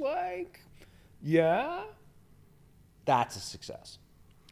The one reason why I advocated for AD is because I think he's an X right now, and I do feel like you need to give Trevor something right now that he can work with, because they're going into a very consequential year.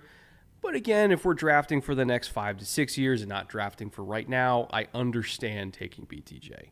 Is it the exact move I would have done? No, but what we try to do here is we try to understand moves and get into the mind of the team and what they're thinking. And what I think they're thinking is, hey, if we get the most out of this guy, he's an all-pro. Sure. And from that standpoint, I understand it. I really like BTJ as a player, regardless of landing spot. I think this is a fine landing spot. Lands with a good quarterback. I'm not going to say great quarterback, but lands with a good quarterback, not somebody who is going to inhibit his development. That's certainly not the case. Has the potential to grow, which is what you're hoping for with every player. And they just balanced it out here and went, do we think that the receiver we can get now and the corner we can get next is better than vice versa? The corner we can get in the first and the receiver we'd get, deep in the second. That's how they chose it, right? And BTJ was the guy they chose. Yeah. And we'll see. I'm excited to see BTJ play in particular. Maybe he'll be able to keep his feet in bounds on one of those dimes Trevor drops 40 yards down the field into the end zone. Happened like 8 times last year. Yeah. People just couldn't get their feet in bounds. Yeah, no. I mean, he's got things to do. He's not one of the top 4 receivers in this class, right? Or he is the 4th receiver. For a lot of people, he's 4. For me, he's not. But I have him at like 5, so it's close. Yeah, exactly. It's close. So, I don't think it's a bad spot. It definitely helps Jacksonville. I still think they have a shot at a very solid corner with Yep. their next pick. Yep. So I don't think they like lost anything here. I don't think they like gave up the opportunity for the gold ring. You know, it improves their team right now. I would say the development curve or potential is like pretty clear. He has to follow it, but you could say that for almost everybody that's been picked so far. So I like the pick. I like the way they're setting themselves up for the second round. You know, that was kind of chalk for Jacksonville. It was like corner 1, wide receiver 2, depending on who's there. And they chose a wide receiver. Lions traded up. Woo, we heard this was happening. Did they trade up with Dallas? Yes, they did. Yes, they did. So BTJ was off the board, and Dallas is like, right. Yeah. So, Oh, could man. this be Terry and Arnold? Why wouldn't it be? Kind of feels like it. Why wouldn't it be? You have a need. You have a player that's basically a 1A. There's no way I really consider Terry and Arnold like 2. He's so Dan Campbell coded. Like, Terry and Arnold He's is gonna show such a up. Dan Campbell corner. He's going to show up. He's going to do his signature handshake with Brian Branch and go, let's go to work. Yep. Yeah. Do the Dragon Ball Z, like, fusion dance to become the ultimate nickel. Like, Oh, man. hey, man, it worked last time. You get Alabama DB that can tackle. Do it again. You know me. Brian Branch was one of my gems. Yeah. Was my first gem last year on defense. And Arnold's just another one. It's just I think Arnold has a lot more outside in it. he than could Brian definitely Branch play did. outside more than Brian. Yeah. Yeah, and he is active. He is a playmaking corner, which is somewhat rare. And I mean playmaking by a bunch of tackles for loss. You know, can blitz. He's actually a good blitzer. He disguises his blitz. He waits late. So we'll see who they pick. But Terrion is by no means like a consolation prize. He's literally 1A, 1B, and you could flip either him and Quinyon depending on style. I could also see receiver here, but I don't. Does 80 fit them? I don't know if 80 Mitchell fits them. Again, after the Jahmyr Gibbs thing, I'm not exactly sure how they're going to swing in the first I round. mean, it could be a safety for all I know. Like, Yep, Lions sure are going to could. do whatever they want to do. Lions fans. Look at the hammered, atmosphere. Don't care. They're just like, they're doing good now. That is. What's that Rick and Morty iced tea? I care now. You made me care more. That's all of Detroit. That's hilarious. Oh, my God. You made me care more. How many people we got hanging out with us, by the way? We're still sitting strong at over 4K, man. I mean, I love all you crazies. degenerates out here. Yeah, Let's go. full on. By Thanks the for way, riding with us. oh wait, I have to find it. I closed the tab. Fuck. All right, future Brett. We'll get back to that. Future Brett's problem. Oh. Oh, we got show. a drone shot. That's Drone cool. show. Wow, that'll stay with me. Okay, I want to know. I want to unsee that. I want to know who that man's parents are. No. I don't think he has parents. I think he's born feral.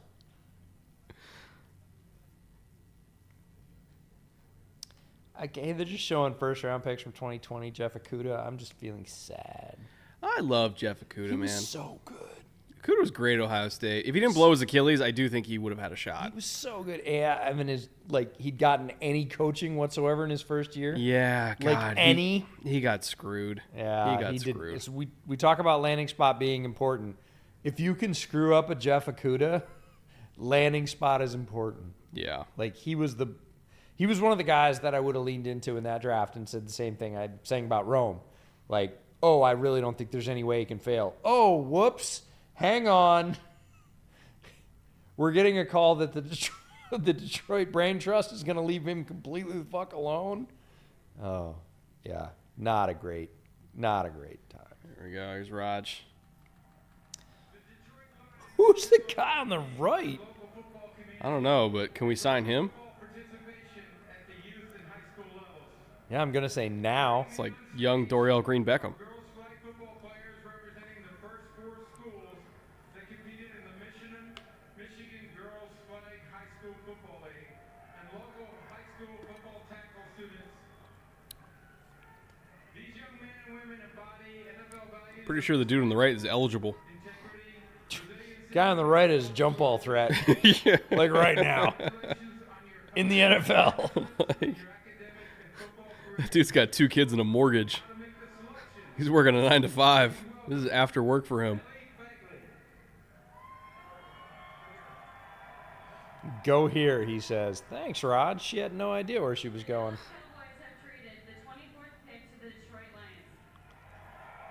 And she's thrilled. With the 24th pick in the 2024 NFL Draft, the Detroit Lions select Terrion Arnold, defensive back. There we go. Wait, so does that mean I nailed both of my first round corner picks in the mock accidentally? Did you? I think I did. Wow. Let's go. Let's go. I got absolutely nothing else right, but I got that. We'll take it. Take the wins. We'll take take the it. wins. No, he's such a Dan Campbell player. I'm going to pull up some Terrion stats because they're fun and I want to. The man can tackle. He had 1 missed tackle the entire season against the run. If you need a corner that can sit out there and be an absolute enforcer in space, it's Terrion Arnold. And, oh, by the way, he can cover too. But the more important thing for the Lions specifically, their style of player. Aggressive, physical, smart, aggressive again. Well, prepares like a pro. Prepares right like now. a pro. He could play safety. He could play nickel. He could play corner. He's like the Troy Fautanu of DBs in that he could play all of them. He was a 5-star safety recruit. Yeah. So you could put him anywhere. 6 foot, 189, a 10.3% missed tackle rate. Most of them in the past, not against the run, as you mentioned. Which is fine because that's where the awkward angles are, right? 6.5 tackles for loss, second in this class among top corners.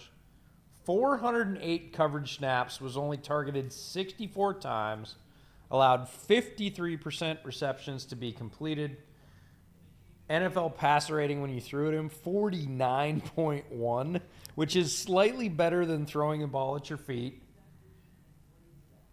Yeah, that's basically just don't throw at him. You had to target him 11 times to get 1 completion. Yep. 11.3. He only had 2 penalties. He allowed 2 touchdowns, had 5 interceptions, and 11 PBUs. 5 interceptions, top in this class. 11 PBUs, second in this class. Ball production. Ball production. Plus he tackles. He's Love it. such a good fit for them, man. Such a good fit. Great player. Yeah. Basically my top corner. I mean, 1B. Quinyon was 1. But if I was going to look for fits for both of them, they both found their ideal fit. Either one of them is, they're happy with where they landed. Yeah, all the Lions fans are filing out now. Yeah, like we did. They're like, all right, we're good. We're going to the bar. That's great. It's just a mass exodus. That's great. Like, we got our guy. We're going to go celebrate. Bye. All right, so 25. Who's picked 25 again? Packers, right? Yeah, I think it's Packers. Yeah, I don't have... Well, maybe I'll go 3 for 3, and they'll take Cooper DeJean here. And I'll just only guess or corners Barton. right. Barton was their, Barton. Barton's very Packers. Pre-draft crush. Yeah, so he's Barton very on Packers. offense, Cooper DeJean on defense. Hedge your bets. Yeah. Just vibing for $50. Thank you. Once again, just vibing for paying for our booze. Going to be heading out for the night, boys. Got an early call in for work in 6 hours. Buddy, take some melatonin. Get to bed. Happy with what my Vikes got done, and hope you guys have a good day doing day 3. Hope you join us again, just vibing. Rest easy knowing that the Vikings had a pretty damn good day 1. They did I. More than all right. Yep. What are we at? 25? Green Bay? Yeah. I think you're right. I think it's DeJean or Barton. Well, it's the two Bays here. Yeah, Green Bay and then Tampa Bay. Green Bay, Tampa Bay. And Verse is off the board, which was everybody's pick for Tampa. So it's funny because the corner's going off too. Like again, if a corner dropped into their lap, like, but it could be Kool-Aid. I think they go Ronaldo Green later in the draft because he's just their kind of guy. Yeah. Hunter Bass for $5. Would y'all have taken Fashanu over Fuaga at pick 14, or does Fuaga fit what you think Kubiak will do in NOLA?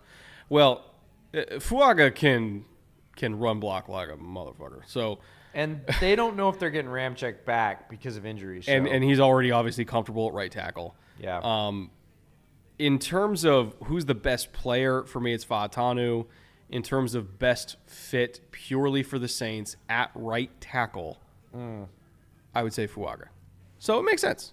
Yeah, I mean, but if you're taking Fashanu, you're putting him at left so that Trevor Penning never sees the field.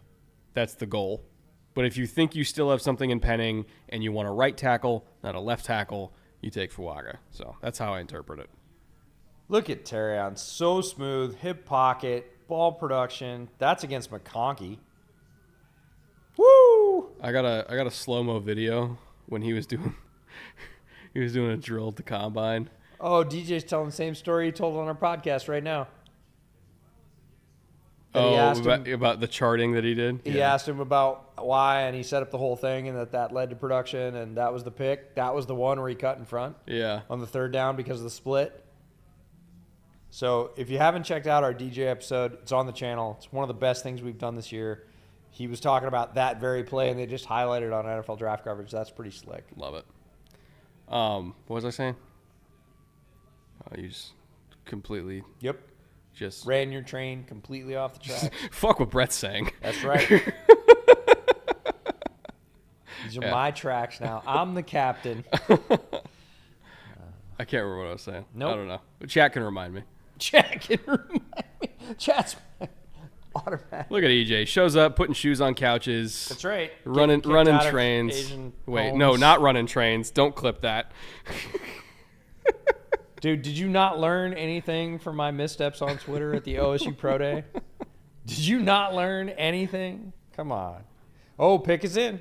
All right. Here's Goodell again. He's getting slower every single time he walks out there. Stuff's wearing off. I think Latham broke him. Dude, I've had that stuff, and when it wears off, it's hell.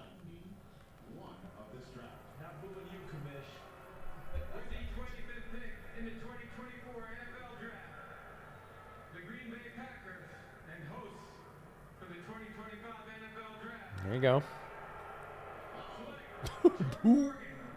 Oh, Jordan Morgan. Okay. I wonder if they're going to play him at tackle or if they're going to play him at guard. Do the Packers ever take any offensive lineman knowing where they're going to play him? No. Do they always do work? not. Yes. People asked us this question last night. Who is a surprise first rounder? Jordan Morgan would be one of these guys at the end, and we're not even really to the end yet, who sneaks in. I certainly heard his name. I would say heard his name more earlier in the process, and then he kind of fell out of favor. Right. But Jordan Morgan has this odd quality. He has this very specific gravity in the same way that Marshawn had this very specific gravity where people hit him on the rush, and he just stands there. He doesn't, bow back or put a kick step back to, hold himself. He just goes, gonk. and then they have to do something else. It's amazing. His arms aren't super long, but they're, I would say, long enough if they want to give him a shot at tackle. I would give him a shot at tackle purely because of his stoutness, right? Purely because of his ability to hold that first contact, even if guys get into his body. His mirror skills, good. His feet are solid. He's just so damn, balanced. He's so ironically, if I was going to comp him to somebody, it's Elton Jenkins. Just because inside-outside versatility. Sure. Core strength on core strength on core strength. I think Elton's longer, but I'm talking just in terms of Like, it's just so Packers to just take a guy where it's like, we don't know where he's going to play, but we're going to figure it out. But he's good, and he's going to play for years. Yeah, Zach Tom, is he a center? Is he a tackle? Sure. Yeah, whatever. We need him to be. But they do that. They do that. They just take a guy, and then they figure out who their best 5 is, and then offensive line always ends up being great. The NFL should make them do? Huh. Pick 5 of those offensive linemen, and then every week they have to rotate one spot to the right. They're not going to be any worse. No, it's just mandatory. You just need to, ring around the rosy for the offensive line. If you're going to pick all that versatility, you got to use it. Yeah, maybe they only beat the Bears by 10 if they do that. Yeah, maybe. We'll see. Vikram for $10. Thank you, Vikram. Love to see Daddy Coleman's fantastic draft analysis. I'm super happy with Drake at 3. We didn't fuck up. Do you think we should go Lat at 34 or try to get T/Ayuk? See you tomorrow. Keep grinding. Oh, I didn't think about Ayuk. He's still floating around. One of the more interesting names that could be moved during this draft. It would cost more than a second. Probably. It would cost 2 and 3 to do it. Yeah. But it'd be good. I'd be all right with that. And then hope to God you get a tackle that has high upside in the 4th. Happened to Zach Tom. No, I fully agree. But I wouldn't hate that at all. No, Ayuk is one of the more interesting sort of, I'll just call him a wild card. Doesn't seem terribly settled in San Francisco, for lack of a better term, and is wildly skilled. So good. Yeah. So good. Plays on a team of a whole bunch of other really skilled offensive players who are also so good. So I think people underestimate a little bit how freaking good Ayuk is. And he's done the in the doghouse and out of the doghouse thing. That doesn't help. But just in space, take Brandon Ayuk and compare him to other wide receivers in the NFL. He's freaking good. And that's hard to get. I think we're already past the point in the draft where you can get anything that's going to approximate his value. Somebody brought up, why don't they just trade Debo instead of Ayuk? The Debo dead cap hit on that trade makes it not And great. they love Debo because of his versatility and ability to do everything at a high level. I don't think they're trading Debo and paying Ayuk because they would No. any money Other that way they around. would any money that they would save. That contract makes it kind of hard to do that. I'm not saying it's impossible, but it would be hard to stomach. Drake looks like he just got his first paper out. Christian Doyle, slow feet run trains only on bootleg football. That's good. Cato for $2. Do you guys see Guyton or another receiver in Baltimore? Whew, Guyton could be a very Baltimore pick. I'm surprised that he didn't go. 80 Mitchell's a Baltimore pick, man. Just tell him to follow Mark Andrews around to learn how to deal with the diabetes, and then boom, you got an X receiver. Zay's your Z in your slot. Good to go. 1,000 yards every year. Just don't have him hang out with Rashad Bateman because whatever they did with him didn't work. It's previous regime. Or previous OC, I should say. Look at how And small. previous- Look at how small the Tampa Bay draft room is. You know who fucked up Rashad Bateman? It was the old athletic trainer that they fired not Oh yeah, this last I year, the year remember. before that, Yeah. who ruined him the first couple of years. I get it, but Yeah, he was. Every single Ravens player was sounding off on Twitter about how Yeah. much they hated that guy Yeah. when they got rid of him. I can't even remember his name, yeah. but Nice he, hat. he messed up Bateman bad. Johnny Newton a Raven because of course. yeah. Yep. That's the Ravens pick That's for you. DeCosta right there going, well, if you're going to give him to me, I'll take him. Andrew Moore for $10. Tom Grossi's been fuming over the Lions trade up and pick. Yeah, I bet.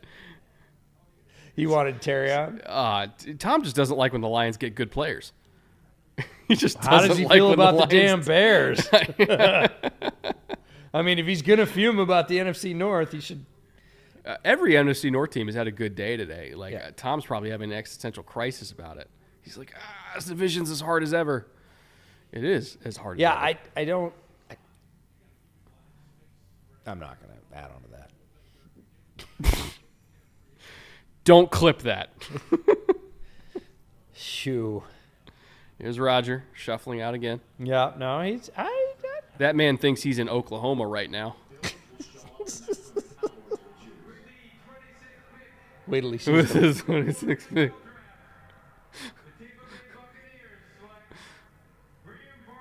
Oh! Good pick. Good pick. Love that. Love the Graham Barton pick for Tampa. All right. What's he going to play? Yes. Yeah. Ooh, I got to look this up. So, current Tampa Bay offensive line. Yeah. So, Wirfs at left. And then Suopeta at left guard. Hainsey at center. think Cody that's who Malk he at right replaces. guard. And then Luke Gadecki at right tackle. I think he beats Opeta and Cam. I think he's left guard, yeah. I think he's left guard. But if something happens to Hainsey and they don't like any of their other centers, or they put Barton at center and they move Hainsey to right or left guard. again, that's something they just figure out in camp. But the fact that he can play both means that they're flexible and they can get their best five on the field. Whoop, Graham Barton playing lacrosse. Boom. This is the Mike Golick Jr. That just seems School of unfair. line play. Look at that. Yeah. That's just unfair. He's so huge. Listen to Charles giving lacrosse breakdowns. Long stick defenseman. Of course Of he did. course. Of course he We did. are the least surprised by this of all people. David Hawks for $2. Best case scenario for Buffalo right now. For me, it'd be AD Mitchell. For EJ, it would be... I don't know. Give me a sec. Meanwhile, pick is in. 27, Arizona. Roger coming out again. Yet again. The man thinks he's on Tatooine. Wait till he sees those bats. Is this going to be the Darius Robinson pick? Darius Robinson. Just calling it.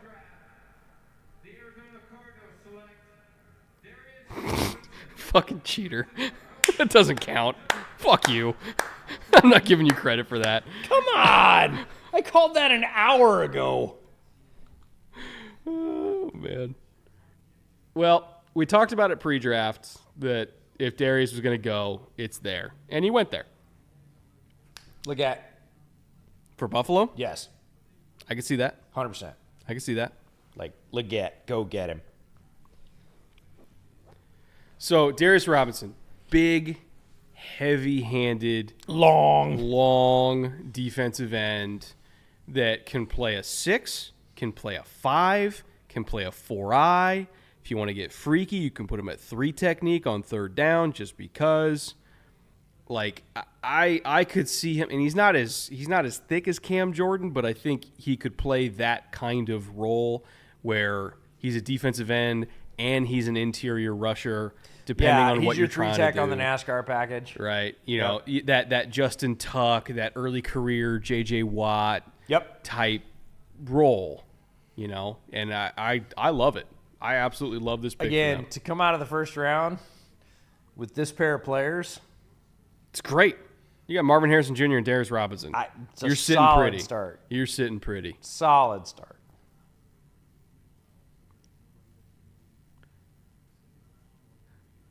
One quick reminder, by the way, for people that are still here. Again, if you're interested in drafting rookies right now in Rookie Best Ball, you can do so at Underdog Fantasy. QR code is on the screen.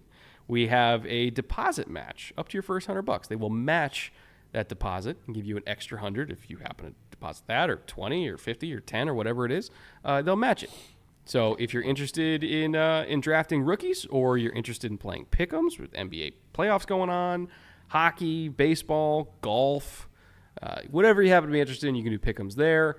You know, obviously season-long pick'ems for NFL are going to be starting up pretty soon. Best Ball Summer is starting up pretty soon. There's a lot you can do on Underdog. So if you're interested in that, just download the QR code, check out the app, see if you like it, and if you deposit, you get that match. Thank you once again, Underdog. Monty just winning. Like, won last year and now reaping the benefits, winning again. Yep. Like Darius Robinson, he's like an octopus, man. If you get near him, he's just grabbing you, ripping you down, one-handed, flying around, anywhere within his very, like, long and formidable reach. Dude, he's like one of the leanest 285s. Yeah, no. If you get anywhere near him, he is pulling you down. Super strong hands. Sort of an unnatural ability to just like lean and stick an arm out and go, nope, your down's over. Yeah. Fun player. Whooped a lot of people at Senior Bowl. Not the fastest. A lot of people will look at his measurables and go, oh, he didn't run that fast. It doesn't matter. Covers ground with his length more than his speed and his power. He has the density of a dying he's from star. Detroit. Is he? Yeah, she just said you're from Detroit. How about that?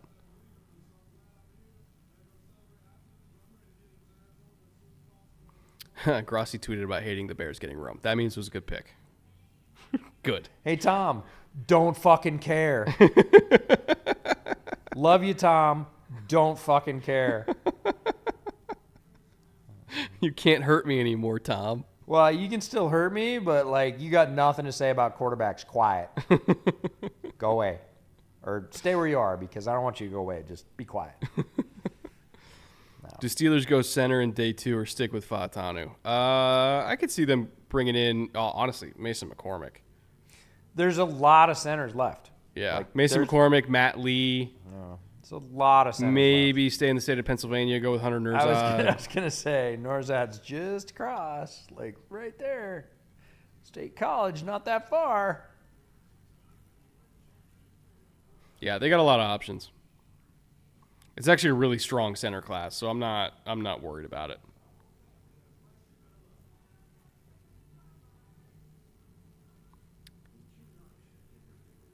Tom Crossey's dead inside right now. Tom didn't like the Jordan Morgan pick? I like the Jordan Morgan pick. I think he probably wasn't looking for the Jordan Morgan pick. Like, again, fan bases get, even more than a player, they get stuck on a position. Like, let's be honest. If the Bears had picked an offensive tackle, like, Bears fans were, like, hardcore wide receiver or some kind of edge. Really edge, and then probably DT. Right? And if they'd gone OT, regardless of the value, regardless of the player, Bears fans would have been like, come on. We've been talking about these other 3 positions for, like, 3 months, and you didn't even do that. Blah. It just happens. Yeah, but you know Morgan's going to be He's a really good player, and then 2 years from now, we're going to look back and be like, oh, okay. Solid I value. guess they were right. And again, the Packers don't pick, like... They don't pick bad offensive linemen. They just don't. Sure, they don't pick bad offensive linemen. They famously don't pick wide receivers in the first round. Right? And they get good ones. Like, it's just some teams have a way of doing things and doesn't always thrill their fans. I don't know who he wanted. I think Coop. I think he was a big Cooper DeJean guy. Yeah, it feels like he probably wanted Coop, and you get an offensive lineman, and you're like, ooh. But offensive linemen are Power of the world, man. are what keep organizations going. Power of the world. The Epic Night for $5. Who should the Cowboys be looking for here, in your opinion? I would have said... I think it's Guyton. Who? Feels like Guyton to me. Guyton, It wasn't BTJ, it's Guyton. Guyton, yes. AD Mitchell, I could see. I feel like it's Guyton. I could even see Legette, honestly. I actually like Legette better for their needs, but I think it's Guyton because of the Oklahoma ties with Jerry. Yeah, and I wouldn't It's not a expressly bad hate it. choice. I wouldn't like, hate it. They have been able to work out, freakishly talented offensive linemen. Like, it's not like they don't develop them; they do. So I don't hate it. Chiefs traded up. Guyton. Chiefs traded with the Bills. I think Bills are thinking, what position before you say what player? Receiver. Or what? tackle. We talked about this. Kingsley? Is that what you're thinking? Before you say player, just like Guyton's still on the board. What if they like Guyton? Maybe. Right? So I think receiver or OT. If the Bills hand A.D. Mitchell to Kansas City here, I will never forgive them. But it doesn't matter who they hand him. It's not about what matters and what doesn't. It's the principle of the matter. I understand, but it doesn't matter who they hand him. Like, Patrick's going to make any receiver look amazing. It's the principle. He made Rashee Rice look fucking great. We were both like, Rashee Rice, I don't know. Rashee Rice, like, breaks out, is one of the best rookie receivers in the league. Guess why? Just if Darth Vader's staring you in the face, don't hand him a fucking lifesaver. Lightsaber, not lifesaver. Lifesaver, candy. Candy, Dark That's why I Lord? stopped drinking about a half hour ago. Is that it? You better start again. I drink more water. That's what I need. Yeah. I ate rice at lunch specifically to pregame for. It was a this. fine choice. Look at how much it's cleared out. I was going to say, Detroit was like, we're out. Corner, sweet, bye. We're going to go party with Eminem. All right, so what do we...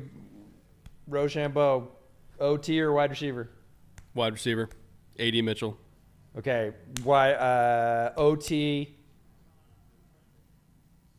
Now I'm super self-conscious. Kingsley. I'm not going to say that. Oh, you're abandoning your Well, convictions I said so Suamatai- easily. I said Suamatai, right? And now it's Suamaya. Yeah. Requested by a young man by the name of Justin Laverne, who was diagnosed with renal failure at age 15 and received a kidney transplant from his father. Toradol.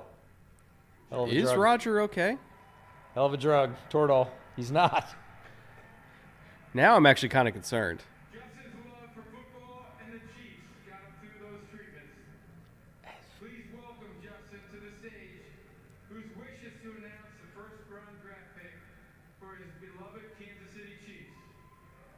I'd like all of you to join me in cheering on Justin as his wish comes true. The floor is yours, Justin. Go get him, man. Like, it was all jokes before, but I think Goodell is legitimately in pain. He looped. The Buffalo Bills have traded the 28th pick to the Kansas City Chiefs. With the 28th pick in the 2024 NFL Draft, the back-to-back Super Bowl champions Kansas City Chiefs select Xavier Worthy. Okay.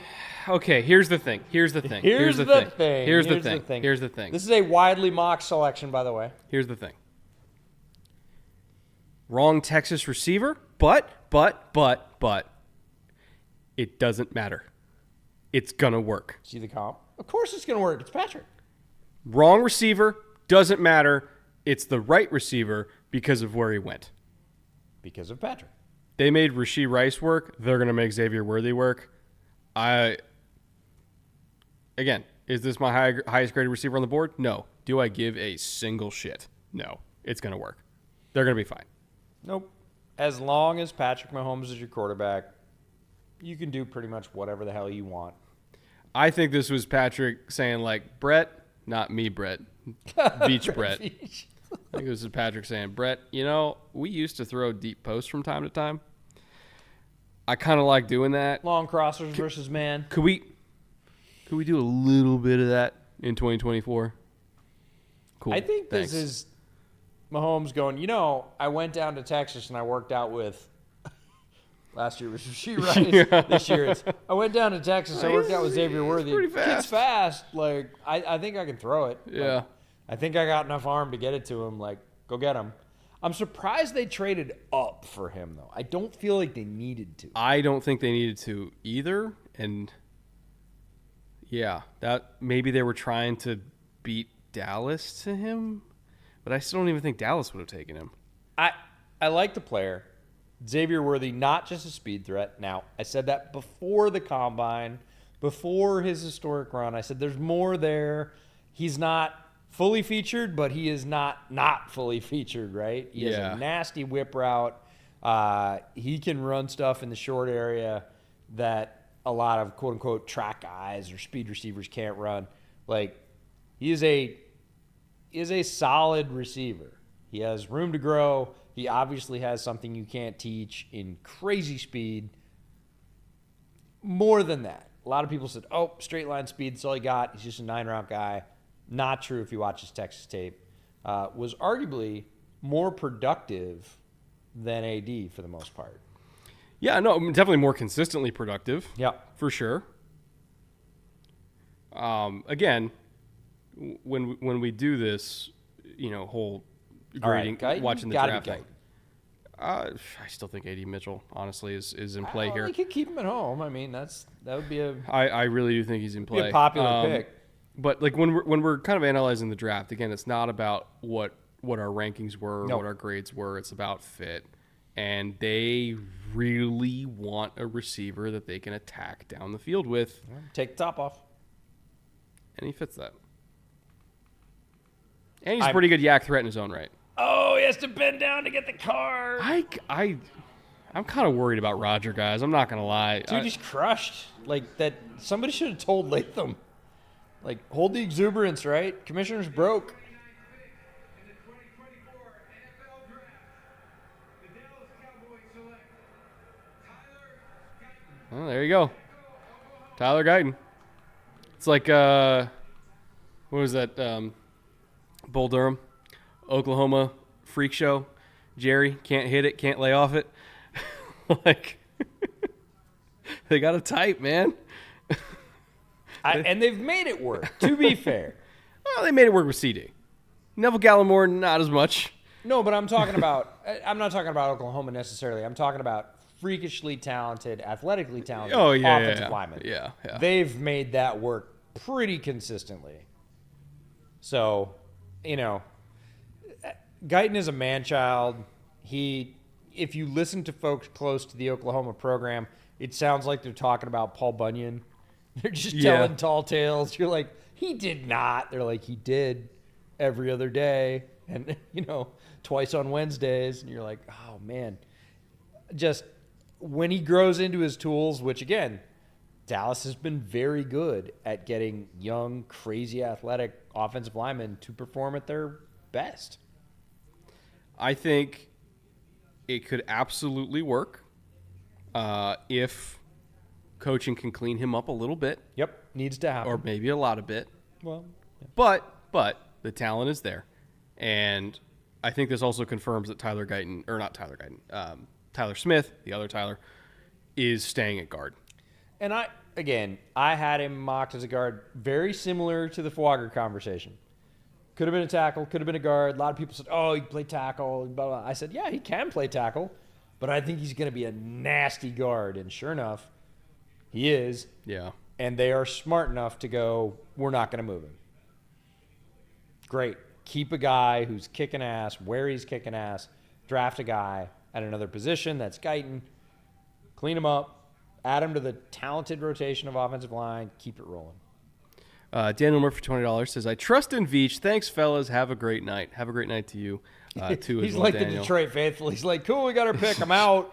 Well, I mean, it's 10:30 over there on a Thursday. It's like, I fully got work in the agree. morning. Trust me, I'm not talking down to him. He stayed the whole time. That's impressive. If anything, the Chiefs were merciful by skipping 4 picks and just getting it over right, with. They sped it up. Yeah. Like, hey, man, you can go home earlier. Go to bed. Thank you for being with us, Daniel, though. All right. I don't know what the Ravens are going to take. DeJean or Johnny Newton Yeah, are both, DeJean or Johnny Newton are both both feel Ravens like- type of guys. Yep. You could sell them on either one.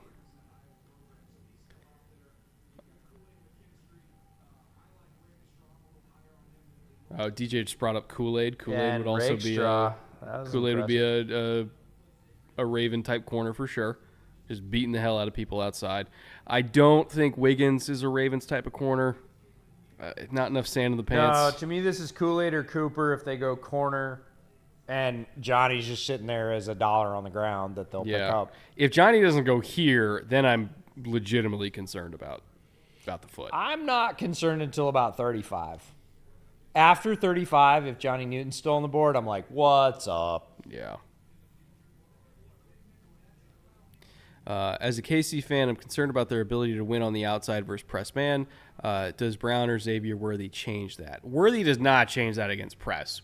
But if he's a Z that you're getting on the move, Yeah. where he's not going to face press anyway, it almost doesn't matter if guys are backing off of him to give him cushions. If you're putting him behind in the stack, if you're getting him on the move so that guys are giving, backing off and giving cushions and everything like that, it almost doesn't matter if they're giving cushions because he's going to just absolutely chew that up and blow by it anyway. Yeah, and if you're playing from condensed set so that everybody's got, like, conflict in release. If there's one team where they'll use him right, it's the Chiefs. Again, I don't think Worthy would work on every team, but he'll work on Kansas City. But he's going to work on this one. Yeah. Oh, my goodness. Here's Roger again.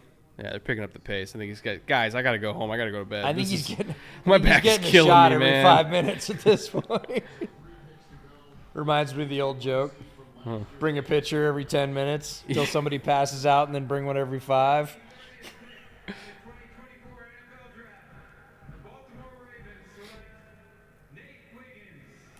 Okay, well, fuck me, I guess. He's aggressive as hell. I just said he's not a Ravens type of corner, and then they took him. He man. is skinny, but he is aggressive. I just didn't think he'd go this high because he's so light. Yeah, but he doesn't play light. We've talked about, like, Latu doesn't play as big as he is. Wiggins plays bigger than he is. He is really explosive. And he's aggressive. He'll tackle. He has crazy range. I get it from that standpoint. I don't know. The Ravens always like corners that can hold up and tackle. Yeah, no, they tend to like a more stout corner physically, but like I think they probably are, well, definitely are sold on the mentality, which is Yeah, I'm not questioning the want to. I was more just questioning the build because they don't normally go for that. No, type of it build. does go against type in terms of like Marlon Humphrey, like those guys were stouter than Wiggins. Yeah. Wiggins plays like he thinks he's built like that. Yeah. Even though he's not. He's in the 170s. Tremendous speed, super aggressive. Saved 2 touchdowns this year, not one, by chasing the guy all the way down the field and forcing fumbles right on the goal line. One went out of the end zone, or so it was a touchback, and the other one was recovered by Clemson. I looked at I looked at their other corners. I'm just curious to see what they weigh. So Marlon's 201, Brandon Stevens is 215.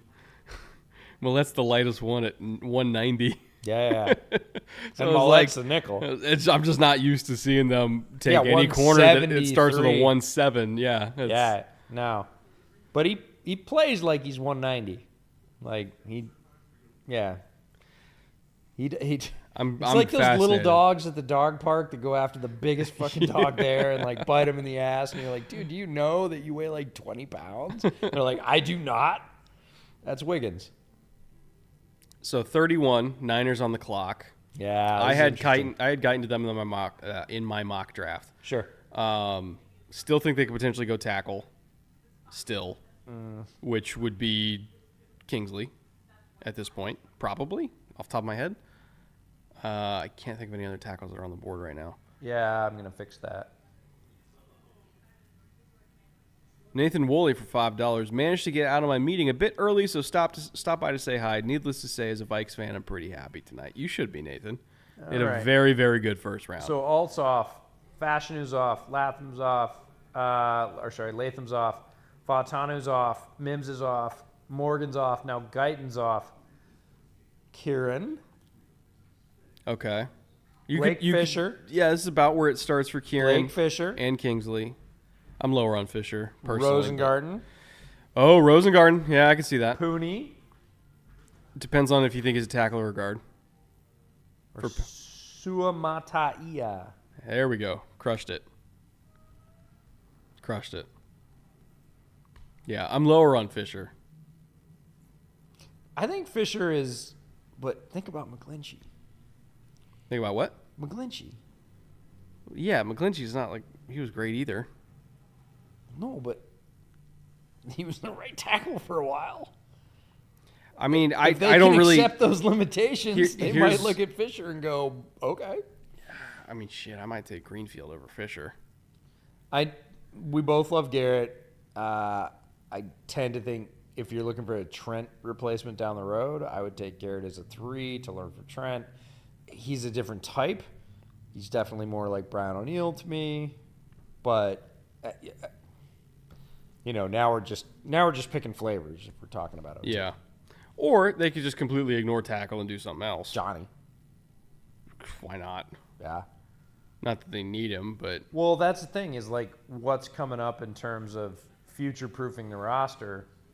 I mean, if they take a receiver here, that Yeah. would be a very interesting tell for Ayuk Yeah, that indicates that day 2 he'll probably move. for something significant. I mean, their inside right now is Hargrave and Malik Collins, backed up by somebody named Kevin Givens and Jordan Elliott, who was super hyped and I didn't love. Yeah, the Like, Mizzou kid, right? Tell me that, but Yeah. tell me that Johnny Newton isn't DT3. Oh, yeah. Yeah, Instantly, for sure. He's For sure. DT3. Who fell that people will be trying to trade up for tomorrow? Potentially Cooper, if Cooper doesn't go in the next 2 All the picks. quarterbacks went 6 in the top 12. That still blows my mind. Still got a couple tackles that might be trade targets. Kool-Aid, Cooper, AD, Legette. Legette, for sure. I really think Legette's going to the Bills, though. That would be a coup for them if they trade down and Trade still down get him. and get Legette. And I still think get him, that's yeah. happening, and I couldn't be happier for Buffalo if that's the case. Pick is in. Pick is in. This might be Legette. Trade Ayuk. Would suck for Buffalo. That would great- be be great for- brutal for Buffalo. Be great for San Francisco. Unless Buffalo likes AD, in which case, whatever. But At that point, they're just like, take the flip. does Carolina send 33 for Ayuk? If they take a receiver here, obviously Be worth it. Yeah, I mean, be worth it. but it might be 33 plus. Probably, and then you have to decide whether or not, as a building team, that's worth the assets. But Ayuk for 33, Brandon or Ayuk, I was going to say that's 30, worth it to me. but it's that, are you one receiver away? No, we talked Yeah. about grabbing something that could separate, and I think it's more so about just we got to make Bryce Young work, right? And that means boy, is Roger just cruising super slow at this point. I feel real bad for Roger. I'm not gonna lie. He's gutting it out.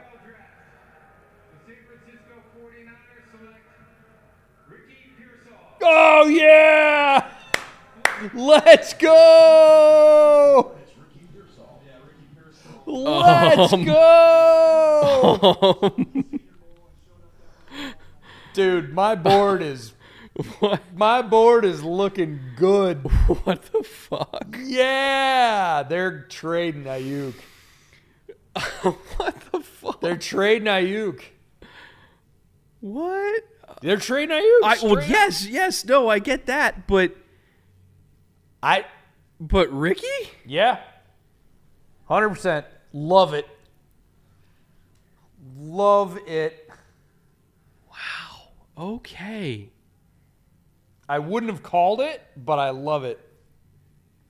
I did not see that coming. No. At all. No, again, never seen that You mocked. could have given me 100 guesses to who it was going to be, and I would have not said Ricky Pearsall. Yeah, no, I agree, but I love it. As soon as I saw it, I was like, yep, let's go. I don't hate it. But I am surprised by it. He's so different than Ayuk, like so different. Say so again. So different. Okay. So it's like, I don't see him as an Ayuk replacement. I just see him as like, oh, and we're doing this thing now. And you know what I love? What? Legette goes to Buffalo. I mean, dude, Ayuk might go to Buffalo now. Do you think they're going to trade this pick for him? I would. I would, but do you think they're gonna? They should. I don't know. I believe in Legette. Ayuk's better than anybody they're going to get right now. Well, right. Legette is not Ayuk, but he's also cheaper, and will he become near that? I love Legette. He's one of my guys. I do too. But, It's now or later. bird in the hand. Now two or in the later. bush. What's in the box? Well, it could be Brandon Ayuk. Well, It could be a boat. maybe just take Brandon Ayuk. Might be a boat. If they're going to give him to him straight up for the first rounder. Yeah, I mean, because then they get 2 picks back to back. Take a tackle there if you want. Whoever. Take Johnny Newton. Oh, Carolina traded up. Legette. Probably. Gotta be Legette. Probably. Yeah. Wow. Gotta Wild. be Legette. Wild. So Worthy was the one that screwed it up order-wise. That's the Chiefs, just being the Chiefs. But I had Odunze, Harrison, Nabers, obviously top 3 off the board in any order you want. I don't care that they went sort of in reverse order. Doesn't matter to me. Brian Thomas Jr. Legette was my next. He's the highest one related. Ricky Pearsall, then Troy Franklin, Keon Coleman, and Xavier Worthy. Xavier Worthy going to the Chiefs because the Chiefs are going to Chiefs, and Pat probably said, I love this guy, go get him. Bring me the one that runs 4.2. So, yeah, exactly. Bring me the speed merchant. This is crazy. This feels like Legette. It probably is. Who else? He met with him 5 times. Lad. He met with him 5 times. Lad. It's not Lad. Okay. I would go Legette, again, and break Buffalo's heart. Or did they trade up with Buffalo? They traded up with Buffalo. Buffalo traded on twice because they're trying to get picks because they just gutted a third of their roster. No, I get it, but boy, you giving up Legette for who? I know you're saying AD. It's AD. I know you're saying AD. Probably. I'm not guaranteeing it, but It's got to be Legette. He's the only guy left in the top. It could be Troy, but it just doesn't feel like they need Troy with Bryce. Legette feels much more. I'm not trading up for Troy Franklin. Right. I'm not doing that. It's got to be Legette. Either way, let's let Roger just read the pick and go home. The man's been through a lot tonight. Can we just send up the AI Roger at this point? Do we really need the real Roger, or can he go rest? I hope he doesn't have to do anything tomorrow because that dude, he yeoman effort. He gutted it out, Yeah. man. JC Latham broke him in half, and he just kept right on going. Oh my goodness! And you could tell, man, as the He was night like, went on, "Oh, it was jokes at first, and then I got legitimately concerned for Roger's well-being. As we're waiting here for the last pick, I know a lot of you guys are going to dip as soon as this mock is over. Again, I want to one more time thank Underdog Fantasy for helping to put this on. Of course, QR code's on the screen. It's been on the screen all night. If you think you can't play on Underdog, you might be wrong. Look at the map here. Got champion states where states were champions. It's their peer-to-peer game. Champions is available in all the blue states. Well, not the blue states, the states that are colored blue. Yellow states are where Underdog Classic is. Final effort here. Let's turn on Roger.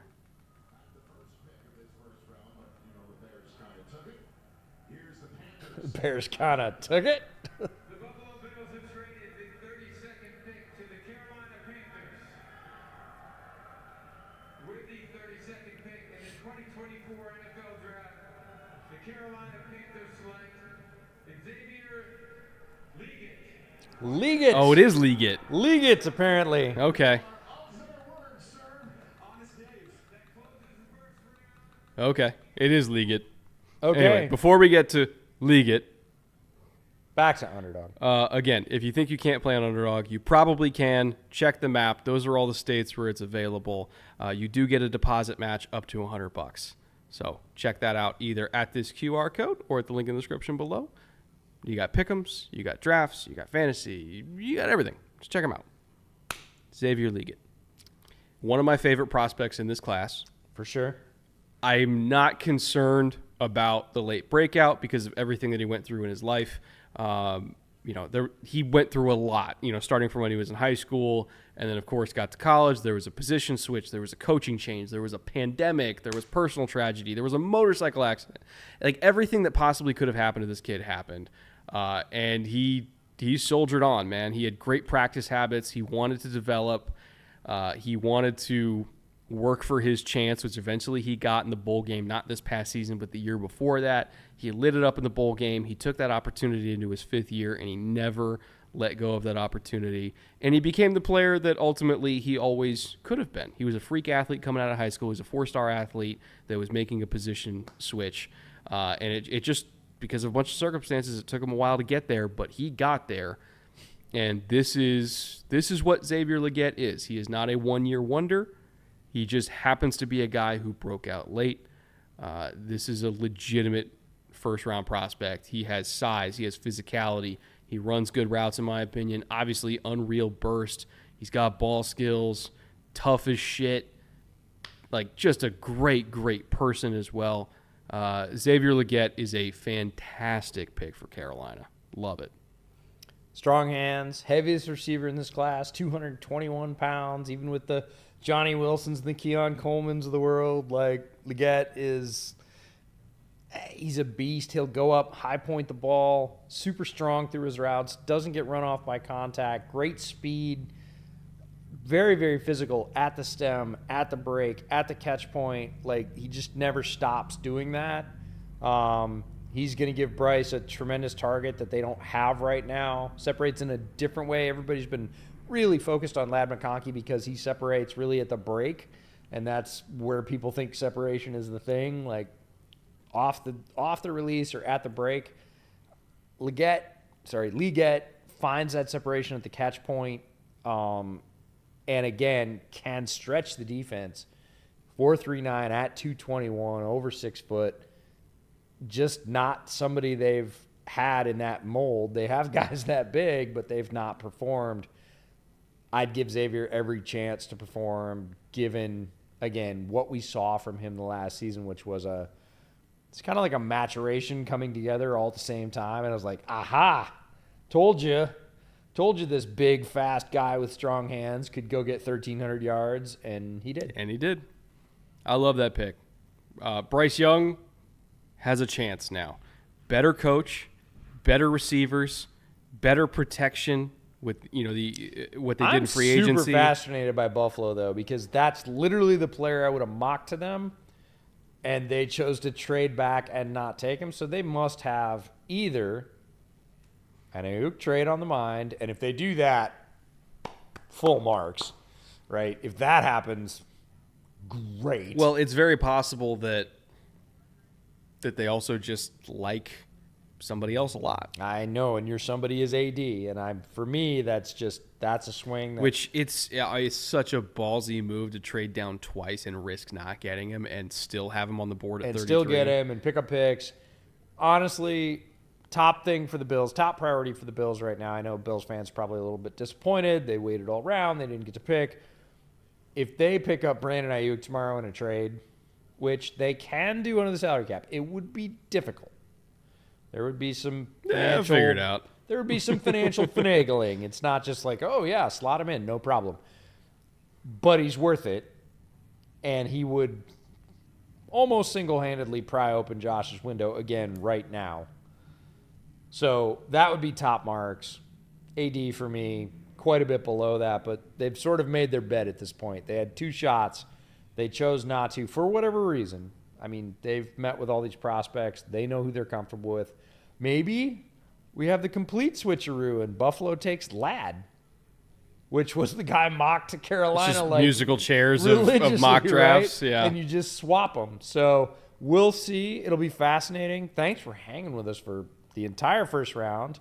Roger Goodell getting broken in half. Michael Penix is a Falcon? Like, what in the world? Before we get out of here, I have a couple chats I want to read off. All right, hit to it. Freeze for €5. It's finally over. Now I get to get ready for uni because it's 6 a.m. here. You was here the entire time. It was a great run for the 5th year in a row. Appreciate your guys' work. Please go get some coffee before you go to school. Yeah, or 2. Andrew for $5. 7 receivers not named Mitchell. Holy moly. That does tie an NFL record, by the way, for most receivers in the first round, and somehow Correct. A.D. Mitchell wasn't any of them. I'm not bitter. And then Fade for $5. Missed my previous fiber, but can we trust Roger to pronounce anything correct right now? Not shaming him, just pointing it out. I want to point out Tom Pelissero all day saying we heard Legette earlier. Legette, and I feel like Tom Pelissero might He's pretty be diligent. correct on this one. Yeah. So I think Roger, broken or not, I think Roger might have had the correct nailed it. pronunciation. I will get with Katzen, though, and try to figure that out tonight. Yeah, we'll look it up in the Beast as well. Usually Dane's really good about correct pronunciation in the Beast. It's hard, though, because we've been saying Legette for 4 straight months, and now we need to say Legette. But we do want to get guys' names right. It is important to us. Tomorrow's the hard one with all the tackles we got to get through. Yeah, fun first round, though. Great first round. Definitely not expected on a lot of these picks. Yeah, like chalk and then absolutely not chalk, sort of back to chalk, and then red at the end. Whee! I think for the vast majority of these picks, even if they're not the picks I would have made, we can at least It makes sense. understand them to a degree.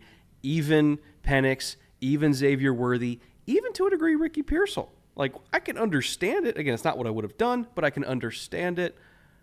I don't think there was any, like, Emmanuel Forbes type picks. I don't think there was any Alex Leatherwood type picks where I have zero explanation. And you're just like, what is going on? I think all these we at least could get it, and made for a great first round. So thank you, everybody, for being with us. Again, we're going to be on tomorrow for every single pick of day 2. I think it's half hour before the Starting start. half an hour before the second round. Half hour before. Make sure to come by. We'll be going live for every single pick. I think we're going to try to make sense of the first round between now and then, so that we can try to figure out what the hell just happened. But we will see you guys tomorrow. Thank you for choosing to spend your night with us. It really does mean a lot. I know you had more options than ever before this year. Some real heavy hitters in this space put on excellent streams themselves, and we could not thank you enough for being with us. So go get some sleep, or if you're in Europe, have a great awake. breakfast. Enjoy your day, and we'll see you guys tomorrow.